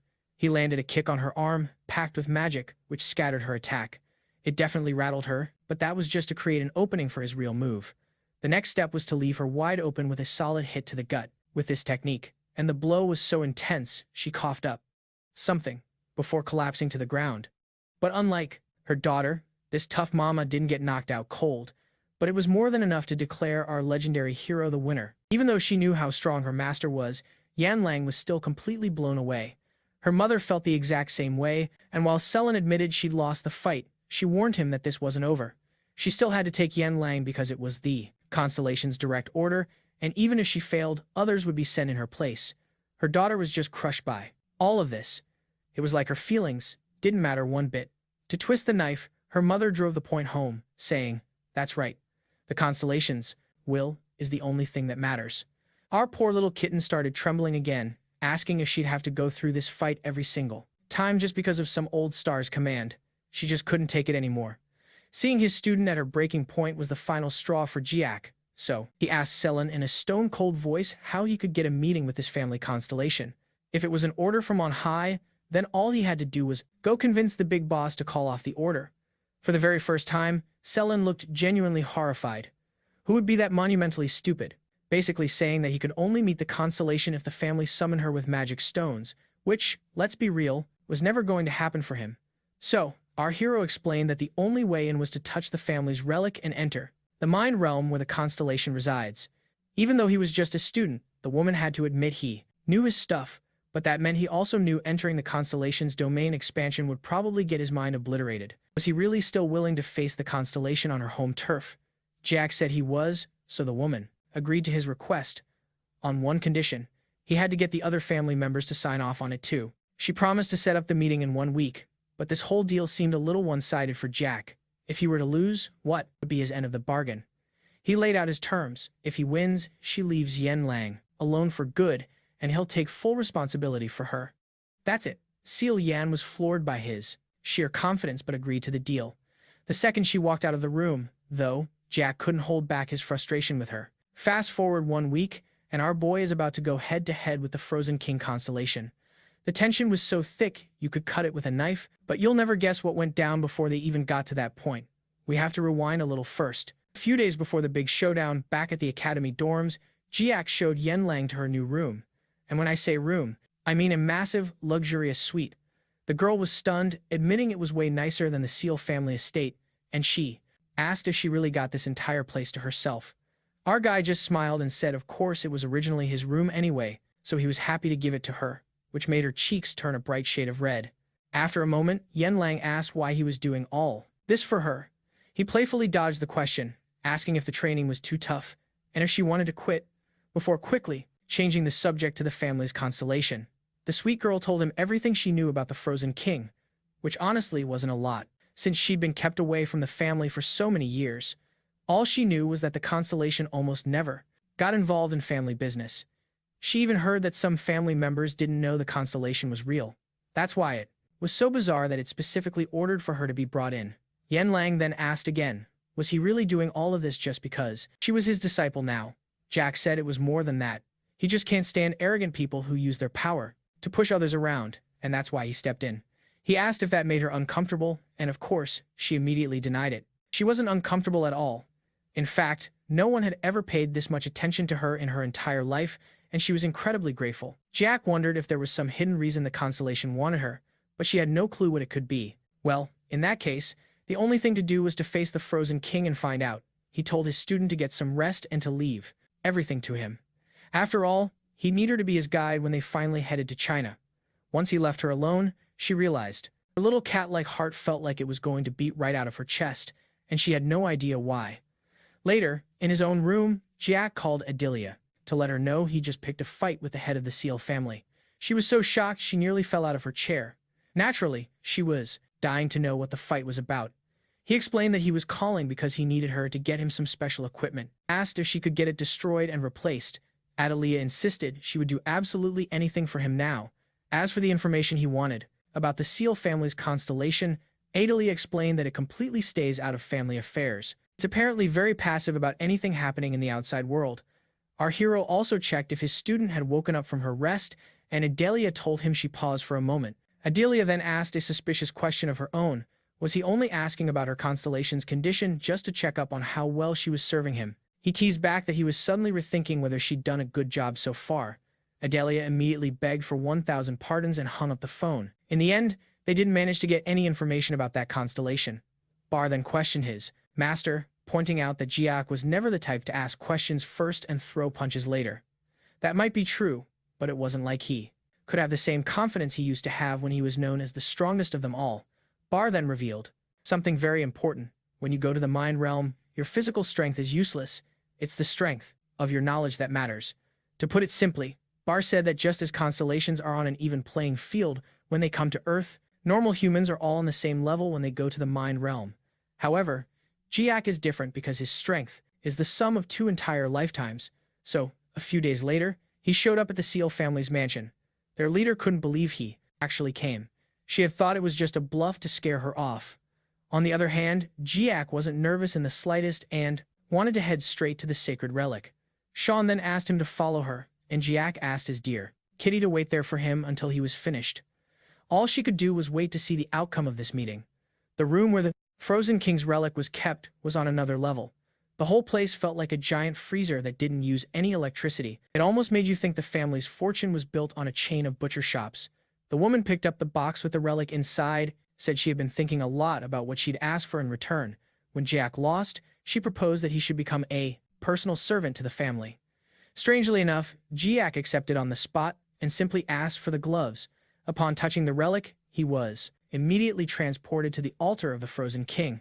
Despite preparing for a meeting, the Constellation had no idea he was about to have visitors. Juvia noted that this man wasn't his disciple but looked incredibly familiar, and he wondered who this person was. The Constellation murmured, "So, it's him, a figure who is a threat to the Soul Clan." Hearing this, Jack wanted to know who he was talking about as well. The king readied his fist, saying that if Jack survived this next part, then they could talk. Jack just smiled as gigantic ice stalactites flew straight at him. They shattered on the ground, and the king saw that Jiak was completely indifferent to the attack. He commented that it was impressive and noted that Jiak had used magic to reposition himself. The king introduced himself as the King of the North, as his real name had been lost to the ages. The king explained that he had been known by many names over the years and is now called the Chaotic Ice Demon. He said this while causing massive ice pillars to shoot up around Jiak, blocking any possible escape. The king prepared for another assault and threw a punch that sent a barrage of ice flying toward him. Jack said this was going to be troublesome and then drew his sword. The blade looked familiar to the king, but then Jiak shattered it, sending the ice hurtling right back. The Ice King scoffs, saying it's ridiculous to use his own element against him, since all the ice and snow here are under his command. Jiak lunges forward to attack, but the king easily blocks it with one hand, asking if that first move was just to blind him. The Ice King admits it was a clever idea, but just didn't have enough punch. Jiak smirks and asks if he's sure about that, and suddenly, the king begins to tremble. That's when Jiak lands a solid punch to his gut, unleashing a blast of mana that sends the Constellation flying backward, crashing right into his throne. Our hero then asks if he's satisfied now that he's had a real fight. The Ice King groans and says that he finally gets it, the combination of magic and swordsmanship, and asks if Jiak is the legendary martial god. Our protagonist confirms it, saying it's just a nickname his disciples gave him. The Constellation's tone shifts as he says he doesn't know him personally, but he witnessed his incredible power 300 years ago. In a flashback, we see the king being swarmed by monsters, and while he took down a few, it wasn't nearly enough, so he was prepared to take as many down with him as he could. But just then, the martial god appeared and sliced through the entire monster army with a single strike, leaving the king completely stunned. He realizes the magical energy feels exactly the same. Even though his appearance is different, it's definitely him. Jack asks if the Constellation plans on attacking again and takes a step forward. But the Ice King admits he just wanted to fight him once to see how he measured up. Meanwhile, back in the waiting area, Yen Lang is on edge, noticing her family members all giving her dirty looks. She quickly looks away, muttering that this is exactly why. She never wanted to come back home, but only did so because Jack asked her to be his guide. As she's lost in thought, a couple of her relatives approach, who we learn are her sisters, Iron and Phil. Yen Lang immediately asks if they're here to start a fight, but they insist they just came to see her, and Iron even adds that if it came to a fight, they know they wouldn't stand a chance against her anyway. Yen Lang points out that if they just wanted to see her, they could have stayed with the rest of the family, but Iron insists there were some misunderstandings she wants to clear up and apologize for in person. This definitely piques Yen Lang's curiosity. She asks what on earth she's talking about, and Iron explains that after their big fight, she never got the chance to really talk to her and wanted to finally do it now, even if it is a little late. But as her sister tries to apologize, Yen Lang just snaps, furiously yelling that they're only doing this now because they're afraid of her now that she's back. But then her brother steps in, asking her to just wait a second. He insists it's not true and that the whole thing was a huge misunderstanding. He explains that every single time they tried to get in touch with Yen Lang, their mother stopped them from doing it, and that wasn't all. He reveals that keeping Yen Lang away from all the family training was also their mother's direct order. In that moment, it all clicks for her. Her being pushed away by her siblings wasn't because they hated or were jealous of her. They were all just victims of their mother's scheming. But it wasn't quite that simple. Her sister admitted she really was a little envious of her talent, but her pride in her was even stronger, since having someone so powerful in their family was something to be proud of. They explained that this was how they always felt, right up until their mother called them aside back then and forced them to stay away from Yen Lang and exclude her from training. They went on to explain that their mother was terrified that other clan members would start supporting Yen Lang as the next successor to lead the family. So, their mother planted the idea in everyone's mind that Yen Lang was a threat, forcing them all to keep their distance from her. The siblings also added that there was another thing. They never had any say in the matter at all, any interest in becoming the clan leaders. Right at that moment, the mother walks in to meet the siblings. I was really hoping to see more of Yong's reaction to this reveal, but instead, we're whisked away to the protagonist's battle with the Constellation. This guy was launching a flurry of ice arrows, trying to tag his opponent, but let's be honest, he wasn't having much luck. Jiak managed to close the distance to the Constellation, but just before he could strike, the guy fired off more ice arrows, forcing him to retreat. However, those arrows were surprisingly brittle and easy to break, so he charged in again. For a moment, he tested his enemy's attacks, but none of them were powerful enough to do any real damage. The Constellation claimed it was going to freeze him completely, but hey, the martial god didn't earn his title for nothing. Jiak sincerely remarked that he didn't expect to get compliments during a fight, but what he was really thinking was that if this person was truly that strong, he would have remembered them from his past life, leading him to speculate that they must have powered up while inside this ice temple. Jiak figured this because if he had ever met someone with that much potential, his past self would have been thrilled to train them. These words made the Constellation quite curious about what he meant. Our protagonist explained it was simple. He was paying them a compliment, and therefore, they were worthy of witnessing his sword in action. Being praised by a greater god was a massive honor, so in response, she vowed to reciprocate by fighting with her absolute full strength. Then, the two of them clashed, trading blows to determine who had the mightier attack. Constellation declared its intention to surpass him, but that was just wishful thinking. It couldn't even scratch him, while our hero's mind was off, in a completely different dimension. Leaving his physical body standing motionless in the other world, the woman watching thought he was taking too long, guessing that maybe the Constellation was just toying with him before the final blow. As she mulled over the ways the Constellation might be winning this fight, she was shocked to see him suddenly return. She was stunned, wondering how he could have sustained so much mental damage while his body seemed perfectly unharmed. So she asked what happened, and he simply replied that he had defeated the Constellation. The AI woman responded that she hadn't pegged him as the joking type, but before she could finish her sentence, a message from the Constellation popped up, stating it had the utmost respect for Jiak. Of course, she didn't grasp the meaning of the message right away. She just stared at him, wondering if it was truly possible that this kid had actually managed to defeat the Constellation. As she started to process this new reality, she began to literally lose her balance. Her whole world just stopped making sense. My life has no meaning if my supreme leader, the guide of my family, lost to a 16-year-old kid. While she was having this little existential crisis, the protagonist placed a hand on her shoulder and mentioned that they had a deal before, and now it was time for her to uphold her end of it, though they needed to make a few tweaks to their agreement. Now, When Jiak went to meet Yan Lang, I have to admit I made a mistake. The first was that it was their aunt who came to see them earlier, not Yan Long's, and the other girl's mother. My second error was thinking that all four of these young women were pretty enough for me to ship with him. Then it hit me that they aren't exactly my type. Anyway, getting back to the main story, the leader of the White Lotus Academy said it was a pleasure to see Jiak again, but our protagonist definitely didn't share the sentiment. He was actually quite surprised to find her there. Yan Lang then asked if he had finished his business with the Constellation. He replied that he had, and would tell her all about it. They decided to talk about it on the way back. After all, it wasn't a great idea to chat with all those hostile glares around. And yeah, they definitely didn't stick around. So they just took off. And folks, on the way, Yan Lang was going on and on about everything, assuming that since Jack had been so quick to face the Constellation, he must have gotten totally wrecked. With a sad look, she added that it must have been really tough on him. Our hero agreed that it was, but then, instead of correcting her, he just casually mentioned that he won. At that, Yan Lang figured he must now be a family slave because of their agreement. It was then Yan Lang realized she had completely misjudged the one person who had tried to help her in years. Jiak, of course, knew she had it all wrong and was finding it pretty hilarious to see her reaction. Yan Lang said she should have stopped him from risking so much just to help her, and that she had heard from her aunt that her mother was a power-hungry and greedy woman who would do anything to get ahead, even from a young age. She had been obsessed with becoming the matriarch of the family, which always caused problems with her aunt, and even after becoming the clan leader, her greed never faded. Her mother wanted to do whatever it took to hold on to the position for the rest of her life. She had no intention of following the tradition of passing the title down to the next generation. That's why she kept all the kids under constant surveillance while pulling all the strings from the shadows. And since she could never manipulate Yan Lang, she just decided to push her away from the clan. Yan Lang couldn't wrap her head around her mother's greed, or why the family's constellations seemed to be on the same page. Jiak just listened patiently while Yan Lang poured out everything she had figured out. She found it ironic how things had turned out, since she'd never been interested in becoming the family leader in the first place.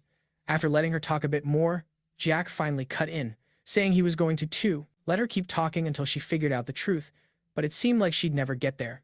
The actual truth, he said, was that he had totally defeated the Constellation. Yan Lang shot back that she didn't expect him to be making jokes, but our protagonist insisted he wasn't kidding about something like that. Besides, he asked if she remembered that this whole mess started because the Constellation summoned her right after she left the White Lotus Palace. She nodded, and that's when he mentioned that he'd learned something very strange, as he'd had a long chat with the Constellation. While he was unconscious, they had a pretty deep talk. Later, he asked why the Constellation was so fixated on Yan Lang and discovered it was because the matriarch had requested protection for her youngest daughter. The crazy part was, the Constellation didn't even know Yan Lang's name. It was just following the matriarch's orders. In other words, the poor guy had been played by the matriarch the whole time. You can just imagine Yan Lang's complete shock hearing this. Her mother was so greedy that she managed to fool the Constellation, a being that was incredibly important to their family, all to satisfy her own ambition. If Yan Lang disliked her mother before, she now had a ton of new reasons to hate her. The woman had ruined Yan Lang's life and kept her isolated from her siblings over this. Seeing how heartbroken and emotional she was, our protagonist revealed that he had asked the Constellation to completely cancel its contract with her mother. She was stunned to hear this and didn't understand why. Our legendary hero explained, "It's simply, if that woman would go to such lengths for power, then the punishment she deserved for messing with his disciple was losing her power. In other words, she'd lost her right to lead the family, so now Yan Lang didn't have to worry anymore." The girl blushed and thanked him so adorably, it was almost touching, and she felt she needed to thank him even more, so she said her thanks again, a bit louder this time, while trying to hide her blushing face. To her, this was the absolute nicest thing anyone had ever done for her in her entire life. So when he brushed it off like it was no big deal, it was pretty obvious she was about to fall head over heels for her incredible master. But as they were heading back to the airport, someone was watching them. A masked figure was on the line with someone else, asking if they should keep tailing the pair. The mysterious guy on the other end said it wasn't necessary anymore, telling them to just find this person's enemies. I swear, does this guy really think his presence went completely unnoticed? These types never learn. Then, the scene cuts to what looks like an abandoned hotel, where several people are gathered for a meeting. Judging by their matching outfits, they're all from the same organization. The main topic of discussion is that their constellation has ordered a change in plans.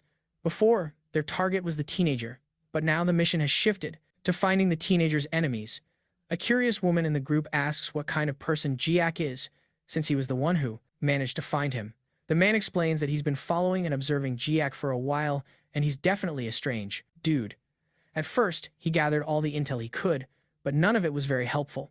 The only solid piece of information he dug up was that he was an orphan who grew up in an orphanage, but after that, the trail went cold. He can guarantee, however, that this information was true because it came from highly reliable sources. The guy explains that he followed all the Constellation's orders to track the kid. Later, Jiak defeated the leader of the Seal family in China, and right after that, the order was changed from eliminating Jiak to finding and eliminating Jiak's enemies. Then, the Constellation asked the men without a bloodstone if they were ready. They all confirmed they were, and then everyone placed their bloodstone on the table. It looks like a couple of lazy folks put down some damaged stones, but that's not important, just something I noticed. The masked man then informs his Constellation that he has identified Jiak's enemies, the Ventrix, the Insignia, and the Iraqs. The Constellation just listens silently. He also adds that the Ventrix recently switched sides, going from Jiak's enemies to his allies. On top of that, there are rumors that a shady group called Break Gen is now targeting Jiak. They start wondering how this kid manages to collect so many enemies. But before they could finish that thought, the Constellation issues a new order: eliminate all of them. At this point, I think you've probably figured out that this Constellation has to be one of our legendary hero's very own disciples. Back in Korea, his phone was blowing up with messages from Choy Arin, who really needed to talk to him. She wanted to let him know that she was going to miss fencing practice because she had to go to her hometown to pick something up. That was why she wouldn't be able to make it to their classes. Jiak started wondering what could possibly be so important that she had to go and get it. Maybe it was the Choy family relic, which would be awesome, since their family's Constellation might just be another one of his disciples. Meanwhile, our protagonist was busy with his daily training with the girls, all while his mind was racing with different thoughts. Honestly, I have no idea how he stays focused with so many beauties around him. This master has some incredible focus. Jack was also wondering if the White Lotus Academy. He also had his own Constellation, and now that he was connected with the director, it was the perfect chance to see if any of his other disciples were around. Just as he was mulling all this over, our hero got a surprise visit from someone he'd never seen before.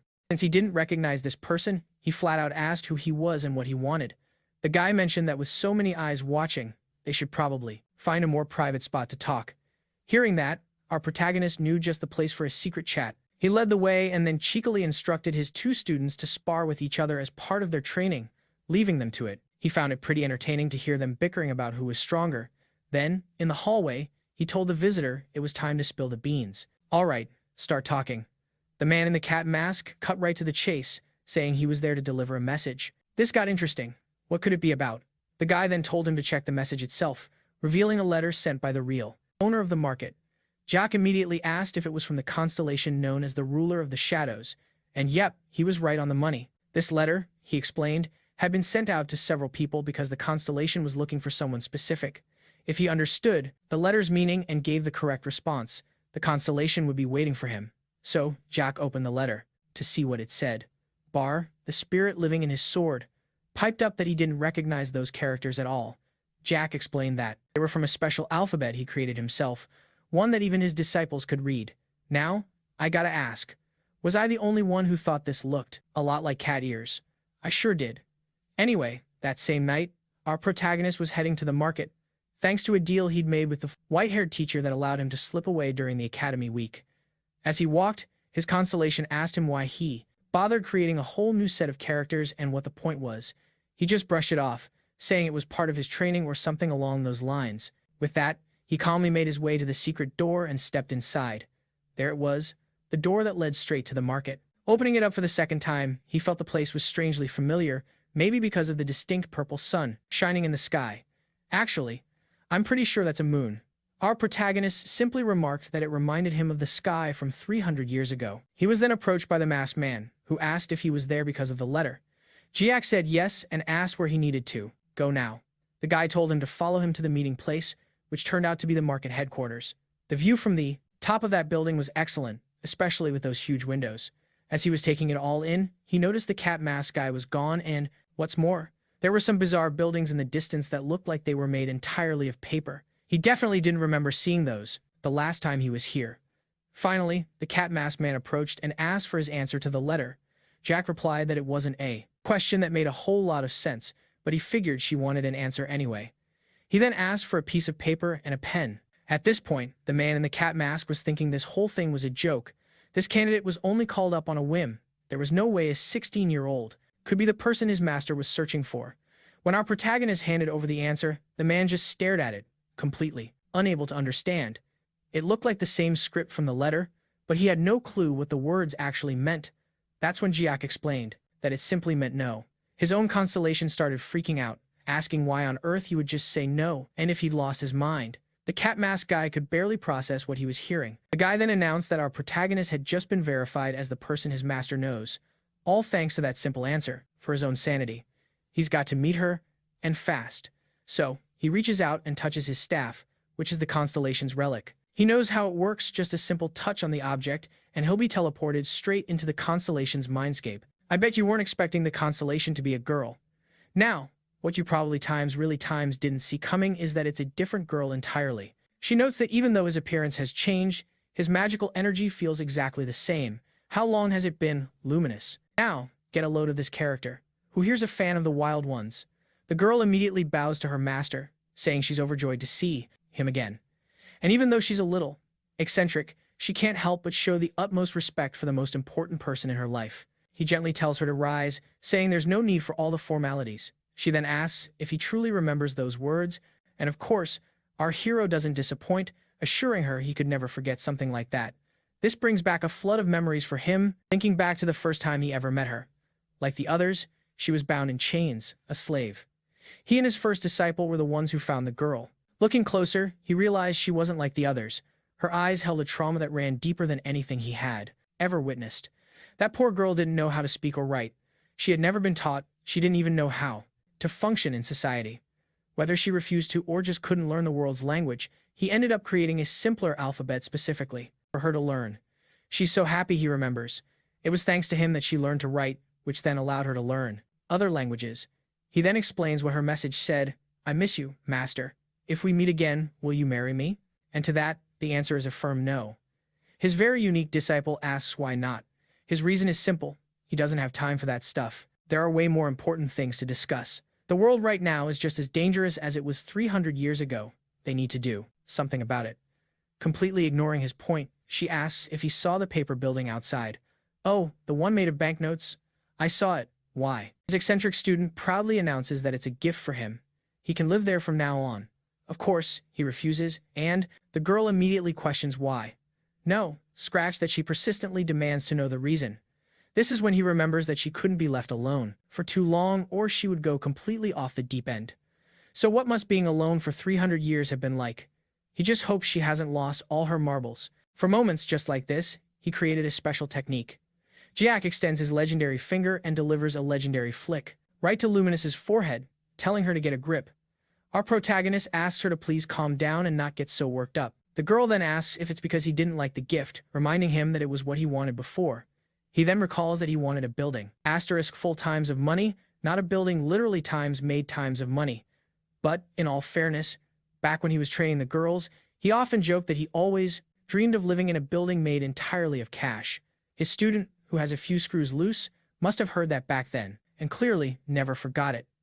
He even remembers explaining that it wasn't a real dream, it was just because they were so poor, so having money would be awesome.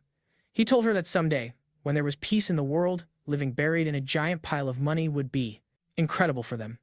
So, they should all train hard and get stronger to bring peace to the world. At the time, the girl said she would make his dream come true, but he just saw it as a cute, childish promise. So, back in the present, Luminous says she couldn't fulfill his dream while he was alive, but she kept fighting to make it happen even after his death. The girl just wants to know why he doesn't want it. To accept the gift she made for him, he blows right past that and asks if she knew he was going to be reincarnated and built the place for that reason. The girl replies that she did get a notification telling her that her master would be reincarnated at some point. Our hero starts to get a little scared of her reaction as she begins to get that crazy look again, saying she just couldn't wait any longer for this very moment.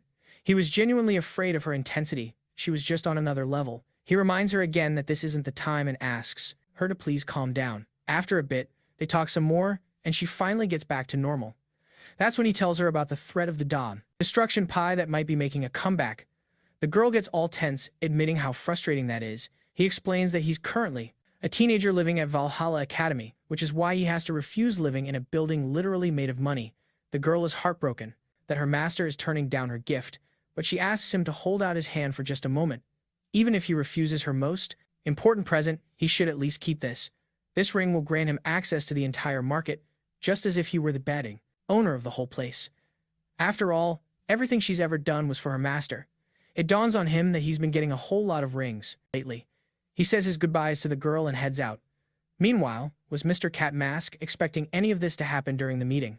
A little while later, a question popped up on his system window. Has that person left? He answers, yes, he's returned to Valhalla Academy. The Constellation was quiet for a second before replying.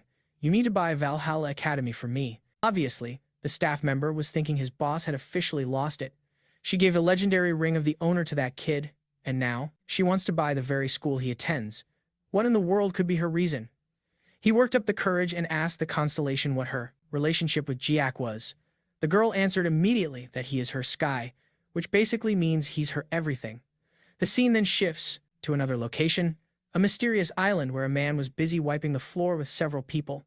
The folks who were getting their clocks cleaned were employees of a criminal organization, and the man doing the cleaning was named Logan.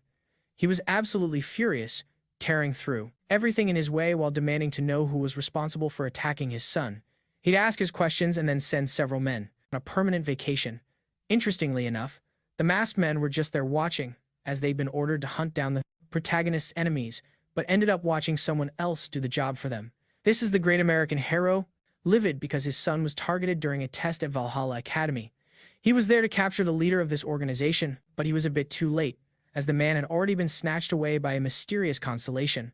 One moment the guy was defending himself from an invader on his own turf, and the next he was somewhere else entirely, with no clue how it happened. He didn't even get to find out how. He bit the dust, his heart was simply vaporized. Maybe now it's more fitting for someone who hurts others to be someone without a heart. The Lion Constellation seems concerned about this mental space, promising that if the Constellation wishes, he won't be checking out because that would be far too easy. The bad guy recognizes the appearance of this Constellation and asks if he's the one from the ILO clan. The man with the goat mask confirms his identity as the guardian of the ILO clan. That being the case, the villain questions why a big shot like him is getting involved. The Constellation explains that the punishment he's receiving is on behalf of someone else, since they were the ones who attacked his son. He recognizes, it turns out that the man is Logan, the Constellation, and he was discussing a change of targets with the guy in the goat mask. Initially, the plan was to take out Jia. To put it simply, this Constellation wanted to eliminate everyone known as the strongest because, in his view, there's only one person who deserves that title, and he lived 300 years ago. The target he had this time around is the genuine article, the real strongest, so he decided to take down anyone who even thought about harming his target. The villain realized that arguing with this Constellation was a total waste of time. He was a goner for sure, so his only option was to fight back. Maybe, just maybe, he could survive this dimension. He launched an attack with everything he had, but it was impossible to fight back against the Constellation inside its own personal dimension. While his attack did manage to destroy the throne, he couldn't even sense where the Constellation was. In a personal realm like that, the owner has absolute control. There's no way they're losing on their home turf. His heart started racing again, and I'm not sure if that's literal or not, as that feeling of certain doom washed over him, almost as if being wiped out instantly would have been too kind. Now, let's cut to the next morning at Valhalla Academy, where our protagonist is just getting out of the shower. While checking his phone, he spots a news report that a criminal organization has been completely dismantled. He wonders if these were the same assassins who crashed the Academy's competition. He quickly puts two and two together and figures it must be that same organization. Looks like he won't have to go hunting for those guys himself. He admits that the only reason he's here in the first place is because of the system, and once this whole mess is sorted out, he'll have no reason to stick around. Meanwhile, we see the headmaster of Valhalla Academy getting a very unexpected visitor. A figure in a cat mask, someone from the black market, showed up to make a deal. They're incredibly direct and offer to buy the school outright. The headmaster, who is also the academy's owner, asks who they are, wanting to know if they're really the owner of the black market. The person in the cat mask confirms their identity and says he should know the offer is 100% serious. The headmaster explains that he can't possibly sell the academy because the place was built for the good of the students, not to make a profit. The person in the cat mask just snaps their fingers, and a huge pile of money suddenly appears on the table. The headmaster reiterates that his principles are not for sale. He explains that long ago, he was a fighter who witnessed firsthand the threat of monsters trying to take over humanity. After many years, he was inspired to create a school to train the future defenders of Earth, and the new buyer says they have no intention of changing the Academy's motto or its teaching system. The person in the cat mask snaps their fingers again, and even more money appears on the table. They repeat that money is no object and keep snapping their fingers until the entire room is literally filled with cash. And with that, it's revealed that the 62-year-old man is officially retiring. He asks the new owner to please take good care of the school. The sign reading owner of the academy is promptly taken down and replaced with a brand new one. And just like that, the Constellation is the new owner of the academy. Her very first order is to install an extremely powerful surveillance system. This girl is dead set on protecting her master from any enemies that might come his way. And when I say some girls are intense and capable of anything, you should really be careful out there. I'm telling you this from personal experience. It's a dangerous game. Now, you'll just have to guess whether I'm the intense one or if I've just known one in my life. Anyway, our protagonist is walking back from another day of classes, wondering why everything feels so off. Before he could dwell on it, Choy. She walks right up to him and says, "Teach me how to fence." But surprise, that's not what she's really there for. This time, she just wanted to have a normal chat. She asks him if he's noticed the weird vibe around school today and mentions she's got something to show him during their training session. Later on, in the training arena, everyone is buzzing with excitement to see what she's got. Choy Arin then pulls a sword out of her backpack and explains she brought it all the way from her hometown. At first, he doesn't quite get what she's up to, but he quickly realizes the sword is just radiating some incredibly strong energy. All of a sudden, Mika is completely stunned to see that the relic Arin is holding is the Choy Ji family's sacred relic. How on earth did Arin get that? The girl calmly explains that after she passed her family's special test, she officially became the successor and the next leader of the family. Maka understands how big of a deal this is, but insists that family relics aren't supposed to be given to a student. They're only for when someone actually takes the lead. Despite this, Aram says she couldn't care less about those old traditions and is going to use the relic in her training anyway. Jiak, in his usual fashion, is super curious and asks if he can touch the relic. Mika is absolutely livid with him, saying you just don't ask to handle a sacred relic so casually. However, Aram, who probably can't refuse any request from her master, hands the sword over for a closer look. Jiak finds that the sword's energy feels familiar, and as he's trying to figure it out, his consciousness is suddenly transported to the realm of a constellation. There, a man standing with his back turned reveals that he is the constellation of the Choy Ji family. He comments that it's been a very long time since he's seen his dear older brother. You know, this protagonist reminds me of my dad. He goes out on the street and seems to know everybody. I don't even know my own neighbor's name. It looks like our main character has just found another one of his disciples. It's no wonder that the fencing style Choy Arin learned from her family felt so familiar to him they were the techniques of his very own student. The Constellation admits that he did his absolute best to teach his techniques to his descendants. He figures if Jiak noticed the similarity, then he must have done a good job. But in any case, our protagonist says that it's still very different from the fencing he used to know. This makes perfect sense, as his student explains that people nowadays prioritize magical power way more than physical training. Because of that, teaching someone the complete technique would put their body at risk of being overloaded. He also mentions he had no idea his master had reincarnated into the body of a high school teenager. This is a totally different situation from the other girls, so the protagonist asks if he didn't get some kind of notification window or something. His former student confirms that he didn't know anything about it and received absolutely nothing. This leaves our hero totally confused. So why did that one wild disciple get a notification? On top of that, Bar also knew that he would be reincarnated. Regardless, it's really great to see his boy so grown up. You can tell his former student must be happy, even though he's not about to admit it. He then starts to realize that he doesn't even remember his own name anymore. How strange is that? Plus, he never actually told his master his name in the past. All he ever did was challenge him to a fight. You guys. It seems that unlike the girls, this dude doesn't have a tragic backstory. The Constellation says he truly can't remember his own name and is now just known as the Constellation. Before he could even finish his thought, Jiak cuts him off, telling him not to worry about it.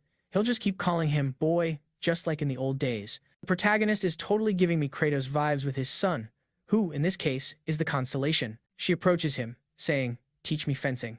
But psych, she wasn't actually there for a fencing lesson like usual, but just for a regular chat. She asks if he's picked up on the strange atmosphere at school today and adds that she wants to show him something during their training. A bit later, down in the training arena, the whole crowd is on the edge of their seats to see what she's about to reveal. Choy Arin pulls a sword from her backpack, explaining that she brought it from her hometown. He's not sure whether to be happy or mad about this, but he's also wondering if being called boy even fits him anymore, especially at his age. While he's mulling it over, Donkey starts reminiscing about the protagonist, thinking back to something that happened 300 years ago. This kid challenged him while he was out for a walk with his first two students. The reason was pretty simple. Our protagonist was famous for being the strongest guy around, so beating him would be a huge boost to the kid's reputation. Of course, the protagonist's students were totally ticked off and ready to take out anyone who bothered their master back. Then, the protagonist asked the kid why he was so into fighting, and his reason was that he wanted to get stronger and create an unbeatable sword style. That way, he could protect his family and teach them how to defend themselves, too. Back then, our hero found the kid pretty interesting and decided to take him on. And, naturally, he didn't exactly go easy on him. He mentions how the kid was a real pain, showing up every single week to challenge him again as soon as he recovered. The guy complains that if Jiak had just lost even once, none of this would be happening. But that logic is completely lost on Jiak. Thanks to his guidance, the kid was able to create his amazing sword technique. Jiak asks if that was the legendary Flame of the Invincible Sword. The guy says, "Yep, that's the one." Our protagonist then muses that if the kid had become his disciple back in the day, he would have kept a much closer eye on him. So, it turns out he knew Juk before, but it seems our legendary hero wasn't in the habit of taking on male students. Or maybe he just had a thing for accepting hopeless cases. Mulling this over, the protagonist figures that the notifications about him were probably only sent to his actual disciples. Since this kid wasn't one, he likely didn't get any updates. Just as he's thinking this, the kid declares that it must be fate that he just happened to touch the family heirloom that connects him to his constellation. This means fate has given him another shot at challenging our hero. Maybe this time he'll get his first win. Our protagonist, being the nice guy he is, says he couldn't possibly turn down a request like that. Thankful for this twist of fate, the kid decides to go all out for this fight. Of course, Jiak always goes all out in a fight. He's the kind of guy who, to get rid of a single cockroach, would burn the whole house down just to be absolutely sure. So, the Constellation gave it his all, and looks super strong. But the next thing we see is Ju returning to his body with a big smile. You won't believe it, he lost again. The protagonist hands the sword back to Choy Arin and tells her with a serious look to take really good care of it. He adds that her Constellation is a good kid. She should keep practicing her swordsmanship and try to talk with him more often. Then the scene cuts to the aftermath of the fight. The kid is just lying on the ground, muttering about how that guy is completely unbelievable. Meanwhile, over at Valhalla Academy, we find out the Shu family is currently in China. The elders are having a meeting with the representative from the White Lotus Academy. The woman has no idea why the three elders called for her, so she asks what's up. They explain that they brought her here because they need to find her replacement, and fast. However, they point out that according to tradition, the leader of the White Lotus Academy can also become the matriarch. In other words, they're asking if she has anyone she'd like to suggest for the new leader position. They ask this, but also make it crystal clear that whoever she recommends has to be even stronger than the previous matriarch they just kicked out. The elders even call her out for using her position just to keep her own power and influence. For the sake of the family, the woman gives it some serious thought and announces she has a great idea. She recommends someone, but we don't get to hear the name. The scene then jumps over to Yan Lang's training session, where she's about to start a fencing practice. Choy Arin moves like a blur and nearly lands a hit, but Yan Lang just barely manages to defend herself. Arin gears up for another attack, but then she backs away from Yan Lang. Yan Lang can't help but think that this girl's attacks are on another level. Getting a little frustrated by Arin's strength, she decides it's her turn to go on the offensive, but Arin just keeps blocking her moves like it's nothing. She notes to herself that she has recently gotten a whole lot stronger. She figures it might be thanks to this sword, or maybe it's all her master's training. After all, the protagonist had given her strict instructions to not use any magical power, forcing her to rely purely on her physical skills in this fight. Plus, Arin isn't allowed to draw her sword from its scabbard during this training session. Yan Lang chimes in that she wouldn't mind if her opponent drew her weapon, sword, but her master isn't buying it for a second. He makes it crystal clear that he has no interest in seeing his student get all cut up. Meanwhile, Jack wonders why Mika is just watching from the sidelines, especially since she and Yan Lang had a little tiff last time. As it turns out, Mika is just here because she's curious. In their previous fight, Mika was totally defeated and couldn't even put up a real challenge. So now, it's pretty frustrating for her to see Yan Lang getting pushed around by Choy Arin. She's just wondering, how in the world did this girl get so strong, so fast? Mika really wants to see for herself if Arin can actually beat Yan Lang. Aram then gives a little warning to Jack and Yan Lang, saying that if she were to draw her sword, Yan Lang would definitely lose one of her 7 lives. Being talked down to like that really gets under Yan Lang's skin, and she furiously rushes in to attack Aram, absolutely livid at being called kitten. "Stop calling me kitten," she yells.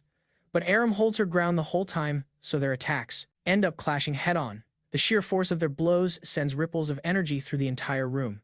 While Jiak doesn't seem to feel any pressure at all, Mika is having a tough time keeping her cool. It's clear the two girls fighting have already surpassed her in so many ways, even when it comes to pure sword strength. Yan Lang just couldn't break through Aram's defense. She tries a quick kick, almost catching Choy Arin in the face, but she just can't land a clean hit. Yan Lang realizes she can't seem to touch Aram by relying on physical strength alone. Every single one of her attacks is either blocked or neatly dodged by Aram. A million thoughts race through Yan Lang's mind. She's watched Aram spar with Jiak plenty of times before, and she was never this fast or this strong back then. But before she can dwell on it, Aram comes at her again with a super precise fencing move. Yan Lang manages to dodge it, but just barely. Even the shockwave from being so close to the attack sends a jolt of pain through her abdomen. Aram actually gives her a compliment, saying she's pretty good at dodging. But despite all her confidence and incredible strength, Yan Lang has to admit to herself that she's going to lose if this keeps up. So, she decides to brace herself to take the next hit head-on and pour everything she has into a single, decisive counterattack. Right on cue, Aram lunges straight for Yan Lang's shoulder. Using her bare hands, Yan Lang blocks the attack and finally closes the distance between them. If my sword had been drawn, you wouldn't have tried that, kitten. But it looks like Yan Lang's attack might have rattled a few of Aram's teeth. It was a solid punch that left a visible mark right on her chin. And just like that, Choy Arin was officially defeated in the training match. That marked the end of the duel, leaving Yan Lang panting after putting every last bit of her energy into it. Even so, Aram wasn't completely out for the count from that one blow. She gets back on her feet, totally determined not to give up. That's when GX steps in and calls the duel, making it clear the match is over. Alright, training's done for the day. He makes it clear that since they're both a little banged up, they shouldn't be pushing themselves past their limits. Jiak looks pretty pleased with how much Aram has improved. Turns out, she's contracted with a constellation Jiak knew from his past life, and she's been chatting a lot with Kiddo, which has really helped her level up her skills. Now, on to his other student, Yan Lang, who looks even more banged up, and he's just as worried about her. She always tries to act tough in front of her master, but the reality is that things got a little hairy. She admits that if the hit had landed just a little bit differently, she wouldn't have been able to block it at all and would have been seriously hurt. I bet all you physics fans watching totally get the whole torque concept they're applying here. Yan Lang quietly admits to herself that Aram has gotten way stronger, and she's positive it has something to do with the relic. This naturally gets her thinking about her own family's relic, which is super convenient since we just found out her family is trying to figure out who's next in line to inherit it. As the day winds down and night starts to fall, at some point, our hero gets whisked away to that mysterious zone and meets up with the red-haired woman. She summoned him to spill the beans on the exact location of the next big appearance. She reveals that it's all going down in Sang City and will happen in exactly 3 weeks. Our guy remembers that last time she mentioned 3 months, so her prediction about the time frame was spot on. This means a whole 2 months have already flown by since he started training the girls.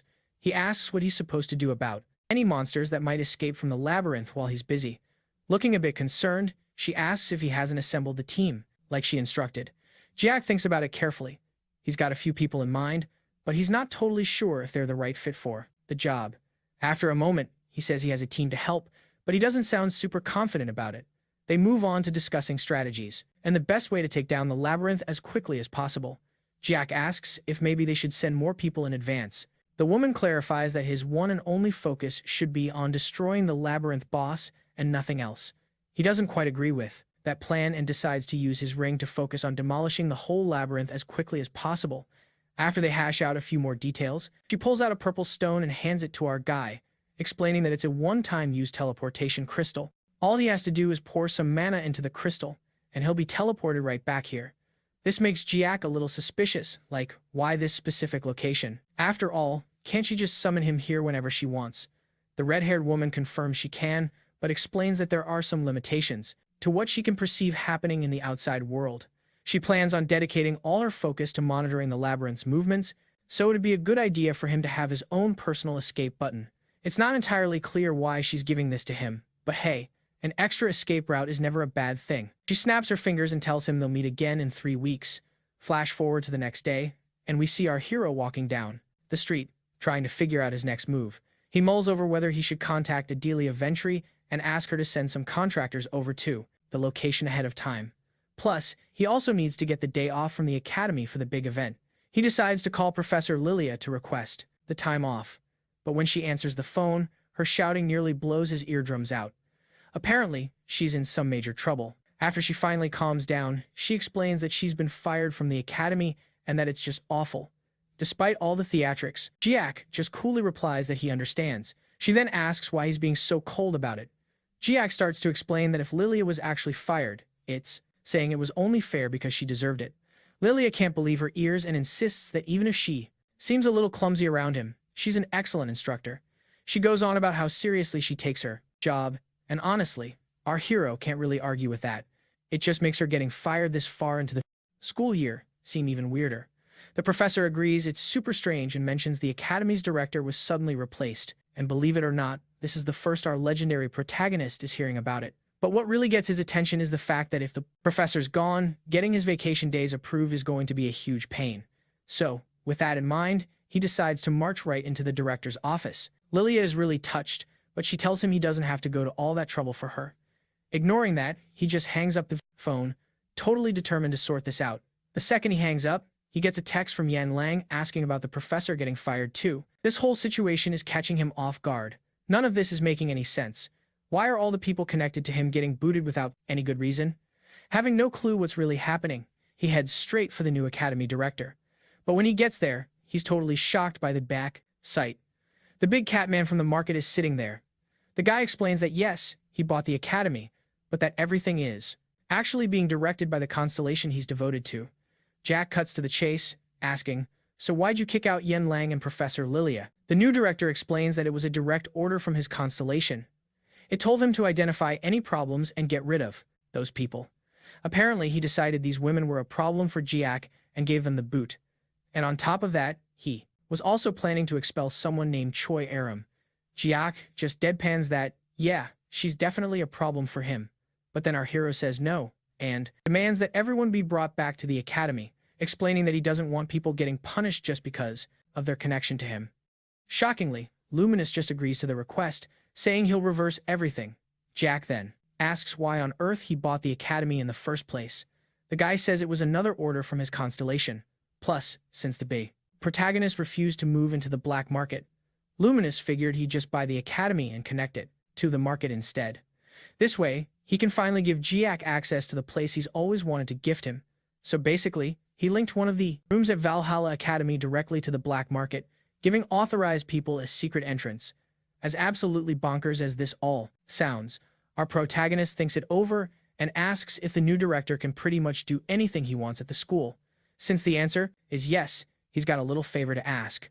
Flash forward 3 weeks later to Sang City, where things have really gone sideways. Monsters have totally invaded the city and are wrecking the place.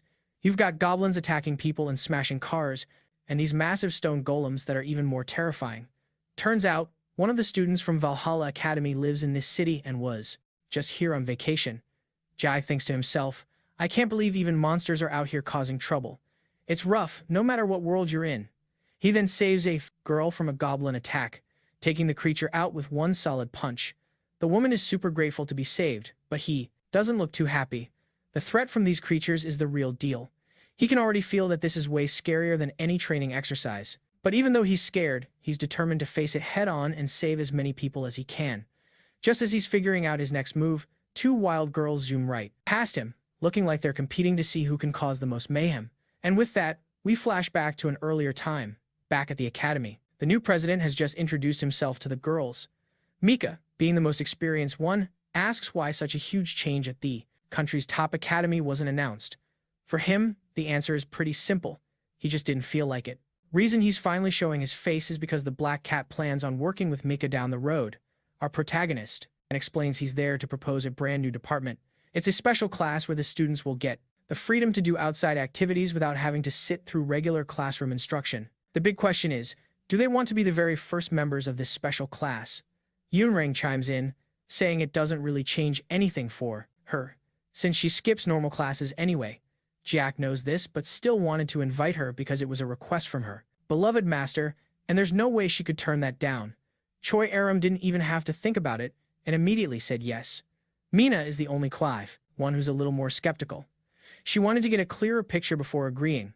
First question, is the director, the Black Cat, the same guy who owns the black market? The answer is a straightforward yes. So, why on earth is he interested in buying the academy? It doesn't add up for the owner of a shady market to be the president of such a prestigious institution. How did he even get the green light? How did he pull all of this off? She has a lot of questions about this guy. On top of that, she's wondering how this guy has so many important connections without coming from a powerful family. Our protagonist cuts right to the chase and asks if she's going to join the special department or not. The answer is pretty obvious. She likes to analyze things, but she can't exactly say no to his offer. She just needs a better understanding of what she's getting herself into. So, the director lays out the conditions for creating this special department, which grants more freedom to, in this particular class. They'll be excused from regular classes since they're way more advanced.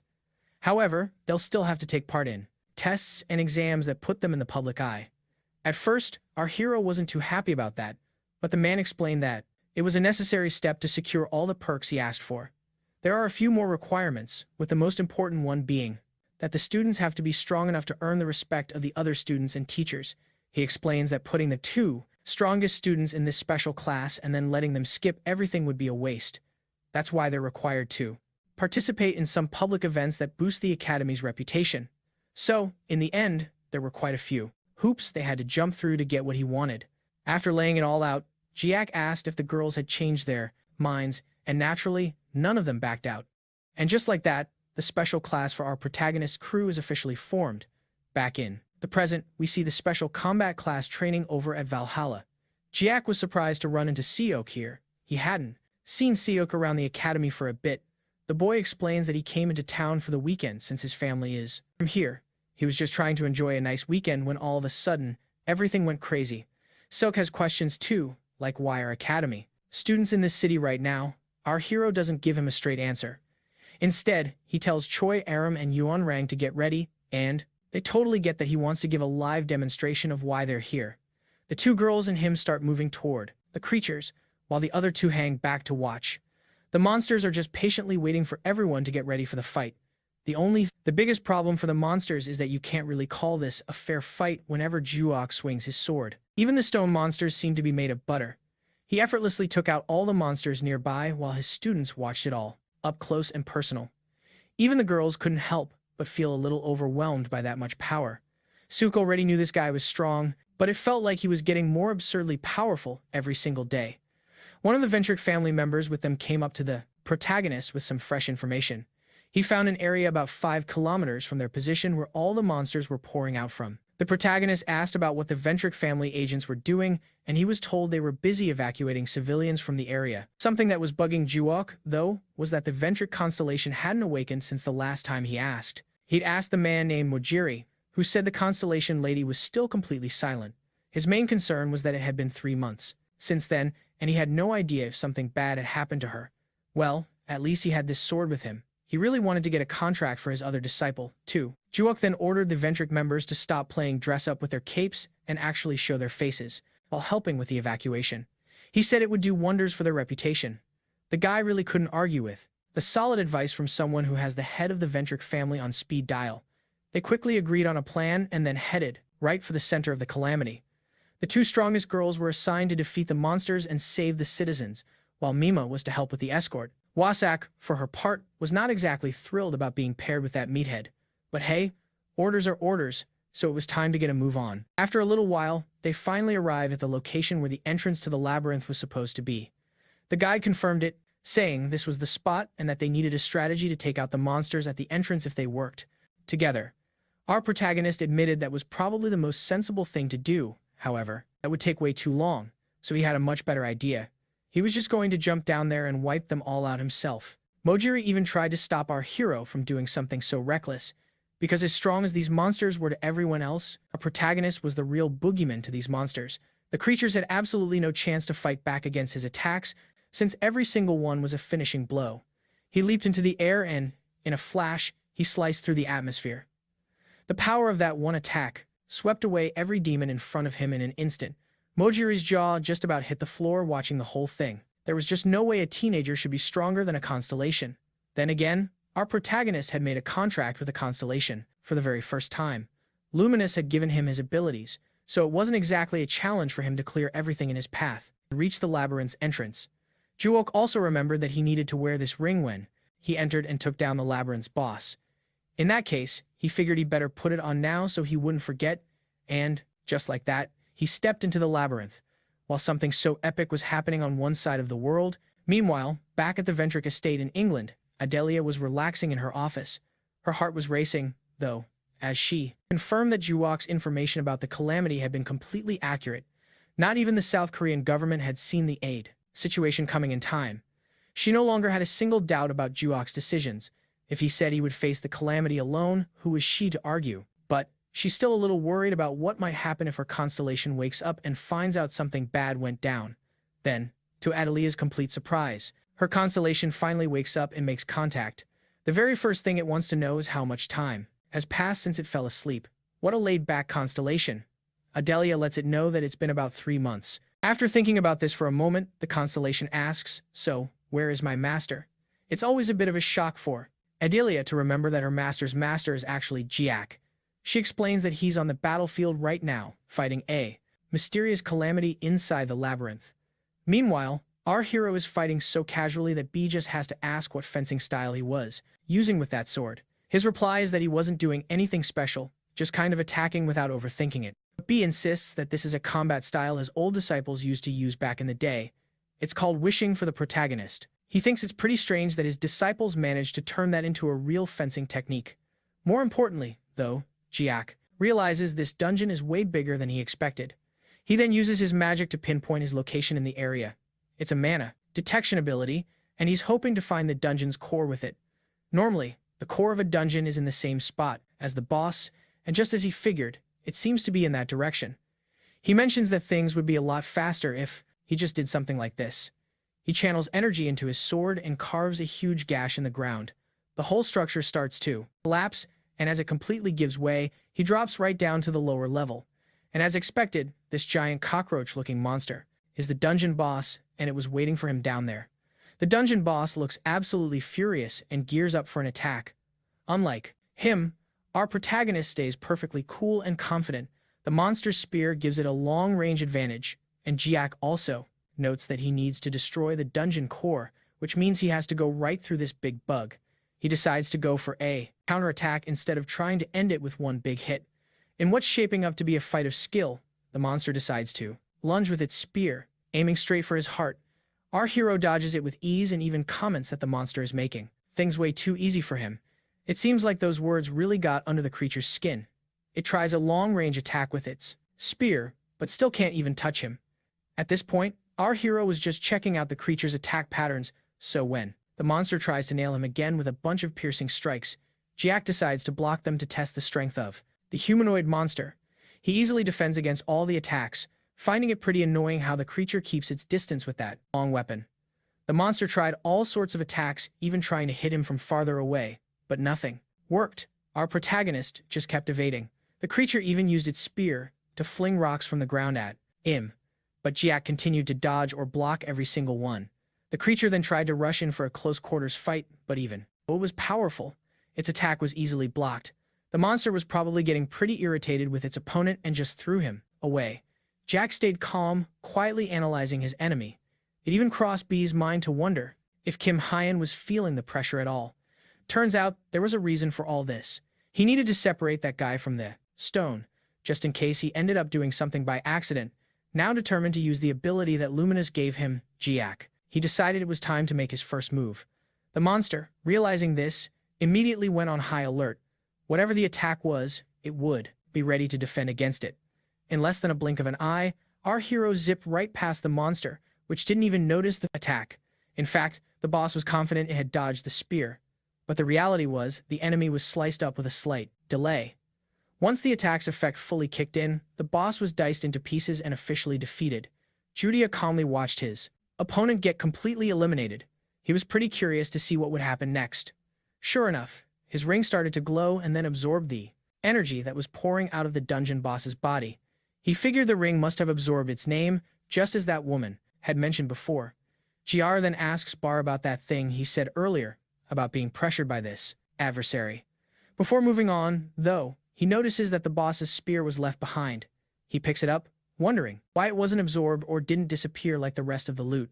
Not quite sure what was going on, he decides to take it with him. Then, we cut to a mysterious tree with a door on it. Inside this strange place, a man comes to inform the dungeon master that the disaster had officially ended. A creature lurking in the shadows asks how many days it took. The answer was a real shocker, only 2 hours. This, of course, brings up the question of how long the last disaster went on for. The man informs them it was a full 5 days. This question was just to highlight how unbelievably fast this one was cleared. So, what happened? The dungeon master wonders if these people's levels had just shot up way too much. He figures it must be the fault of those who became constellations.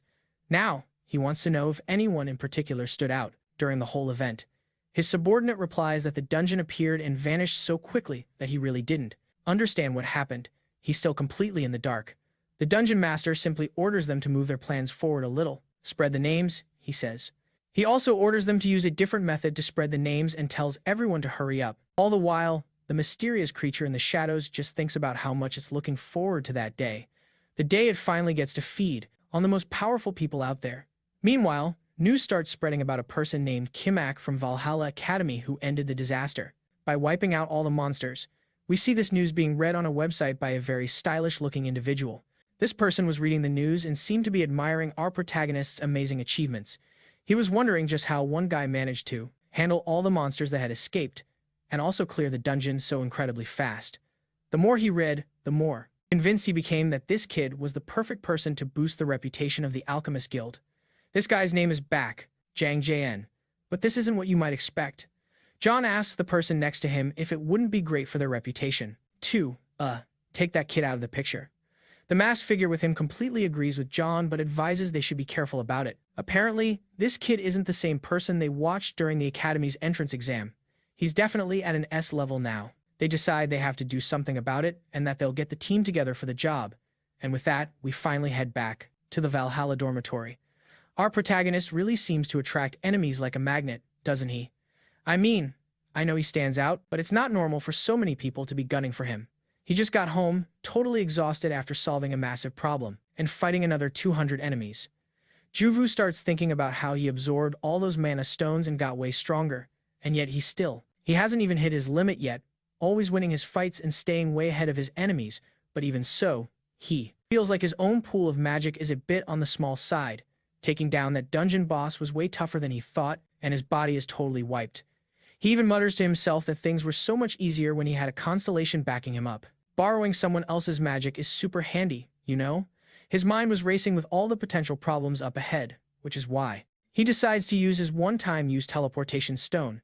And just like that, the mysterious red-haired girl pops up to surprise him. Now that he's in her dimension, it looks like she was pretty bored all by herself and is thrilled to finally have a visitor. Jook explains that he took care of business and successfully defeated the boss. He admits the magic stone was for emergencies, but hey, it's all good, since the mission was a success. She, however, gets really curious about the spear he's carrying. He tells her it was from the dungeon boss, and for some reason, it didn't get absorbed or disappear, so he just decided to bring it along. Talk about a strange souvenir. The girl then asks to see the ring. It's perfectly safe, so he has no problem handing it back to her.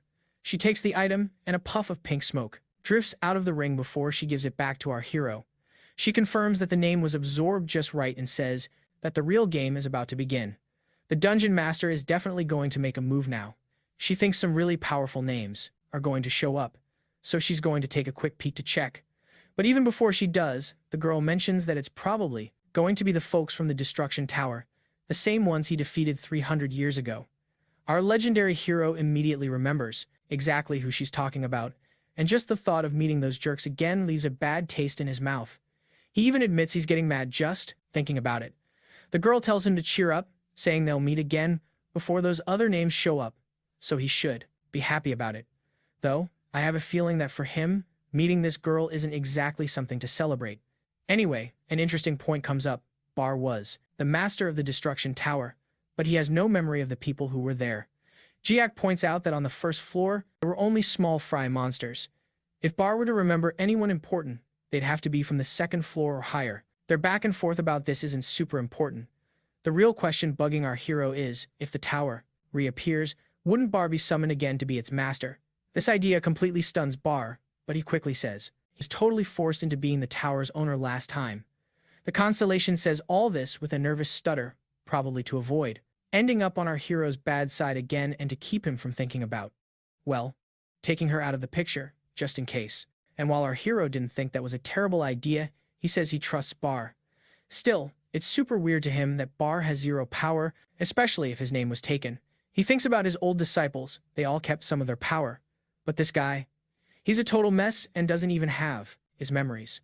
On top of that, our protagonist points out that Bar was reborn, just like him, instead of becoming a constellation like the other people who lost their names. He's still scratching his head over this whole puzzle. Because of all this, he decides it's best to just keep his head down and focus on training nonstop to get back to his old level of strength. And so, another peaceful night goes by. The next day after school, Suka's heading off to work out, still thinking about that awesome fight he saw earlier. No matter how he looks at it, that guy is just incredible. He knew Jiak was way stronger than anyone else, but deep down, he couldn't lie to himself anymore, and to make matters worse, all the girls under his master's training had gotten way stronger and left him in the dust. So, he figured, if he got the same training, he could become a powerhouse too. But when he opened the door, he stumbled upon a sight he was definitely not supposed to see. Getting a good whiff of someone's personal items. Yep, that's Yan Lang, caught red-handed with a towel, and her expression says it all. This is definitely one of those a girl's secret moments. Let's rewind 30 minutes. She had just crushed her workout, running hard on the treadmill after finishing her routine, and after getting some praise from her master, our hero casually tossed her a towel he just used. Meanwhile, the other girl was trying her best to beat Sura, but she just couldn't pull it off. Aram also noticed the little kitten's progress and pointed out that there's another girl here who's been slacking off. Help me, this is insane. Mima cried, saying the workout was way too intense for any human, but Aram just shrugged, claiming it was actually a pretty light regimen. Nothing like a little friendly teasing to get Mima fired up, and Aram also added that Jiu's training was way better than a certain someone else's. Of course, they started bickering over something totally silly, and our protagonist was just soaking in these fun little moments with his students. He called for everyone to take a break, which made Aram curious about what Jiak was planning to do next. He mentioned he was heading back to the dorm to practice his magic skills, and hearing that, Aram decided to do the same thing. As they left, Mima was about to follow, but before she did, she wanted to know if Yan Lang was coming along too. The girl replied that she wasn't tired yet and was going to do a few more sets. Mima left after telling her rival not to overdo it, leaving Yan Lang all alone in the school gym. In this quiet moment, she started to think about a few things concerning her master. Okay, calm down, it's nothing weird, she told herself. She was just thinking about how much stronger she's become thanks to Jiu's training, but that guy just continues to be in a league of his own, an exception to every single rule. It shouldn't even be possible for someone to take down monsters like that. She's also thrilled to see that she's getting stronger just by training alongside him. He's simply amazing. Yan Lang tried to remember her original reason for becoming his disciple. Her goal had been to surpass him, but now she's totally convinced he's so unbelievably strong that it's an impossible task. In fact, she admitted to herself that she's already at her limit with the current training, so she can't imagine ever surpassing him. So, why does she keep being his disciple? Her heart skipped a beat as she remembered how he protected her and solved all of her problems. It's just not that simple anymore. It feels like her entire life is starting to revolve around him. As she realized this, her heart began to pound. Could this be chemistry? With her heart racing, she found herself missing him and getting an urge for some unconventional training sessions with Jiak. There was no avoiding it. Her thoughts were drifting into some rated territory. And once they started, they wouldn't stop. Maybe this would help. Her eyes landed on the towel he had used. Is this weird? You know what? I don't even care anymore. Then, she reached out and picked up the towel, telling herself she'd just wash and return it. That dummy forgot it, so I have no choice. What is this scent? My heart's fluttering and my body feels funny. No one will see this, right? Okay, just a little sniff. Please help me get to 3,000 likes so I can bring you the Rest of this story with all the chapters. Things are about to get spicy. What the? Yan Lang was caught with her nose in the laundry. CF had just come looking for the protagonist to ask for some training, but now she's seen. Well, she spotted Yan Lang's weaknesses. She decided she had to eliminate the witness. figuring that punch would either knock him out for good or give him a serious case of amnesia. Talk about getting caught red-handed. The girl was so mortified by the whole situation, she actually burst into tears from pure embarrassment. Meanwhile, our hero was back in his room, totally focused on his mana control training. He was deep in the zone and was suddenly pulled out of it by his phone ringing. Since it was pretty late, he picked up, wondering if something urgent was going on. It was Adelia, who apologized for calling so late but said it was important. Mrs. Constellation is awake. That was fantastic news. He thanked Adelia for the update and asked her to schedule a time for him. He was really excited to finally meet his student face to face. But more importantly, the scene shifts and we see the black cat looking absolutely terrified as he watches his master go ballistic over something. His Constellation was on the verge of completely losing it, the poor guy. The whole mess had started just 10 minutes earlier. He was just doing his job, keeping an eye on things at the gym. His master had asked him to check the security cameras for her regularly. He didn't really see the point, but he did it anyway, and that's when he accidentally stumbled upon the footage from the classroom and saw a body get tossed out. He totally freaked out, thinking there was a dead body at his school. But when he zoomed in, he realized the person was just knocked out cold. His master then told him to rewind the recording to see what led up to it, and that's how they found out it was Yen Lang who attacked the student. She pretty much wiped the floor with him the second he walked in. But the real kicker was when the Constellation saw on camera that the girl had taken Jiak's used towel and, well, took a good whiff of it. Now she's absolutely green with envy. Hey guys, help me smash that like button and get to 3,000 likes so I can bring you more of these awesome lesson videos. Now, if you remember from the last video, the Constellation was seeing red when she realized that some other girl got to get a little too close to her master's used towel. Her rage wasn't about how weird that was, but because it wasn't. Asterisk her times who got to do it. Just look at how she's fuming. The ruler of the underworld is absolutely livid and swears she's going to totally wreck that girl. The little black cat thinks to himself that his Constellation's angry outbursts are happening a lot more often these days. He remembers plenty of times in the past when she'd get mad over nothing, but lately, things have been getting seriously weird, and he's positive it's all because of Jia. To this day, the cat still can't figure out why his Constellation calls the boy master. I mean, how can a teenager be the master of a Constellation who's been around for over 300 years? But more important than thinking about that is figuring out how to calm his Constellation down before she goes completely bonkers. Right then, someone calls out his name. And what do you know? Speak of the devil, it's our protagonist. He walks into the room and asks, "Were you just talking to Luminous?" The startled cat replies that he was. Then, more importantly, the protagonist announces they're going to use the black cat's special abilities to travel somewhere far away. Jik tells him they're heading to the United Kingdom. Meanwhile, in a different location, we see a meeting taking place in a pretty fancy-looking mansion. A group of masked people are gathered around a table.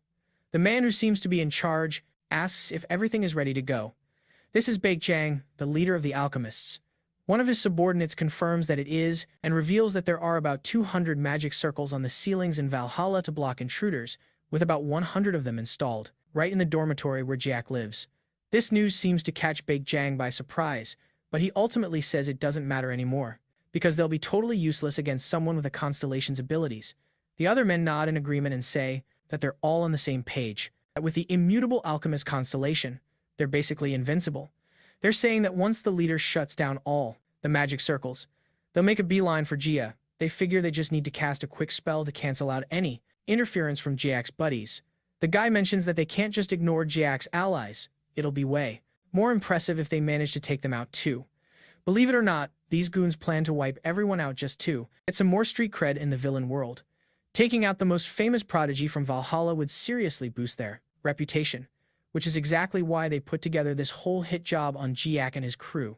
Just as he was saying all that, something caught him by surprise. All his goons suddenly lost their heads.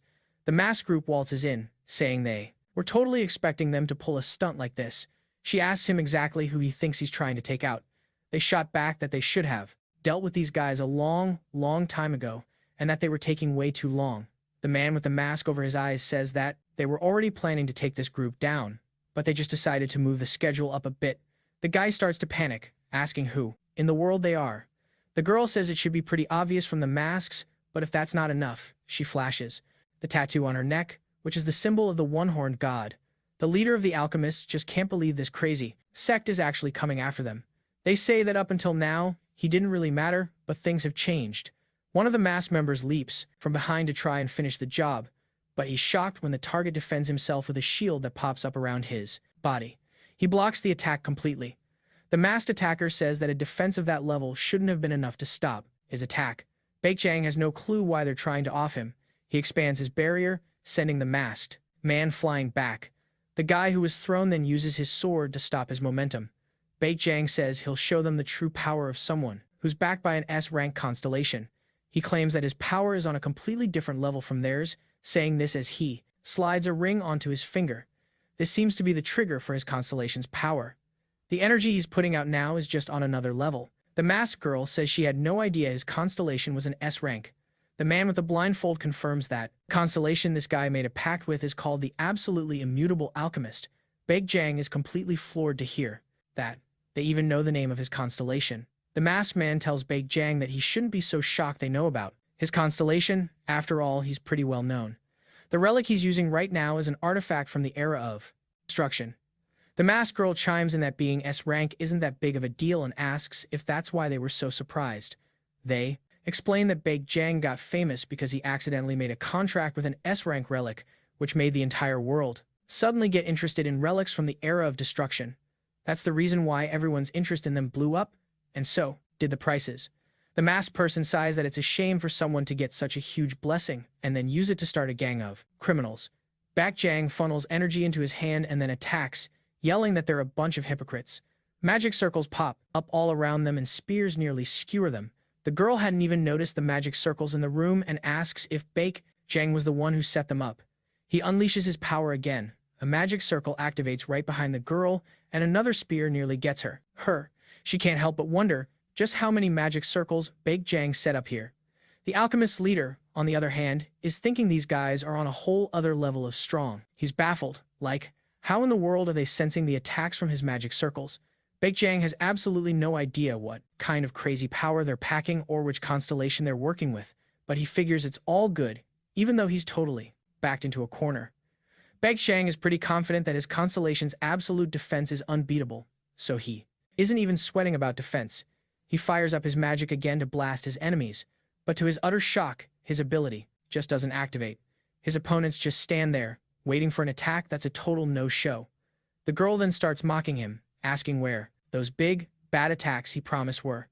Baekjang is completely frozen in fear, thinking, what is going on? That's when the blindfolded man reveals he sensed a ton of magic circles when they arrived, exactly 1,200 of them, so they went ahead and blocked them all. Baekjang is floored, wondering how on earth they neutralized so many traps without him even noticing. The man who looks suspiciously like Gojo casually comments that neutralizing is a whole different ballgame from just blocking. Getting tired of all the chatter, the girl channels her energy and unleashes a massive attack. Baekjang barely dodges, but the shockwave alone slams into him. His so-called absolute defense was completely shattered, and he's actually injured. Baekjang starts to panic, wondering how this is even possible, just as another attack comes flying at him. He dodges by a hair's breadth, but his cheek still gets sliced. These people were putting on the pressure, and his defense was getting torn apart like wet paper. He tries to launch another attack, but they just swat it away effortlessly. He can't even land a single hit on them. The swordsman then remarks that their opponent is pretty tough too, and isn't just coasting on his constellation's power. Baekjang is stunned as it finally dawns on him that these guys are way stronger than he is. If his trusty defense can't guarantee his safety anymore, there's no way he can beat them. All he can do now is figure out how to escape, but before that, he asks the group if they've already taken out the entire alchemist guild, and if he surrenders and promises to stop being a villain, can they maybe just let him go? The masked man says that him being a villain isn't the problem. That's something they couldn't care less about. The real issue is him trying to take out a target that was strictly off-limits. Baekjang's mind races, wondering if the world's most dangerous villain guild really came all this way to kill him just because of Jayak. Realizing there's no way to talk himself out of this, he decides it's time to use his trump card. He's going to activate his relic. It's his only chance of survival. The sheer amount of mana he unleashes even surprises his hunters, who comment that this level of power is just not normal. Baekjang summons his constellation and proposes a deal. The immutable alchemist answers the call and accepts. He's willing to trade his vitality and lifespan for the full, unbridled power of his constellation. It's as if the alchemist itself is about to manifest in person. Just then, the masked man says he really hates to interrupt an alchemist during their big summoning moment, but he has a message from the sacred constellation Doug. The message is, "Hey, alchemist, this clown here tried to harm our benefactor, the god of war." Hearing those words makes the alchemist's massive form twitch, and in complete surprise, it turns to its contractor and asks, "Is what they're saying true?" The guy, terrified, stammers that no, he only tried to kill some guy named Kim Jiak. He whines that it's unfair for the constellation to even ask, but the constellation replies that it's unfair for him to be so monumentally stupid. With that, the alchemist constellation stops its manifestation cold, and then it warns that the Big Jang's contract has been cancelled, leaving him completely baffled by the situation. The messenger then explains that now, their constellation has personally declared that she's going to take him down. And why do I say she? Folks, just take a look at the hair. In the back. I'm pretty sure that's a lady. Anyway, let's get back to our hero, who has just arrived at his destination. He's traveled to England to speak with Adelia Ventry. The Black Cat tells him that what he's asking for is simply impossible. There's no way all the constellations can meet up at the same time. So, our protagonist asks to get it straight, wondering if it's truly impossible for all the constellations to meet with him at the same time and in the same place, except through sanctification. She confirms that's right, but points out that this method doesn't solve everything, because each contractor has to perform the sanctification ritual with their own constellation, and that takes a massive amount of magical power. The other way is when a contractor with a divine contract sacrifices their own life force to manifest their constellation. If you'll recall, that's exactly what happened, just recently. Jiak then wonders if he could just touch two relics at once to speak with both constellations. Adelia politely explains to him that this is also impossible. When you touch a relic, you're transported to the spirit realm, where the constellation lives, and you can't be in two different worlds at the same time, so there's no way to make the two constellation worlds overlap. Another crucial piece of information is that constellations possess immense power, and when one grants a sacred contract, it anchors itself to a specific sacred relic. It can't just move to a different one afterward. As our hero listens to all of his great ideas get shot down, Bar's voice pops into his head. He questions why Jiak doesn't already know all this, since it was literally covered in class. It's obvious that someone wasn't paying attention. Our protagonist mutters back that the next time he sees Bar, he's going to get another beating for that sarcasm. Seeing no other option, Jack decides he'll just have to do it differently. He'll communicate with them and have them exchange information with each other. But both the Black Cat and Adelia say there's a problem. Ever since Jiak arrived, their constellations haven't stopped talking, and they can't get a word in. Luminous is affectionately chatting with her dear friend, saying it's been such a long time since they last met. Her rival says the same thing back. The protagonist thinks he'd hoped they would have changed after all this time, but it seems they're still carrying on with the same attitude as when he was their master, and he really wishes they would just get along. He then tells both of them to stop for a second and listen up. The Black Cat and Adelia are shocked to see their constellations obey him without a second thought. Jack then says that the person who turned them into constellations and made them lose their bodies is trying to make a move again. The last disaster was his doing. Jack says that something even bigger than a disaster might happen soon because of this. Until he gets his original power back, he hopes he can borrow their power a few times. He asks if they're okay with that. Adelia's constellation says it would be her pleasure. The Black Cat's constellation adds that she's ready to give her all to help the master. He's thrilled to have the girl's approval to make a contract with him.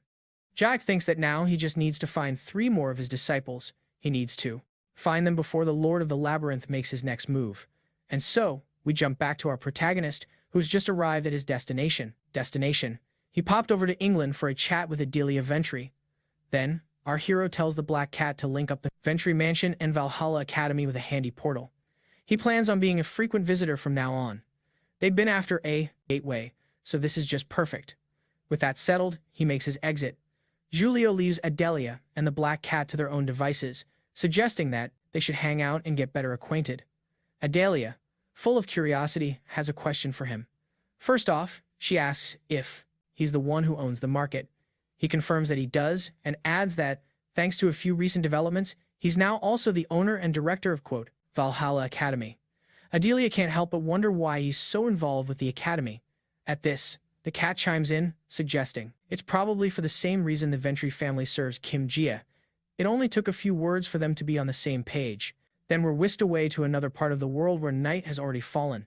The masked sect is gathering for a meeting with the constellation they worship. Suddenly, the crystals start to glow, and the constellation makes contact. They report that their enemies have been taken care of. The constellation replies that In that case, it's time to move on to the next task. And here's a little surprise, it's a woman. I'm guessing our protagonist had a habit of only taking female disciples, and she's one of them. Their new mission is to protect Jia, and this order comes straight from the Constellation herself. A man from the sect asks just how they're supposed to do that. Should they follow him around? Or should they just walk up and introduce themselves to the protagonist? The Constellation tells them to just follow him from the shadows. Hearing this, a girl from this sect wonders how they're supposed to do that without getting caught. The Constellation thinks it over for a moment and then tells them to reveal their identities only when a specific word is spoken, which is a total mystery to us. I guess we'll just have to wait and see what that's all about. The next day, we're back at Valhalla Academy. Jack shows up for training only to find a very strange sight. Well, actually, it's the guy's condition that's so bizarre. This fella, Seek, immediately asks Jack to make him his apprentice. 2. This totally catches our protagonist off guard. The guy pleads again, begging to become his disciple. Jack, still surprised, just flat out says no. Getting shot down so fast leaves Seek speechless for a second, and he mutters out loud that the rumors must be true. This, of course, piques Jack's curiosity. Turns out, the rumor is that Jack only accepts female disciples so he can build his very own personal harem. Our protagonist warns Seek that if he ever says that again, it's lights out for him. Jack clarifies that the 2 girls are following him because they want to. He only has one official disciple, and that's Yan. So unless Seek has a death wish, he should never bring up that harem nonsense again. Jack also adds that he's already looking after 3 people. He just doesn't have time to train anyone else. That's a pretty solid point, and Seek has to agree it makes sense. But our protagonist can't help but think it's a bit of a shame. He's been really pressed for time lately, but having a guy like this to help beat up monsters wouldn't be such a bad thing. And just like that, he gets an idea. Jack tells Yang Lang to listen up, because she's going to be in charge of training him. Since they're both focused on physical combat, they should have great synergy, and it'll be super convenient for them to practice together. Now that that's all settled, Jack decides to go get his own workout in, telling them to stay and get to know each other better. Poor Seek is just wondering how his face got so messed up when she didn't even have a reason to hit him yet. What's next? What's going to happen to him now that this girl has a solid reason to beat him up during training? A flustered young Lang asks if he has anything to add. Well, Seek mentions that he saw on the security cameras that she actually came back and stomped on his head a few times after he was already knocked out. He figures it must have been because she was embarrassed about something, and the only reason he can think of is that he walked in on her drying off. The girl breathes a huge sigh of relief, realizing he has no idea that the towel she was using wasn't even hers. Even after finding out she totally wronged the guy, she just flips a switch on her attitude and tells him he just needs to be more careful. With that, she announces it's time to show him his training routine. Meanwhile, our protagonist is just happy to see his students are getting along with others. At that moment, Choy Arin, the fencing prodigy, walks up to the student protagonist to ask him something. She wants to know what his plans are for next week when the holidays start, since they are now part of the special class and don't have to attend every single lesson or take exams, giving them a ton of free time. It's pretty clear she's trying to get closer to him. Joke just says he plans on ramping up his training intensity over the holidays. RM immediately says she's going to do the exact same thing. Our protagonist asks if she doesn't have any personal plans outside of the time they're required to train together, telling her she can do whatever she wants. He was trying to tell her to use her time and energy however she likes, but Choy Arin just smiles and says she wants to train and get as strong as him. That's her biggest wish. Well, alright then, if that's the case, it's fine by him. Mima then chimes in that she'll be coming to train during the holidays, too. A week later, at the Hero Academy in the United States, the president of the academy, a man named Beck, was staring intently at a sword pulsing with powerful energy. He had been observing the item for quite some time, completely lost in thought. He remembered that it was brought in just a few days ago when he walked into this room and found his old friend, Logan the Destroyer, waiting for him. Logan had paid a surprise visit to inform him that he dealt with those people who dared to mess with his son. Logan had completely wiped out the entire group of villains known as El Shinja. He mentions that they turned out to be a bunch of weaklings, but something about the situation was very strange. When he finally got to the leader, the man was already in pieces. Beck wonders aloud if it was some kind of internal power struggle. Logan admits he doesn't really know what happened, since his whole plan was to get answers from the leader himself. He also says there's another reason he went after those guys. He's still investigating the whereabouts of the group called the Black Lion. This particular criminal organization was the one responsible for his father's death. He came here because he found this artifact and simply couldn't ignore it. Its name is the Sword of Light, he says. Ever since he raided that place, the sword has been whispering in his mind nonstop, and since it's incredibly annoying, he wants to store it in the Academy's vault. Beck, intrigued, asks what exactly this thing is saying in his head.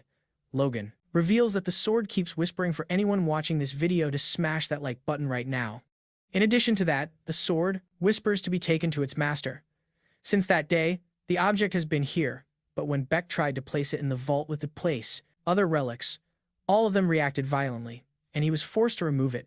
So now, he's ended up just keeping it in his office, which has made him extremely curious about the nature of the constellation dwelling inside this relic. How can a constellation that's inside an item have a master? While he was deep in thought about this, the man was startled by a loud crash right behind him. He spun around quickly to see what had happened. His academy had just been completely wrecked, with buildings seriously damaged. And while he was still trying to process it all, a monster suddenly landed right on his back. It probably shattered the entire building he was in. This demon-like creature just stared him down, and then Beck demanded to know who it was and why in the world it had attacked the school like this. He could tell right away this thing was definitely not human. Just look at that nasty tongue, Beck thought, realizing this invader had somehow slipped past all their security completely unnoticed and then managed to tear down the Academy's buildings. Yep, this was definitely no ordinary person. The demon cheerfully announced that it should probably just finish him off without another word, but since it was just so thrilled to have its name back and be alive again, it decided it might as well have a little chat. All this talk about being resurrected and getting a name back was making zero sense to Beck. Then, the demon said its real name is Hong. Beck pointed out that Hong is a pretty unusual name around here, so he figured he should introduce himself too, since the demon probably had no idea who he was. But the demon cut him off, saying, "Your name is Beck, the president of the Hero Academy, and at your peak as a hunter, you were known as Beck the Bomber," he declared, all while slamming a powerful punch right into the demon's gut. A massive surge of green energy coursed through the creature's body. Beck was really hoping to take it down in one shot, but honestly, it did absolutely nothing. The demon, looking totally thrilled, said it had a similar ability too, while Beck was thinking that kind of attack should have been a knockout blow for any normal human. The demon then powered up its own attack and blasted Beck right back in the chest in the exact same way. The moment its attack made contact, it unleashed a wave of lava that scorched the area, and then the whole building just exploded, sending the poor guy flying. From that one hit, Beck felt himself starting to black out before he even had a chance to lose consciousness. But the creature zoomed in again and landed another huge blow, slamming him straight into the ground. Just taking a kick like that is agonizing, so crashing to the ground that hard should have been the end for Beck. However, the guy was surprisingly tough and still breathing, though he wouldn't last much longer against this thing. Hong started to mock him, saying that he was actually pretty durable. "The little worms around here weren't like you," it said.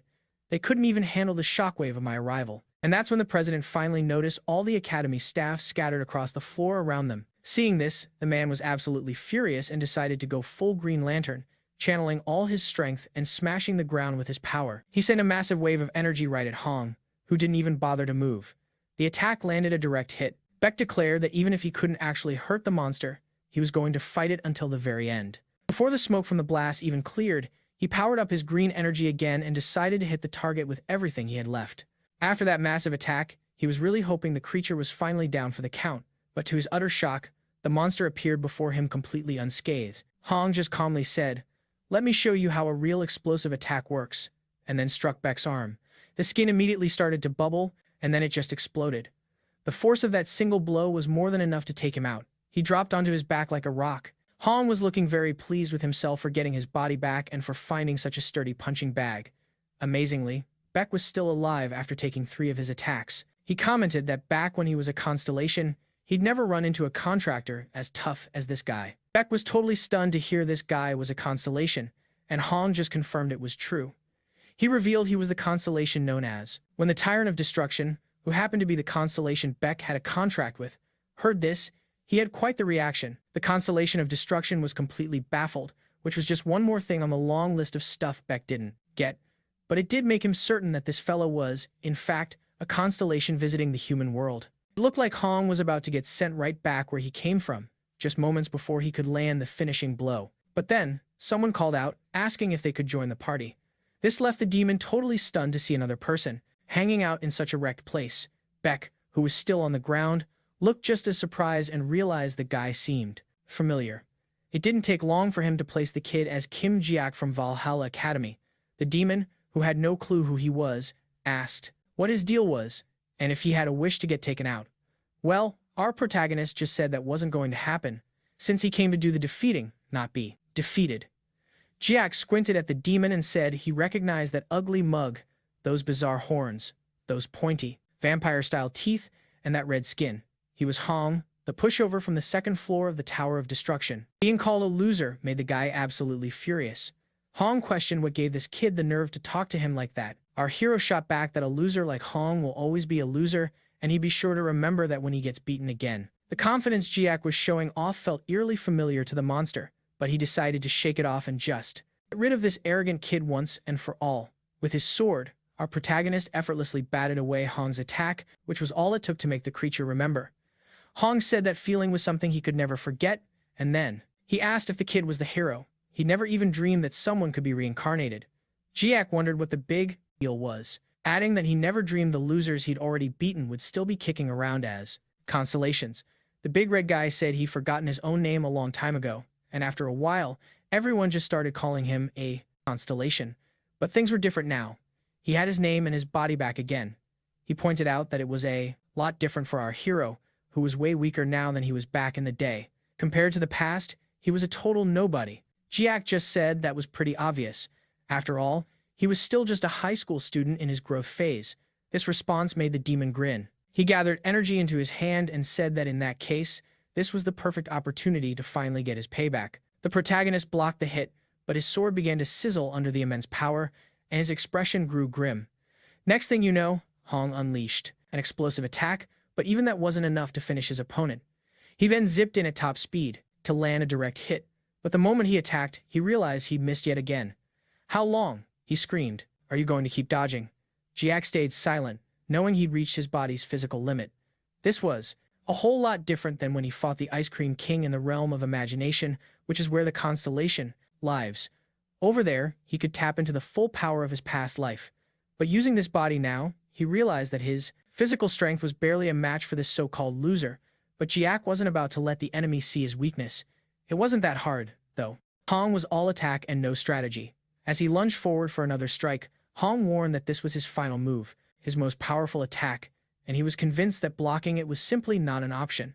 When the whole thing went up in a massive explosion, he was absolutely certain he'd landed a direct hit. All this time, Beck was still on the ground like a rock, just watching the fight. He muttered that the demon had only been toying with him up until now. This new attack was leagues stronger than the one he faced. In an instant, the whole atmosphere of the fight completely changed, as a confident voice declared that Hong W should stop being so stubborn and accept his disciples' help before immediately launching a flash attack at him. In a clean slice, his right arm and horn both tumbled to the ground. Hong was terrified, wondering why on earth the demon couldn't keep his cool. He let out a shriek of pure pain and disbelief. Completely bewildered, he yelled, asking how Jiak had possibly gotten out of that explosion. It should have been impossible. Our hero's answer was simple. He didn't try to escape it, he just sliced right through it. That's absurd, Hong thought. He couldn't wrap his head around how that was even possible, but one thing was crystal clear: that sword was packing the power of someone else entirely. And right then, in his current pathetic state, beating this darn hero was just a pipe dream. So, the demon turned tail and ran. Hong told himself that his pride meant nothing when his life was on the line. It was much smarter to flee now and come back for revenge later. Our legendary hero couldn't help but comment on how pathetic the whole display was. Hong waltzes in here, takes out a bunch of people, and then bolts the second he's in any real danger. And that's exactly why you're a loser, Hong Wai, our incredible protagonist said. On top of that, he also mentioned how enjoyable it would be to rid the world of this red demon once again with the very same attack he used before. And then, he struck with a swift cut. Hong, desperately trying to get away, only had his back turned for about 2 seconds when he felt his consciousness begin to fade. And for a brief moment, he felt that same old chilling fear. Jiak, like a total main character, coolly turned his back on his enemy before he even finished falling. After the body went still, he walked over to Hong Wai to do what he did with his last foe, using his ring to absorb the demon's name and very essence. When he was done, not a single drop of blood was left, which meant the absorption was 100% complete. He did it all in a hurry. Suddenly remembering he had an audience, he turned to look, and there was Beck.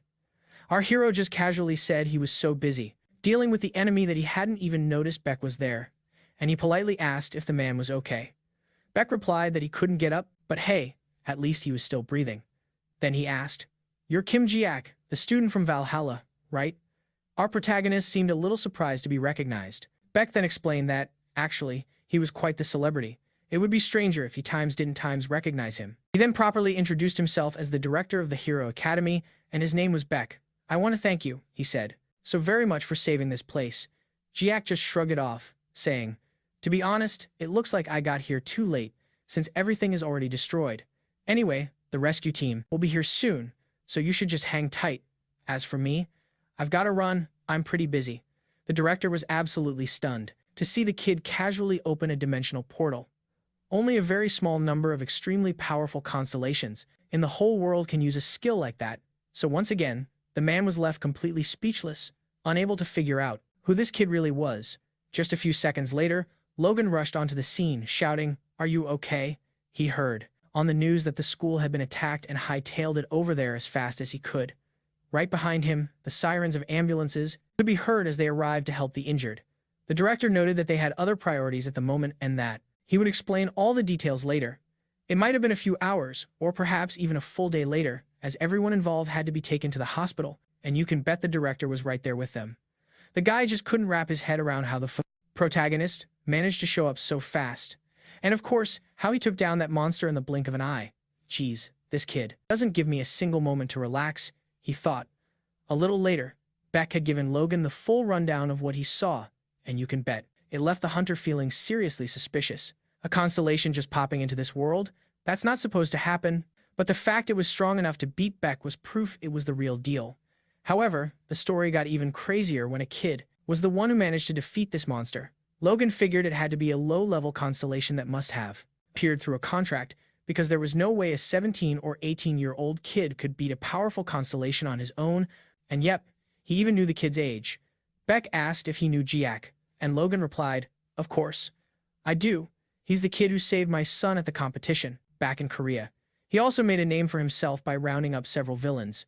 Logan went on, still baffled by the whole thing, because even if the kid was famous and strong, defeating a constellation just didn't make any sense. Beck then said he had a theory. He felt a very familiar energy when the kid was fighting. It seemed likely that he had a contract with a seriously powerful constellation, and what's more, Beck said the kid seemed totally at ease using that power. He also added that if he wasn't mistaken, the energy was the exact same kind he'd felt at the black market. Even Logan had heard of this particular constellation. Its name was the commander of the underworld, notorious for creating portals to other dimensions. Beck knew it sounded absolutely absurd for someone so young to have a contract at that level, but he had zero doubts about the energy he sensed. This whole situation was incredibly shady, so Logan decided he needed to speak with the boy and asked where he was. Beck told him he was probably at Valhalla Academy by now, but that just raised the question of how he got from the United States back to Korea so darn fast. The answer to that totally blew Logan's mind. As Beck explained, it was through teleportation. He literally watched the boy open a portal and just walk right in. This had to be a power from the black market constellation. Well, you can just imagine how livid this guy was after hearing all that. It's not hard to see why, either. The bottom line is that there are very few contractors in the entire world who can teleport, and this new info ties Jiek directly to the organization he's been hunting down for years. That's exactly why he had to talk to this kid immediately. Then, we cut back over to Valhalla Academy. The black cat was just hanging out in his office when a portal swirled open, and out stepped our protagonist. Much to the cat's surprise, he asked if Jiak had been waiting for him. The cat's cool response was, "Yep." He received orders from his own constellation to give Jiak his full support, so he'd been watching the entire battle, ready to step in if he sensed any real danger to our hero. Hearing that he was being watched made our protagonist curious, and the cat confirmed that's exactly what he was doing. He had just created a small, alternate portal and was peeking through it the whole time. That was his little trick. Our protagonist says that's actually a little bit creepy. The cat, perhaps thinking he'd overstepped, quickly explained that this peeping ability was the only reason they were able to detect the constellation's attacks in the first place. Playing it cool, our protagonist agreed that it made sense, but at the same time, he couldn't help but remember his last conversation with the guide let him know that another name was being set next week, and this time, it was coming from the Tower of Destruction. He asked how she could know the exact date but not the location, unlike last time, which clearly made her a bit antsy. She clarified that it was all because of the Lord of the Labyrinth's surveillance. She mentioned that even though the Lord hadn't found her yet, he was being extra cautious about any information getting out. As they talked, she reminded him that it would be much harder for them to meet up again, just like she warned him before. The reason, as our protagonist correctly guessed, was the Lord of the Labyrinth spying. She praised him, saying he was as sharp as ever. She explained that she'd have to lay low for a while to avoid drawing any unwanted attention. Now that he possessed the name, she was ready to teach him how to use the ring to absorb them, noting that there are two methods. The first option is to make a name's power your own, while the second is to simply use one of the name's skills as you please. The catch with the first method is that you can only use a portion of the absorbed name's power, not its full potential like the Lord of the Labyrinth. The second method has a drawback too. You can use a skill the target had, but you can't improve it in any way. This basically means you're limited to using the skill at the exact same strength as its original owner. If the original user was weaker than you, the attack won't pack much of a punch.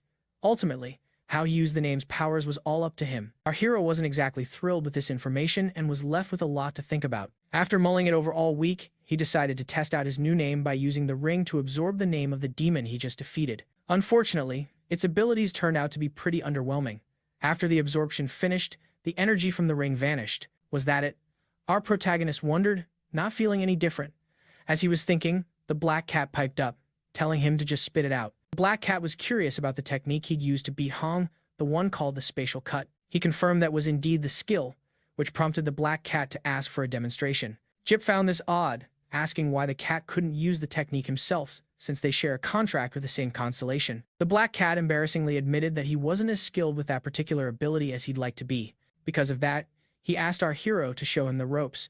They headed out to a more wide-open area for the demonstration. They made their way to the mountains behind the academy, where Jiek explained that the spatial cut is actually quite simple. First, you gather magic in your sword, twist your waist, and then let the skill fly. Jiek unleashed the spatial cut, and the attack blasted past the trees right in front of them. The black cat said he pretty much got the idea. The result was seriously scary, an unbelievable strike. However, the black cat couldn't help but notice he was just as bad at explaining things as his constellation. Jiek had described it in the exact same unhelpful way. It was pretty clear his master learned from this guy. They were both terrible teachers. Our hero asked if the cat needed another demonstration or if he understood. As he spoke, he looked around and noticed something very odd. The entire mountain had been sliced by his attack. That was definitely not supposed to happen. He carefully measured his energy to keep it contained within the trees, so how could this have possibly happened? Besides, this attack wasn't even supposed to have been that powerful. Just then, it hits him that this might be the effect of the magical power he had absorbed. Even though he didn't feel any different physically, it was clear his attacks were now packing a whole new punch. And you can bet our protagonist was absolutely thrilled about this. He quickly said his goodbyes to the black cat, telling him he had to get going, but that he'd be happy to show off his new power again sometime. Jack was just itching to see what other effects it had on him now. He'd been a little skeptical about how important this was, but now he was totally convinced that it was a great idea to absorb even more names.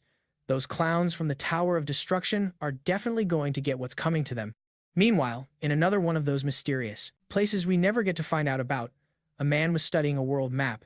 It looked like these were probably the spots where the names had been sent, but something he saw on that map was making him pretty nervous. Just as he was mulling it over, he was interrupted by someone else calling out to him. This person had come to ask if he'd finished dealing with the names just as the master had requested. He answered that yes, he had distributed them exactly as instructed, but that there was a problem. As he was explaining, his companion noticed his white-knuckled grip on his weapon and had to ask why the man was so attached to that spear of his. This was clearly a question the man didn't want to answer, and he got pretty irritated. The spearman insisted that the most important thing was what they were just discussing. The reason he was always holding his spear wasn't important at all. He pointed out that the other guy carried a weapon around, too. But the red-haired guy simply shot back that carrying a weapon and being glued to one all the time are two very different things. The red-haired man clearly has a serious grudge against the spearman. He grumbled that the Lord of the Labyrinth must favor the guy, because if not for that, he would have taken him out a long time ago. Getting back to the problem at hand, the red-haired man demanded to know why one of the names had just vanished. He even shouted, asking if the man had really organized the names like the master wanted. The spearman insisted the names were sent out exactly as ordered. Sure, they expected some of them to be defeated eventually, but that was only supposed to happen times after times the attack order was given. This was a huge irregularity that had to be reported to the master of the labyrinth, and the red-haired man was going to do it himself. Right now, technically, the spearman should have been the one to report it, but he just wouldn't leave his spot. All he did was stand there, clutching that spear of his. Back at the academy, the black cat was in his office when he got a very unexpected and sudden visitor. Logan, the greatest American hero, was there to speak with a student and just needed the director's permission to do so. The black cat was pretty sure this was all about Jiak defeating the Constellation at the Hero Academy, but he couldn't exactly let on that he knew, so he just played it cool and invited Logan in to talk. At first, there was this awkward silence, so Logan decided to cut right to the chase. He wanted to know if the black cat was aware that one of his students, Kim Juk, had been at the Hero Academy recently and defeated Constellation. Yes, that's correct, the black cat confirmed. I am aware of that. That's great, Logan replied, because I have two questions about this. First off, how on earth did that student know the Constellation was even going to appear, let alone manage to defeat it? The black cat was stumped. That was not an easy question to answer. Before he could even think of what to say, Logan moved on to his second point. So, how did a kid just hop from one continent to another in the blink of an eye?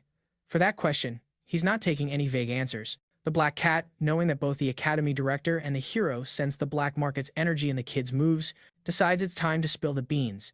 He reveals that, yes, it's because Jiak has a deal with the ruler of the underworld, the very same black market constellation he's contracted with. While that's a big surprise, Logan points out that they're not in a full-blown contract, just a partial one. So, in that case, how on earth is he using teleportation? The black cat seems to catch on to what Logan's really thinking. The man's gut feeling is that Kim Jiak is connected to the Blood Lions. Logan confirms. That's perfect. Since the cat already knows the scoop, this conversation just got a whole lot easier. The black cat explains that he's aware of the Blood Lions because he had to dig up everything on them a while back, and it's all tied to the black market. Hearing this, Logan reveals a personal stake. That same organization murdered his father years ago. He took out every last one he could track down, but he never found a single clue about that one individual. After all these years, the only thing he's learned was that every single member of the Blood Lions is a contractor who can use spatial movement. The black cat reveals that he figured that out too, and gets ahead of the accusation by saying Kim Jiak is not a member of the Blood Lions. It's true that the boy managed to use teleportation to jump from one country to another, but that's only because he has a constellation power giving him a hand. Logan then asks if the ruler of the underworld is also capable of teleportation. The answer is a definite yes. That's actually how he creates the whole other dimension where the market exists. Well, that clears up a lot of things, but Logan says those answers just don't sit right with him. For all he knows, the market could be a part of the Blood Lions and is just covering for the boy. At this, the black cat states that Logan is making a huge leap in logic. The market doesn't work with bad guys, period. But Logan insists it's more than just a wild guess because it's common knowledge that there are very few contractors in the world who can use spatial movement. Therefore, it's only natural to think that the ruler of the underworld might be part of the Blood Lions. Fuming, Logan slams his glass down on the table and adds that it's also incredibly suspicious that the market's owner is backing some high school student, too. Him. It smells like a quid pro quo, and either the boy or the market is tangled up in something shady. Those were the last calm words from the black cat. Kim Jiak and I have a special relationship, and neither of us is involved with the Blood Lions.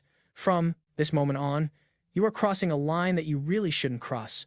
Logan even challenges him, asking what happens when he steps over that line. The black cat politely replies that he's already explained his constellation's ability, which is top secret information. From here on out, he's done trusting the man. Logan needs to leave and do his own digging, and only come back when he has actual proof for his claims. Despite the black cat's courteous tone, the man gets hostile again and asks what would happen if he simply refuses to leave. At that point, the black cat states that Logan will have to be eliminated, and his voice was ice-cold and full of menace. Logan then cracks a smile and asks if the black cat is the one who's going to do the job, questioning if he seriously thinks he has what it takes.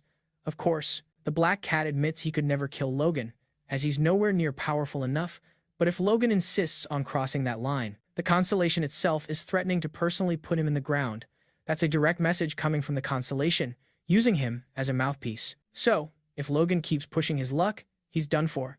Plus, the constellation has a little message for Logan's own celestial sponsor. It's basically, you better keep your contractor on a leash, you dummy.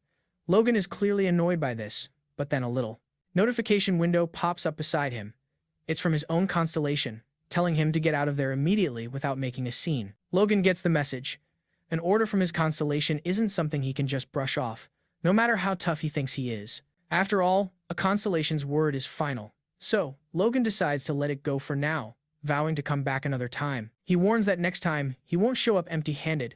He'll have solid proof for everything he's claimed. As soon as the guy is gone, the poor black cat just looks completely wiped out. Now he's got to drag himself to Adelia and fill her in.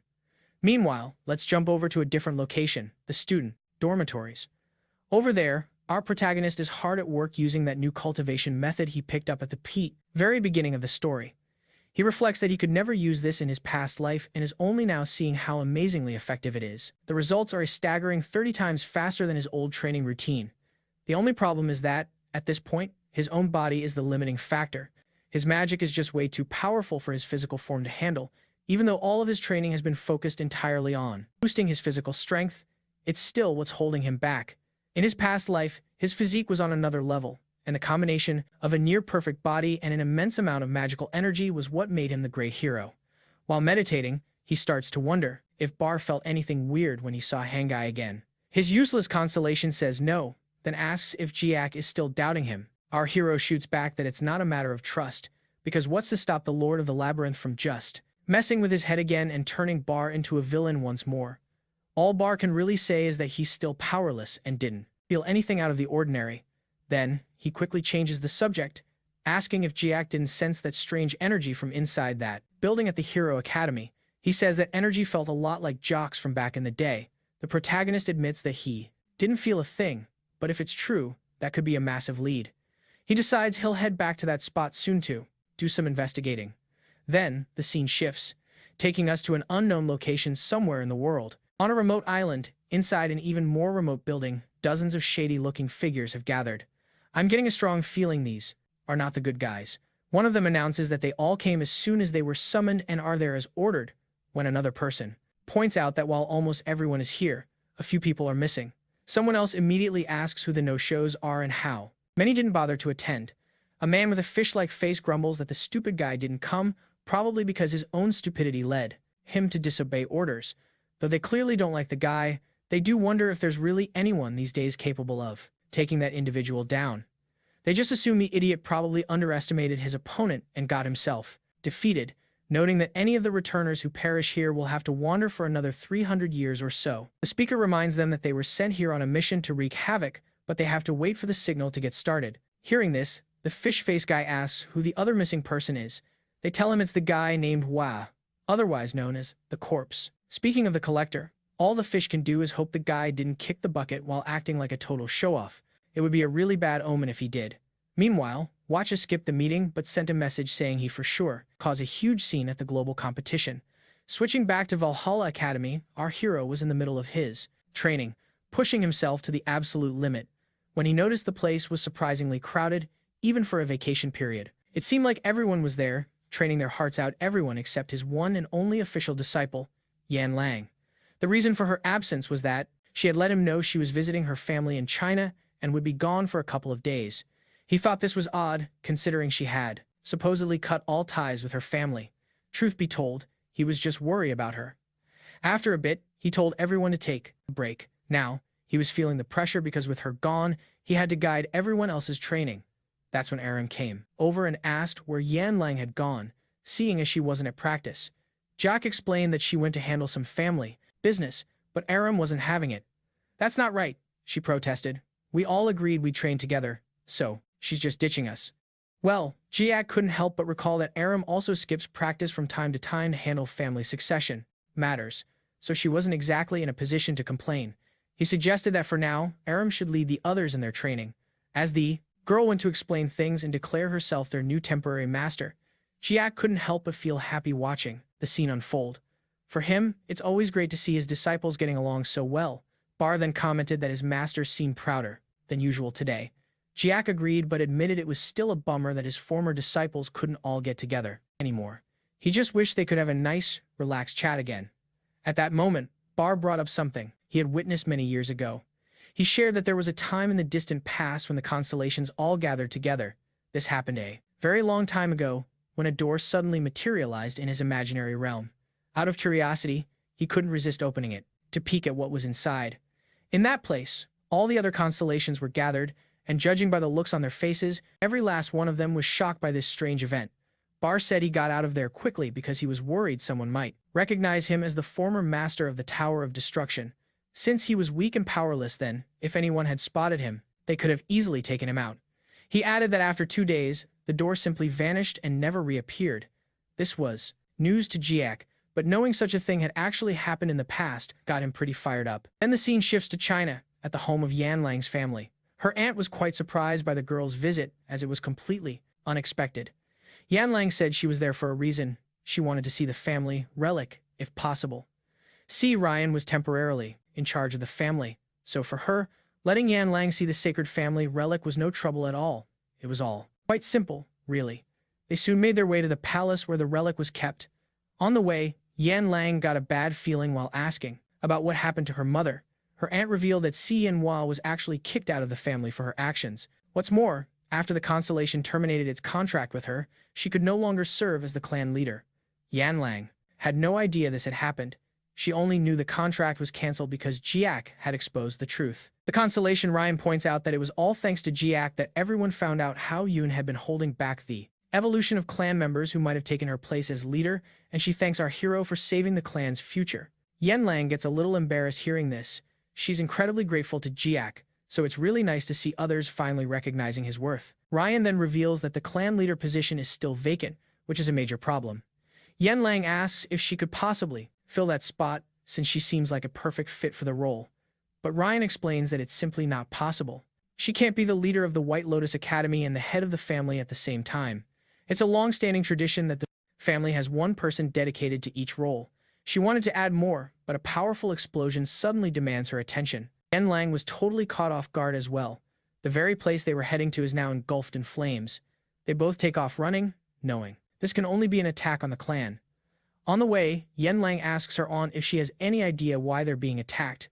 Her aunt explains that their family is number one in China, and after kicking out the clan leader, their morale completely collapsed As a result, several other families are now rising up against them. It was only a matter of time before a huge attack like this happened. Once they get to the gate, they smash it open, hoping to find the attackers as quickly as possible.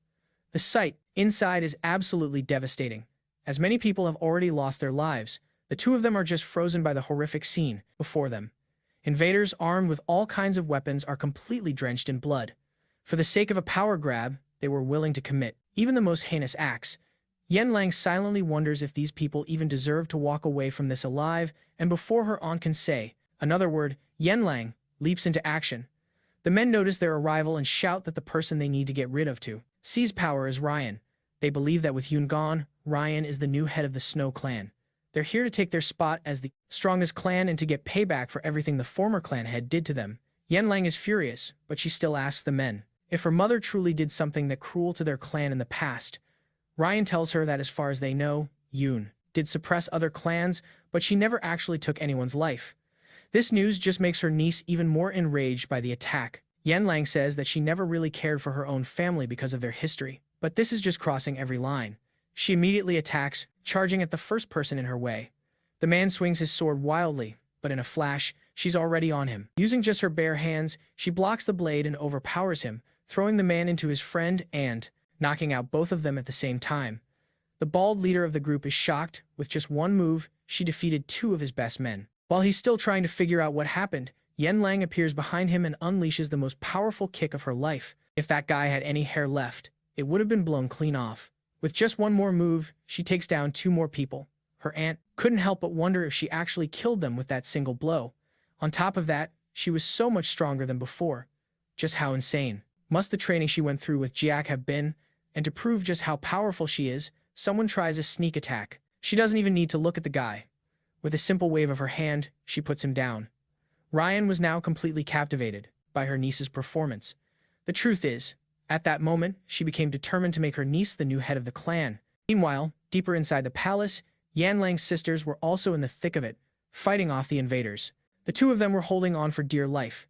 Everyone else was already down for the count, and they were hitting their breaking point. They knew that without a leader, their family was just a sitting duck for anyone looking to make a move. So, even though things looked grim, they were ready to go down swinging to protect their clan. But man, what a bummer of a way to go out. But just as they were having their dramatic last stand, Yan Lang came crashing through, literally punching her way through the crowd to get to them. Right beside her, Cyan was unleashing a blizzard of ice magic without letting up. Their grand entrance definitely got everyone's attention. This immediately gave the victims a huge surge of hope that they might actually make it out of this alive. The two powerhouses of the family had arrived. Yan Lang made it crystal clear. The number one priority right now was to absolutely wreck these invaders. Her sisters were so thrilled, they couldn't have agreed more. Hearing that, the more tomboyish sister totally chilled out and got back into the fight with a renewed spirit. Her more graceful sister got just as pumped, drawing her sword and starting to send a few more bad guys on a one-way trip to the afterlife. She was going all out to defeat the invaders, but in her zeal, she almost got sent on that same one-way trip herself. Luckily, Yan Lang swooped in for the save, pulling her sister close in a gesture that showed she'd made peace with their past. Our little kitten even called her little sister. Those words totally melted her heart, or maybe that was just the fire all around them. Either way, you get the point. Obviously, the invaders were pretty freaked out by the appearance of Yan Lang and this mysterious girl. That's when their leader stepped forward, asking his men if they really thought they had any right to be scared or hesitant. He declared that anyone showing fear was completely useless in this fight, and, as a punishment, didn't even deserve to be breathing. To prove his point, he made one of his subordinates' heads go pop, and let's just say what happened next wasn't exactly family-friendly. Judging by the girl's reactions, Yan Lang tells them she knows exactly who this guy is. Ji Wang, the leader of the infamous Jamama family. Now that his cover was blown, the man figured there was no point in keeping up the uncomfortable charade anymore. He proudly announced that he was indeed the head of the Jamama family, and he was there to become the #1 family in China. Yan Lang stepped up, calling him out for acting like the horrible crimes they were committing were just some trivial game. Completely ignoring her, the leader said he had a proposition. If the Snow family became their vassals, he'd graciously allow them to live. The only catch? They'd all have to become his personal slaves. Yan Lang's counteroffer was simple. Let's see if you can even survive me first. Only then could he continue running his mouth. Since this jerk clearly couldn't resolve things with a nice chat, he decided to try another way. He went for his second option, deciding to eliminate this feisty girl first and then take care of Cyan. Yan Lang, however, reacted instantly. She launched her own attack and immediately noticed something incredible. As she moved into strike, it felt like her enemy was moving. In slow motion. That's how sluggish his attack seemed. In reality, she had become so fast that her perception had been kicked into overdrive. She had enough time to think about all this mid-fight, which made her even happier about becoming Jock's disciple. She struck the man so quickly, he didn't even have a chance to see what hit him. Word on the street is his heart exploded on impact. He was out of the picture before his body even hit the ground. The invaders could only stare in shock as their leader was defeated with just one blow. Strike so easily. And that was all it took for them to turn tail and run.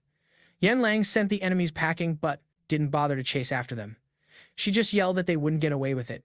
She did this because the top priority was to help the injured and the other survivors first. Seeing her incredible strength and smarts, her older sister says that Yan Lang is without a doubt the perfect person to be the new leader of the family. She says that both sisters will totally support Yan Lang because they're on the same page. Ryan is right there with them, thinking the exact same thing. Now, the real question is whether Yan Lang is on board with this idea. The girl was busy helping the wounded get out of the burning area, and once everyone was safely away, Ryan and Yan Lang headed to the Constellation temple. Yan Lang asks if this wasn't supposed to be inside a room.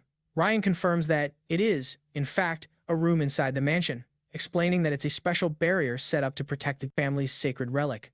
After a quick explanation of how this barrier is made and kept up, Ryan reaches her hand into the snow and pulls out the box holding the sacred relic, presenting it to Yan Lang. This is the very first time she has ever laid eyes on the relic, and to her, it just looks like a normal glove. But that's a minor detail. She's thinking that with this, she could become just as strong and fast as Chom. The thing is, Yan Lang was seriously impressed by how her rival powered up after making a pact with the Choy family's relic. She figures that if she gets even stronger, Jia will pay more attention to her and maybe even praise her a little more. Seeing that look in her eye, Ryan totally read her mind. She took this as the perfect chance to ask her niece just why she was so curious about the sacred relic. Before getting to the big question, though, Ryan praised her, saying that Yan Lang has gotten a whole lot stronger since she started her training with Jia. If she became the head of the family and made a divine pact, she could become even more amazing. We could all see where this conversation was going. This question caught the girl completely by surprise. The thought of becoming the leader of the family she had looked down on for so long had never even crossed her mind. She insists that her aunt's idea is totally absurd. However, the woman is quite persuasive and makes her point crystal clear. If Yen Lang just wanted to look, then that's done. But if she's interested in a pact, she points out that the divine pact with the relic can only be formed by the leader of the family. To put it simply, a constellation can be linked to a relic. While a constellation can make several pacts with hunters, it can only have one single divine pact and special connection with the hunter. The girl, realizing it's all about the constellation's power, wonders if it's a little too soon for her to be the family leader, seeing as she's only 17 years old. Her aunt's cleverness is really something else. Ryan argues that the family is in a vulnerable position with the leader's seat being empty, and attacks like the one today are bound to happen again. She's a member of this family and she cares about it a lot. That's why she wants Yen Lang to be the leader. What's more, she adds that her older sisters feel the same way and have already put Yen Lang's name forward as the next leader. And that's not all. Ryan says she's even willing to handle all the leader's duties while Yen Lang is still young. For as long as it takes, she's ready to help carry that load. Essentially, all the responsibilities could be handed off, and Yen Lang would get the amazing perk of making a more powerful contract with the family's constellation. The girl mulls over after weighing the pros and cons of the whole deal. She tells her aunt she's in and accepts the proposal. She's going to become the new head of the family and uphold their honor. With that settled, her aunt says it's an honor to welcome her as their new leader. But now there's just one more party to convince. The girl hesitantly touches the relic, knowing she also has to get the constellation on board. The second her fingers make contact with the glove, she's zapped into a whole other dimension, which is home to the incredible frozen constellation. And there he is, the Snow King, the same one who was thrashed and humbled by our boy, just staring her down. So, can our girl persuade him to hand over all that power? Well, that smirk on his face pretty much says it all, doesn't it? Ryan, watching from the outside, saw the immense energy pouring out of the relic. It only took a few seconds for her to strike a deal with the constellation, lord, and form a divine pact. Just like that, the girl was back in her body, flashing a smile. Because everything went off without a hitch. Her aunt was beaming with pride. You can tell she sees her as the daughter she never had. Then, a few weeks pass, and we're whisked back over to the United States. Hey, what's up, everyone? I'm back with another one of your favorite fencing lessons. This is the rundown of the latest Manhwa chapters, hot off the presses. Go ahead and hit that like button to show some love and maybe finally learn how to fence, you slackers. So, in the last chapter, Yen Lang Wang absolutely dismantled the invaders who tried to mess with her clan, and officially agreed to step up as the clan's leader, which happens to be the most powerful one in all of China. She accepted this huge responsibility, on the condition that her Aunt Ryan would manage things until she was old enough, and also that she would give that precious fruit of hers to our protagonist. I mean, who wouldn't want to, right?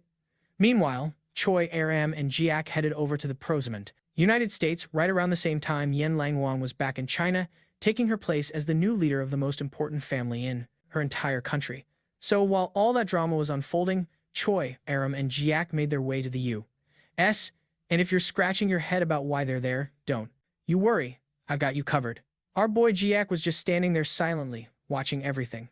He looked pretty annoyed by this whole international competition between the magic academies. See, a few days before, he'd been summoned to the head director's office.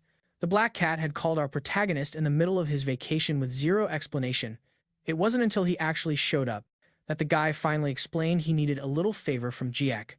Our hero had absolutely no clue what the director could possibly want from him. The Black Cat then casually reminded Jiak that classes were starting in just 1 week.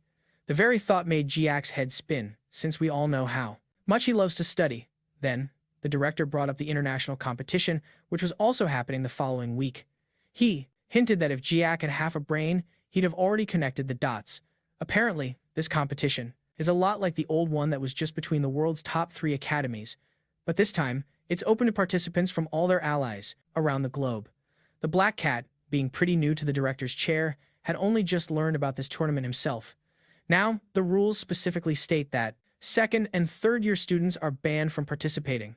So, the Black Cat asked our protagonist if he'd be interested in competing. Jiak immediately asked if this favor was just a sneaky way of getting him to represent the academy at the event, because honestly, our guy had zero interest in joining in on the fun. That's when the Black Cat dropped the bomb that the event was being held at the Hero Academy in the United States. You know, the same place that was totally wrecked not too long ago, which our protagonist witnessed with his own 2 eyes. But the Black Cat mentioned they had a bottomless budget and managed to rebuild everything in just a few days. The director then tried to persuade Jiak to join the competition, suggesting a trip to the U.S. would be fun, but Jiak wasn't interested in that at all. Seeing his lack of interest, the director was just about to take back the offer when Jiak suddenly accepted. He mentioned having some business to handle there, so he agreed to do the director a favor. Turns out, the real reason he wants to go is because Bar mentioned feeling an energy similar to Jiak's, coming from a building over there, something Bar had forgotten to mention before. So now, Jiak needs to head over and check it out. After that was settled, the Black Cat asked which other student Jiak wanted to bring along to the competition. Jiak felt he didn't need anyone, but the cat explained that every academy is required to send 2 representatives. This got Jiak thinking about his one and only official disciple, but Yen Lang isn't enrolled at this academy, plus she's tied up with her own business back in her home country. In that case, the next best option was clearly Choy Arin. She's incredibly skilled, easily on par with the best. As he considered this, our hero recalled a warning from the red-haired witch. She had suddenly summoned him one day, yelling that they were in big trouble. Jiak couldn't help but ask what she would have done if he'd been in the bathroom when she yanked him over without any heads up. Besides, he remembered her saying they wouldn't be seeing each other for a while. She quickly insisted it was an emergency and she had no other choice, because she'd just found out that the red demon he defeated before hadn't come to Earth by himself. Apparently, the Lord of the Labyrinth sent several other names to Earth too. In fact, all the names from the 2nd floor of the ancient Tower of Destruction were sent over here. Yeah, this was a serious problem. Jiak mentioned that back in his past life, he could have handled them all no sweat, but in his current state, taking them all on at once would be a massive challenge. The red-haired girl explained that they probably wouldn't all attack at the same time. Even though they were all sent here, their orders from the Lord of the Labyrinth must be different, since just attacking random people wouldn't do anything to improve their names. She warned Jiak to stay on high alert and be extra careful while he was out and about. Jiak shot back that she wasn't the only one who needed to be careful, pointing out that she didn't look so hot herself. He told her that the guy needed to watch out, too. This made the girl blush a little, and she admitted it had been many years since someone had worried, too, about her. Heeding her warning, he promised he would be careful and said he'd see her later. That was the last time they spoke, until this very moment. Now that he's here in the United States, what are you staring at? Teach me how to fence. Not a chance. Choy Arin blushed and explained that an academy representative told her Jiak had personally requested that she come along with him. She said she was incredibly grateful and promised to do her best not to let him down. Of course, Jiak couldn't bring himself to tell her she was actually his second choice. Instead, he just said he was counting on her. Nearby, we spot a few familiar and rather handsome faces. It's Logan, the guy Jiak saved during the last school tournament. He looked pretty nervous, clearly anxious to find out if Jiak would be his opponent in this competition. And it turns out, he just got his answer. He will be. Logan said with total confidence that Jiak is the #1 contender for the championship title. Besides that, he mentioned that both he and Melissa have a debt to repay him. Melissa chimed in, saying she's so grateful to Jiak for saving all of them before. They both know they really don't stand a chance against him, so they're hoping to use this competition as a chance to finally talk to him and properly thank him. Mostly, they just want to ask how in the world he got so strong. Just then, the head of the American Academy stepped up and got everyone's attention, introducing himself and saying what a pleasure it was. He was there to welcome them all to the international competition. His name was Becky, and he was the president of the Hero Academy. He mentioned that everyone was probably aware of the recent attack at the academy and might be feeling a little worried. But he assured them the culprit had already been punished and the academy was fully rebuilt. On top of that, security had been cranked up to the max to ensure everything would go off without a hitch. The president told them to relax, promising that nothing bad was going to happen. All the while, our hero was watching and seemed to be lost in thought. He tuned back in just in time to hear the details about the competition, which was set to last for 2 days and 1 night. Their very first task was to make it through a labyrinth within a set time. And as all these explanations were being given, someone else was watching from the security room. It was Logan's father, and he was dead set on uncovering the truth behind Jiak. While he was anxiously keeping an eye on our heroes, someone called out his name. A woman from the Contractor Association named Lania had just appeared. Turns out they were old friends. So, Logan's dad asked what she was doing there. She explained that the academy had hired her company to handle security, and she was on the team. She playfully reminded him he should know this, since she'd insisted so many times that he should come work in the private sector. Logan got the picture and told his friend he was just there because he was curious about one of the participants. Something about this person was really bugging him. Lania immediately asked if he meant his son, Logan, but he shot that down with a quick, no way. The person he was really interested in was Kim Jiak, but right before he could say the name, a sudden earthquake shook the room, instantly grabbing their attention. Being the security pro she was, Lanya immediately rushed over to check what was going on. It only took a few seconds, but when they got to the window to look outside, they were completely stunned by the sight. Hundreds of monsters had popped up out of nowhere, and the sky had turned a creepy shade of red. These gnarly-looking creatures, just glowing with bad intentions, were already on the hunt as they watched on, totally bewildered about what was even happening. Just then, Lanya's radio crackled to life. She got on it immediately, yelling at her team that they should have given her a heads up when danger was approaching. Her agents were aware of what was happening, but here's the crazy part. The monsters hadn't approached from somewhere else. They had literally just burst right out of the ground. This was a complete surprise, and way outside of any emergency plan they had prepared. She made a snap decision, signaling to Logan's dad that she was heading out to take down the monsters and secure the area. This girl meant business. Without a second thought, she leaped right off the building to face the horde, basically challenging them to a fight, totally determined to wipe them out. The zombies, on the other hand, seemed just as determined to get wrecked. She unleashed her fastest strikes, moving so quickly that you could see a delay before the attack even hit. Several monsters were taken out with just a single blow. She shouted to her crew, telling them that these creatures had very low defense, so they shouldn't be afraid to fight. However, even though they were easy to take down, there were an absolute ton of them. This kind of number was definitely not normal. She started to wonder if a dungeon had opened up, thinking, dang it, did you guys see a gate open up anywhere nearby? No, ma'am, we've got nothing, the reply came back. That's impossible, she thought, gritting her teeth and trying to figure out what could explain this, a whole situation. And I have to mention, her eyes are seriously stunning.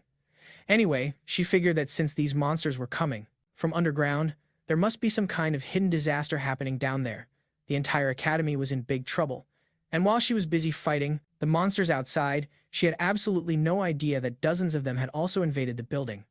Despite the widespread panic, our protagonist stayed totally cool, wondering who these new folks were, so eager to meet their maker for the second time. Then, an announcement came on, informing everyone that the competition was officially canceled and that all students needed to evacuate. Beck started shouting for everyone to get out and to not even think about fighting the monsters, since that wasn't what students were there for. This was an absolute disaster. Last time he was defeated and the academy got wrecked, and now, for a second time, all his work was being ruined. Were the gods just trying to tank his reputation? One of the security guards rushed over to the academy president, telling him he needed to get to safety as well. Beck was urged to join the students and evacuate. However, he shot that idea down flat. The reason? Beck was completely fed up. He rolled up his sleeves and announced he was going to fight, too. He absolutely refused to let this happen again. He cracked his knuckles and basically became the Green Lantern, then charged at a zombie and threw the most powerful punch he could, sending a whole group of them flying. Jiak just watched calmly as the whole chaotic scene played out. He realized that these monsters seemed pretty familiar, and he finally remembered. Choy Arin had ignored the evacuation orders and decided to fight instead. She placed her hand on her sword and, with one smooth move, sliced through all the monsters in front of her. Whoops, I think that zombie just lost its head. Arin took down several monsters before pausing to think. She'd already mowed down so many, but their numbers just kept on growing. She then asked our protagonist for his take on the situation. Jack simply told her to save her strength, saying there was no point in wasting energy fighting them. He explained that their numbers were basically infinite, so the best thing to do was this. He slammed his sword into the ground, and a brilliant yellow light radiated out in every direction. The monsters all stopped and stared, completely confused, not understanding what was happening. To be fair, those goons probably didn't know how to think in the first place. Then, they started to melt, as if brains had already turned to mush.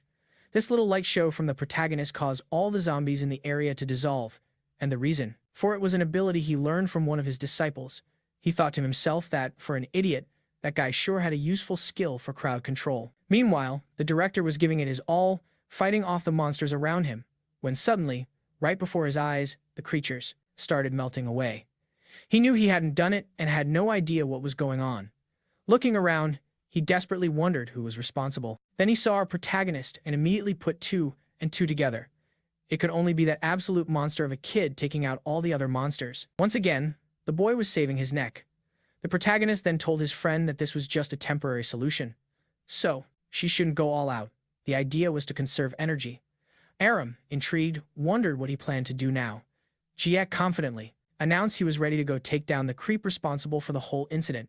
Now, someone else was watching these events unfold. This strange and despicable being was using puppets to observe the battlefield, and as the pieces of his little game started to fall, he realized something was very wrong. The monster-in-chief saw his zombies being wiped out in a way that shouldn't be possible. He knew he had enough materials, but the zombies just weren't respawning. He began to wonder if there was a seriously powerful contractor on the field, because with these kinds of numbers, even the strongest hero shouldn't be able to pull this off so quickly. The monster got excited, thinking that if he could defeat this person with his own two hands, his name would become famous, and by extension, he would look incredible, too. But right as this creature was plotting his path to glory, someone came crashing right through his ceiling, breaking everything. Our hero came crashing through the ceiling like it was an everyday entrance, while the demon looked absolutely horrified. You could practically see the terror in its eyes, probably wondering, why is this gorgeous person after me? He then landed as gracefully as a comet. The lumpy demon had no clue who this guy was and just stood there, jaw wide open, right before taking a punch square in the chest. The blow sent him flying back several yards. The poor creature didn't even have time to think. It just slammed its hands on the ground and summoned every last zombie it could muster. With a grin, Jiak swung his sword, and with one tiny motion, the zombies were completely gone. The monster, unable to process what was happening, just stared in total disbelief. Then, our protagonist raised his sword. He wasn't aiming for the monster's face, though. Instead, he swiped at the puppets while the demon stood there, petrified of the human in front of him. Our hero smiled and said, "Nice dodge. I'm glad you moved, Watcha." The demon freaked out all over again when it heard its name, wondering how he could possibly know its true identity. And in that instant, it had a sudden, terrifying realization. A person with that kind of move and that powerful presence could only be the god of war.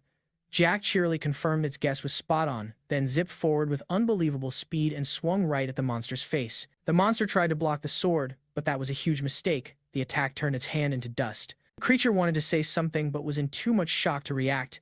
It never dreamed it would meet the guy who beat it in its past life. Jack was all smiles, obviously enjoying himself. He got his next attack ready and launched it with a grin that was way scarier than anything the demon could pull off. The blade hit the monster's shoulder, and a moment later, the shoulder and arm were no longer attached to the body. It was almost comical watching the demon squirm in fear, breathing heavily.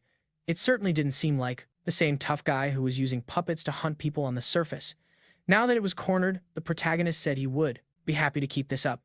If the demon wanted to be sliced into little pieces, Jiak was more than willing to make that happen, and it wouldn't be long before it ended up just like the red demon. The lumpy creature asked if Hung had vanished because the god of war had defeated him. Our hero calmly replied that the demon was right again, and even called him a smart cookie. Hearing that just made the creature furious, so it summoned one of its toughest monsters to fight. The sheer size of the new beast was pretty intimidating, but Jiak was as cool as a cucumber. The masked demon explained that they only came to this planet to follow orders, and taking out the former god of war wasn't on the list, making this whole fight pretty pointless. Even so, it sent its puppet charging forward, but Jack just dodged it with ease. He then activated his magic relic and asked, "You really think going up against me is pointless?" With a casual flick of his wrist, his sword began to glow with a spooky green light. The lumpy demon suddenly realized that Jiak could use the powers of multiple constellations at the same time. The effect of that last attack caused the summoned monster's body to start melting, and the poor thing collapsed into a disgusting puddle of its own zombie goo. The demon didn't have a moment to spare. It just stared at its melted minion, trying to wrap its head around what happened. Juhyuk just smiled, chiming in, "This is a really bad time to get distracted, you know." The next swing landed perfectly on the creature's neck, sending its head flying clean off its body. But even after being detached, the demon's head could still talk, bragging that the god of war wasn't packing the same punch as before. If those words were meant to offend our protagonist, he couldn't have cared less, simply replying that the monster was just as stubborn. As for the puppet demon, it boasted that it didn't matter how many times it was defeated. It claimed its name would just rise again. One day, it would even return with the first red demon that Jeek had ever killed. Jeek asked if the whole "this fight is pointless" speech was because the demon believed it would just be reborn. Then, with the most devilish grin on his face, our hero asked if the demon times really times thought the red demon was coming back. He had some bad news. That wasn't happening, not for it or any of them, because now they were all trapped in that ring. Their very weapons had been converted into power for Jiak to use. The creature then finally realized that the protagonist had the ability to absorb their names. Jack explained it was just a little imitation of the absorption technique that the Labyrinth's Lord used. But hey, That didn't matter. The important part was that they wouldn't be coming back to cause any more harm. The head on the ground was overcome with sheer terror, realizing this was its true, final end. The protagonist then began to absorb its energy while the head screamed for him not to. Unfortunately for the villain, the pleas of a monster are never heard. In just 10 seconds, every last bit of its energy was completely drained into the ring. Jock was pretty pleased about it. That was another one of those creeps who got exactly the fate they deserved. This entire battle took place in secret, but it was being watched by two of our hero's servants who could tune in thanks to a special relic he had. The black cat asked Adio what she thought of the smackdown she had just witnessed. The girl, who had never actually seen Jack in action before, was just now realizing how unbelievably incredible he was, so incredible that it was making her feel all flustered. Seeing her reaction, the black cat asked which part she liked the most. Being super informal, the black cat told her she could just use its first name. She then asked if the cat had noticed how Jack so masterfully used the ultimate technique of their own constellation. We're talking about the ultimate ability of each constellation, the kind of top-secret move no one ever shares. But since they were allies, they had let each other in on it. Adelia was trying to wrap her head around how he could use her constellation's ultimate technique when she, the actual owner of its relic, couldn't even do it herself. She explained how the poison he just used actually works. It's the secret weapon of her constellation. It basically transforms magic power into a poison that completely melts an opponent's body. The black cat got curious and asked what would happen if just a regular level contractor tried to use that ability.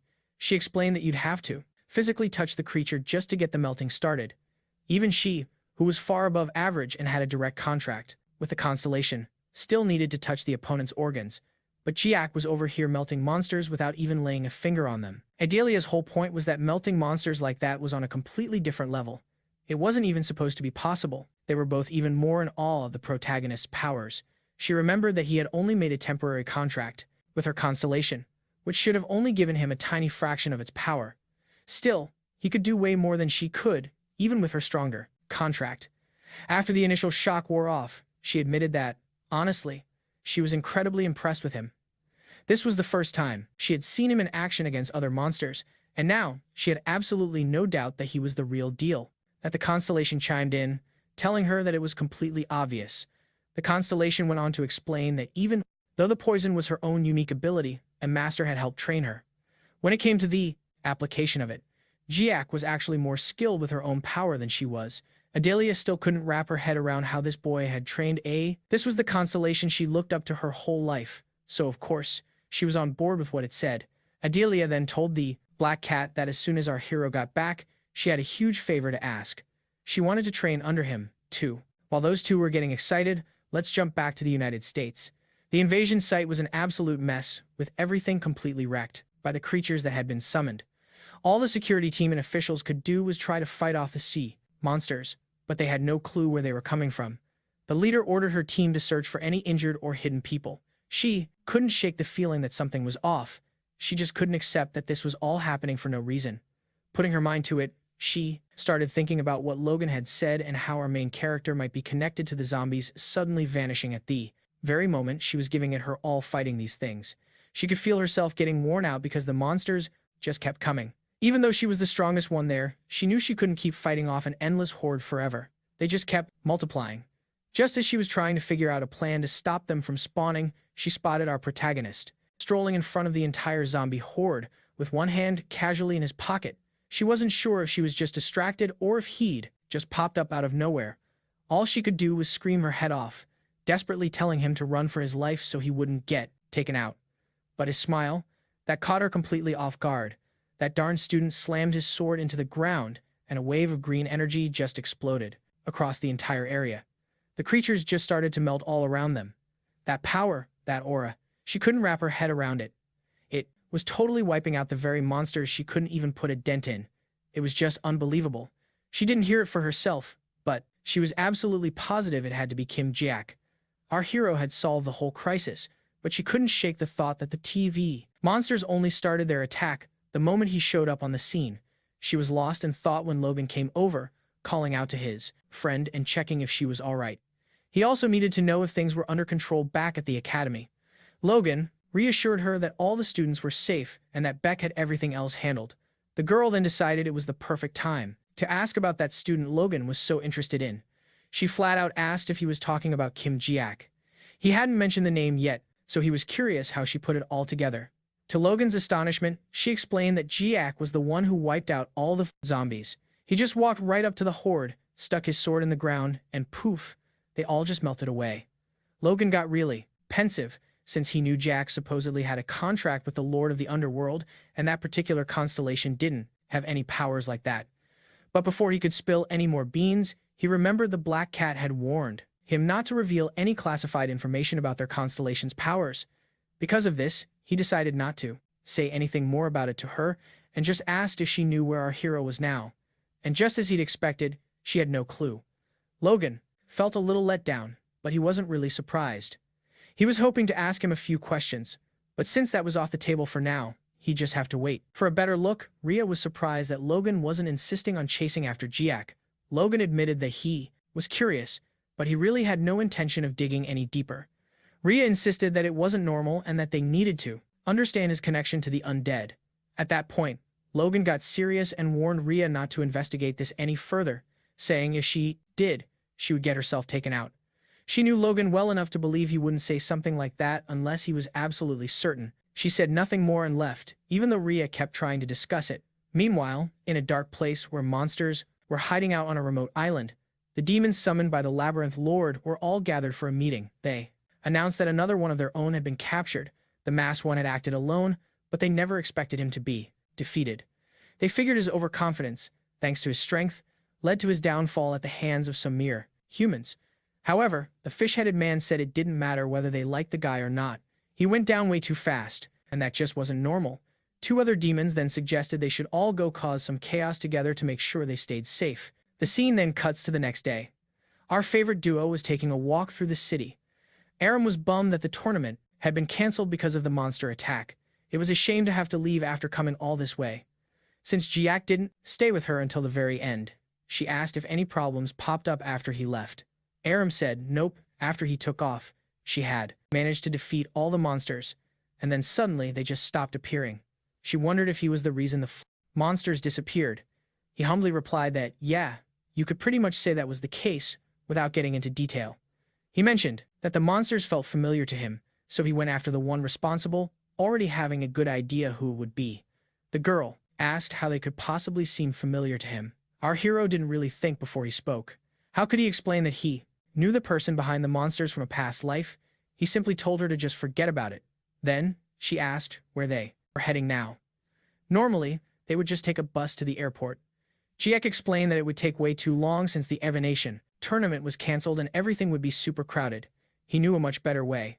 All they had to do was head in that direction and let the magic happen. As they strolled through the streets of the United States, he found a hidden passage. This was confidential information, and only he had access to this door. When he opened it, the Black Cat's passage was up and running. Aram didn't recognize the place at all. She only noticed it was some old warehouse. Our hero said location didn't matter. He recalled the Black Cat's explanation. The market in Korea could be accessed from various places all around the world. There were doors that led to a central location, which then gave access to the black market. Back then, our protagonist had been amazed by the idea of crossing huge distances in just a few seconds. That day, the Black Cat explained that it would be a good alternative for him to enter through the warehouse and then head to the central tower of the market, where he could use a door to get to the United States. He had to use the door in the tower so that ordinary people wouldn't see students casually walking through the black market, which would be bad for their credibility. The Black Cat had even connected Valhalla Academy directly to the black market. They walked on through the old, abandoned warehouse until they found the magical door, which, surprise, actually worked. The whole warehouse was just a clever front to hide the entrance. Jiak then invited her to step inside and see for herself that this last door simply opened up to a completely different dimension. Or maybe I explained that badly. Basically, this whole market exists in another dimension, and these doors are just portals connecting our worlds from different spots. It didn't take them long to step through the door and find themselves right back at the academy. Jiak needed to go report what happened to the academy director, so that's where they parted ways. Arin blushed a little and told Jiak what a great job he'd done. It's pretty obvious she's catching feelings, but our hero was completely oblivious. Instead, he just took out his ring and thought about how he was getting one step closer to his goal. He had finally earned his third name, and he could already feel that he'd grown a lot stronger, which got him pretty hyped. When he got to the director's door, he opened it and found someone he was definitely not expecting to see. He greeted the black cat first, but standing right there was Adelia of Ventric. He asked her what on earth she was doing there. She quickly insisted he call her by her first name and explained that she was there to ask for a favor. Our protagonist, ever the gentleman, told her to speak to him normally without feeling the need to bow all the time. She got a little flustered, then asked if he would teach her as well. Jack was puzzled and asked why. She'd suddenly come up with that idea. She told him that both she and the black cat had been watching his amazing feats, and since then, they had realized he was the most incredible person they knew. Now, that sounds like a compliment, but it just made Jack feel uncomfortable, knowing these two had been secretly spying on him. Super creepy. He immediately spun around and yelled at the black cat, asking if this whole thing was his idea, before quickly wondering if it was that darn Constellation's doing. The black cat, terrified by Jack's yelling, suddenly got a pop-up in his system window, warning him that the Constellation would be absolutely furious if she found out about this and might even pay him a personal visit. It seemed these two were trying to keep their little request a secret from their sponsors. Adelia quickly changed the subject, saying she was so impressed by the way he used the Constellation's poison and that she would love for him to teach her. Jack just scratched his head, remembering that the black cat had asked for the exact same thing earlier. "Can't you two just learn from Luminous and Balwan?" he asked. The rightful owners of those techniques? Jack questioned what difference it would possibly make for him to teach them instead of the Constellations themselves. He pointed out that they should have naturally learned these skills since they already had contracts with them. The method for using the skills was identical. There was no secret to it. But he did point out that the only difference was that he didn't need to borrow mana from a constellation to use the technique. He actually supercharged the abilities by pumping his own mana into them during activation. He then complained that young people these days only train to increase their mana pool but not how to control it, which creates a huge weakness. Even if he showed them how he did it, it would just leave them completely drained. The two of them were just confused about how he could talk about young people without including himself in that category. Adelia pushed again, asking him to teach her his technique, even if she didn't have the required mana capacity. Jack sighed, saying he'd been really busy lately and didn't even have enough time for his own students. But hey, since they were the contractors for his favorite students, he decided he could spare some time for the two of them. He told them that physical training was the top priority, so they needed to meet him in the training room the very next day. He also mentioned wanting a private chat with the black cat after their session, since he'd been to the US but didn't get a chance to check out that building with the weird energy, so he was hoping for a do-over to investigate the place properly. As night settled in, the scene shifts over to America, right inside the Contractors Association headquarters. Up on one of the top floors, Logan was deep in Kim Zach's file, still trying to crack the code on this kid's whole deal. There was absolutely nothing to explain his insane power level or why he kept popping up at major incidents all over the globe. Then Logan remembered how our hero spoke as if he personally knew his constellation. So, he asked his constellation if it was familiar with the ruler of the underworld, especially since the ruler seemed to know him, the destroyer of all and piercer of everything. It gave a super simple answer, yep. The constellation then warned Logan to be on the lookout for the fanatics of the Const of Silent Moon. Logan wasn't exactly shocked by the confirmation, but he had no clue who these fanatics were. He did some digging but came up with absolutely nothing useful, which was the same result he got whenever he looked into our main character. Logan found it kind of funny, actually. Trying to research this guy was like being stuck in a maze with no exit. While he was trying to piece things together, a creepy voice boomed from outside, asking if this was the Contractors Association. A monstrous creature was standing right outside the building, speaking to him through the window. Despite its seriously intimidating look, Logan didn't even flinch and just coolly asked what it was and what it wanted. The monster actually complimented his guts, impressed that he wasn't shaking in his boots just from looking at it. Gripping its club, the creature swung hard, shouting that Logan really lived up to his title as the #1 hunter. The attack completely shattered the glass, but Logan calmly blocked it. He got knocked back but landed perfectly on his feet, and even with some marks on his arm, he looked completely unfazed. Well, almost. A slight tremor in his hand was the only clue just how powerful that hit really was. This thing could talk, which meant it was way smarter than your average monster. Logan knew right away he couldn't take this opponent lightly and got ready to fight back. The big, bald, toothy monster just laughed, finding it hilarious that a mere human was actually daring to attack him. Logan, not a fan of being looked down on, told the monster it had better try and block this next one for real, then lunged forward, striking its club head-on. In that clash, Logan totally won, sending the massive creature flying backward. But even after getting knocked back, the monster just started laughing again, saying that Logan wasn't half bad. Logan walked forward, all business, and told it to save the compliments for when the fight was over. He then unleashed another massive attack that completely obliterated the entire floor they were on. A huge flash of light lit up the skyscraper, and it looked like the whole building might come down. Meanwhile, Rhea was in her office when she felt the impact shake the entire building. She first thought it was an earthquake, but the rumbling was coming from the top floor, right where Logan's office is. Back to the action, Logan knew he'd landed a solid hit. He could feel the feedback in his hand. The strike had been incredibly strong, but in all the smoke and debris, he couldn't see where the monster went. Just then, out of nowhere, the creature's next attack was already coming right at him, his ear. Just as you'd expect from the #1 hero in the U.S. Logan managed to block the attack, even though it was right in his face. He got slammed against the wall, and the series of attacks had left him pretty banged up. He could barely stay on his feet and thought that this creature was no joke. It had to be a reincarnated constellation or maybe something even more powerful. The bald-headed monster started taunting Logan, saying he couldn't believe the #1 hunter was this pathetic. Dripping with sweat, Logan shot back, telling him to pipe down because he hadn't even used half of his power yet. And hey, he might not have been bluffing. Logan knew that if he really went all out, this whole building would come crashing down. That was a big no-no. His only real option was to get in close, make direct contact with the guy, and unleash his full power. The problem was, he just couldn't get near enough to land a hit. Just as he was racking his brain for a plan, backup showed up. It was his friend Rhea, with a few other hunters in tow.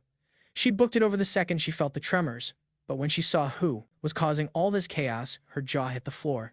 This bald, gnarly-looking creature was a special class demon of some sort. On the flip side, the bald baddie looked absolutely delighted to have more playthings. He roared that he was going to take them all down in one fell swoop and charged right in.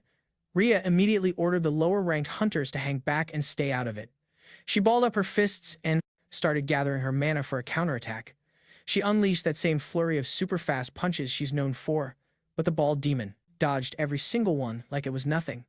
A chill ran down Rhea's spine. She was positive she'd aimed for the exact spot the demon was headed, but he was just too slippery. She went for a direct hit on the bald monster, and her fist even grazed his skin, but in the blink of an eye, the monster just vanished. It felt like she'd punched straight through a ghost. Totally confused, she didn't even see the monster pop up above her, winding up for a devastating strike. The bald demon came down with everything he had, but at the very last second, Logan jumped in, blocking the blow with his own arm to save his friend. Rhea knew a hit like that had to have messed up his arm, but Logan just brushed it off like it was nothing. He explained that the monster wasn't actually dodging their attacks at all. The thing they were hitting was just an illusion. The demon only showed his real body for a split second right when he was about to attack. With a nasty grin, the monster thought to itself, well now, isn't this human a smart one? He actually figured out my Jingjutsu ability. The demon decided to duck back into its illusions for another sneak attack, but it got caught completely off guard. Logan slammed his foot down on the demon's, pinning it in place. He taunted the creature, asking why it suddenly wasn't moving anymore. And man, Logan's foot must weigh a ton, because the monster was actually in pain and couldn't break free. Now, with a confident gleam in his eyes, Logan told it to brace itself for what was coming next. He yelled that this was going to be his most powerful attack yet. The blow was just about to connect when, out of nowhere, it stopped dead. Logan's whole body was frozen solid. A second demon appeared next to the bald one, saying, "Looks like Baekyu got careless again, no matter how weak the opponent is." This newcomer pointed out that if it weren't for his petrifying eye ability, his buddy would have a brand new hole in his stomach. The two demons started chatting away, casually right in front of the humans, like they weren't even there. Logan and Rhea held their ground, wondering if this other demon had been hiding in the shadows the whole time. The purple-skinned one grinned and asked the humans which one of them wanted to get taken out first. He completely paralyzed both of them and let his pal Baekyu decide who would get the honor. Baekyu, totally savoring the moment, had no idea someone was about to split his shiny dome right down the middle into two perfect halves. Asterisk splat. Asterisk. And just like that, the main character himself showed up to give these demons a private lesson in swordsmanship. Logan and Rhea were absolutely floored by what they were seeing. Jack had appeared out of nowhere, right in the nick of time, and saved their bacon. He coolly dispatched one of the opponents, while the other bald-headed demon standing behind him was shaking in his boots. He had to be wondering, do I know that guy? Before asking who he was. The bald demon didn't even get a word out before Logan cut in, shouting to ask if that was really Kim Jack. And just like that, they soon realized they were no longer paralyzed. Our hero didn't even bother to answer Logan, instead just muttering under his breath about how these guys have always been such a pain. Jack recalled that ever since the old days, Hucky always used the assassin's eye, while Beck just tried to whack people with his club. That's exactly why he took out Hucky first, then turned to Beck and asked if he remembered how things went down last time. The bald demon, totally spooked, had no clue what Jack was going on about. He shot back, asking if the kid was nuts and how in the world he knew their real names. On top of that, it made zero sense for him to claim he'd already finished them off before. Logan jumped in again, thanking Jack for saving his skin and quickly introducing himself as Logan. Right away, this jogged a memory for our protagonist. He remembered what the black cat had told him. Some guy named Logan had come all the way to Korea looking for him. This left our legendary hero deep in thought, since he really didn't think he had any business with this dude. Meanwhile, the bald demon was getting antsy, tired of waiting around for two humans to finish their little chat, and decided to make his move. But even with them completely distracted, he somehow managed to completely whiff his swing with the club.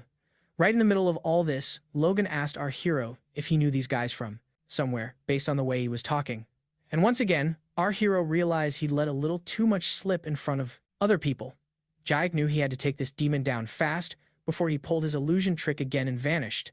The bald demon's eyes went wide with fear as he turned tail and ran. Maybe, just maybe, he'd finally figured out who he was really dealing with. Logan and Rhea were totally confused. Why was the demon, who was just wiping the floor with them, suddenly booking it? They wondered if they should give chase. But our hero warned them that what they were seeing was just a fake-out, an illusion. The real one was scrambling to get away somewhere close by. Jack knew that if he used his disciple's relic, he could wipe out both the illusion and the real deal in one go.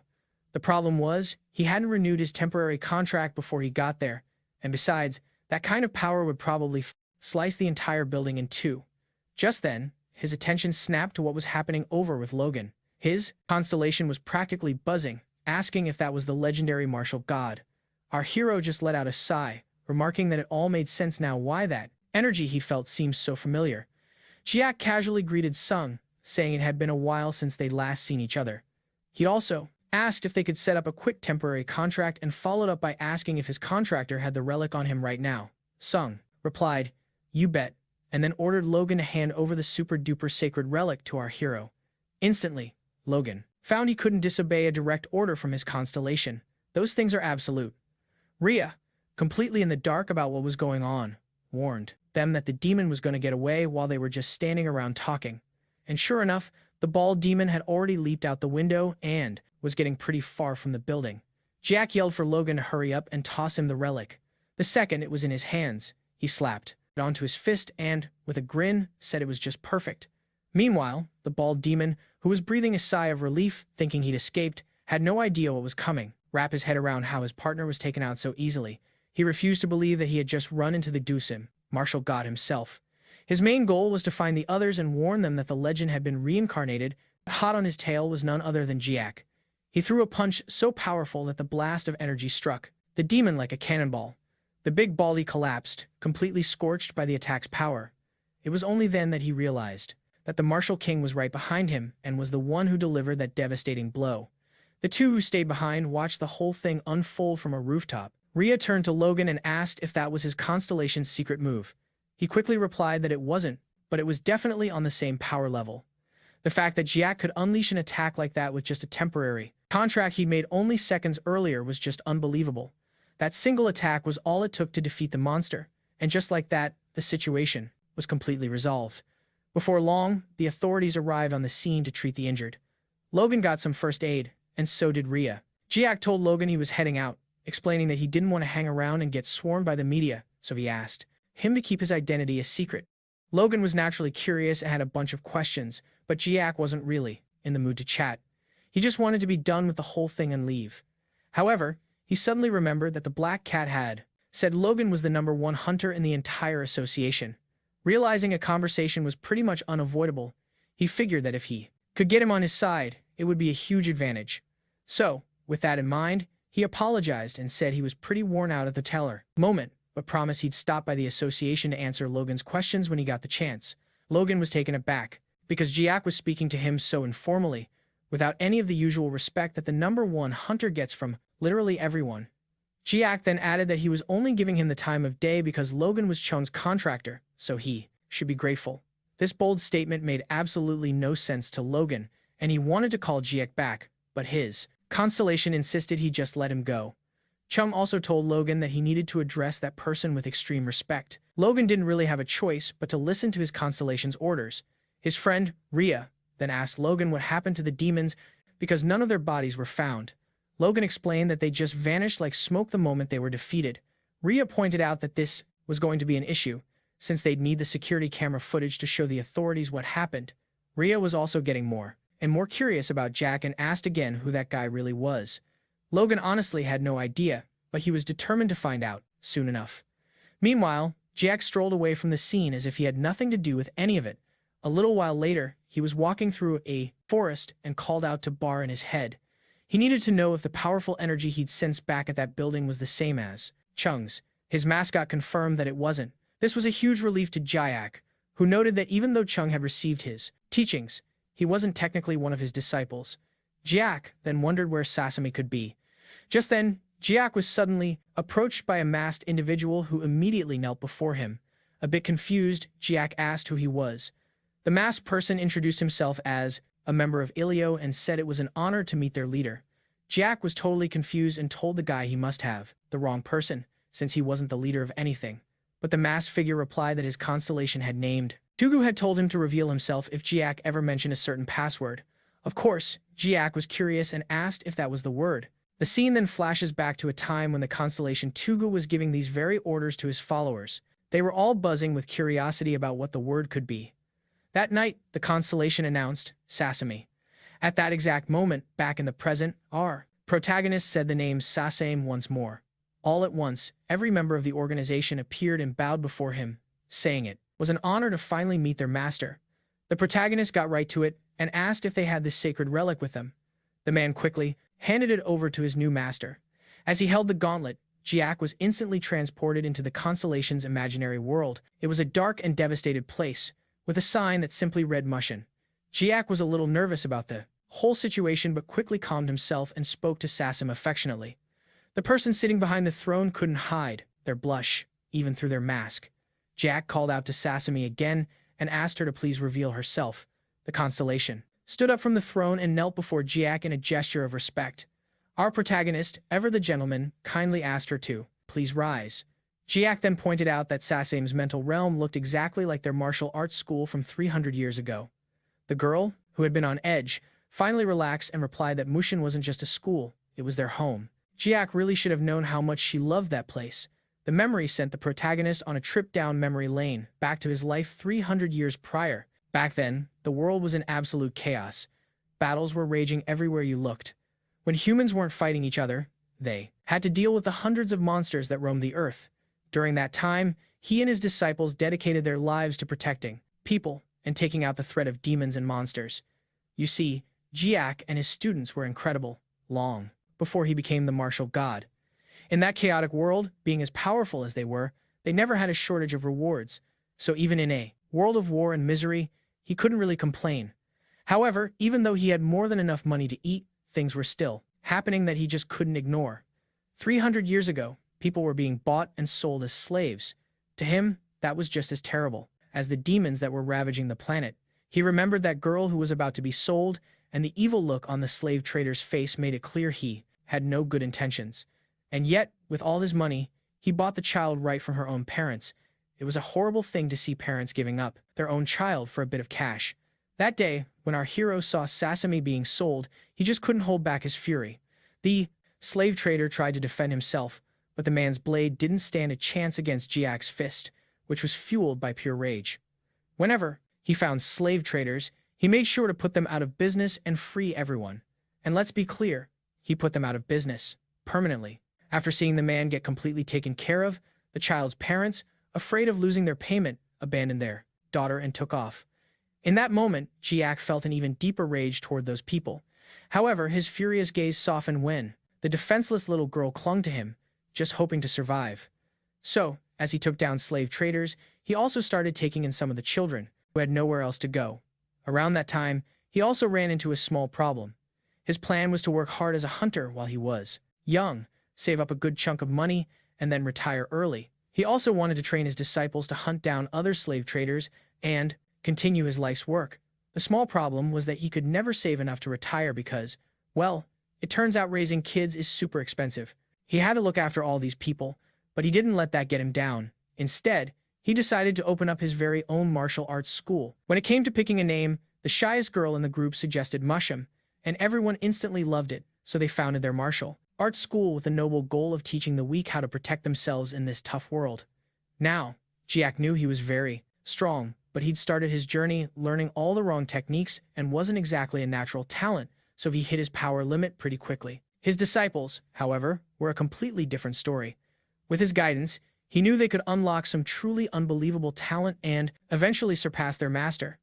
So, he was determined to train them until the day they no longer needed his guidance or protection. Besides, if they all became super powerful, Jiak figured he could take a little cut of their profits, which sounded like the perfect retirement plan. Unfortunately for him, just as his grand plans were about to take off and they were ready to expand their influence, that pesky Tower of Destruction just had to appear. And that, folks, is where the latest chapter leaves us. So, we know the protagonist was the strongest for a while, but his disciples were on track to surpass him. On the day he sacrificed himself to destroy the tower, his students survived, and went on to become the most powerful people in that world. However, the Lord of the Labyrinth, who is actually the planet Earth itself, stole the names of all of them, along with other incredible heroes. These legendary figures then became the constellations that humans now idolize.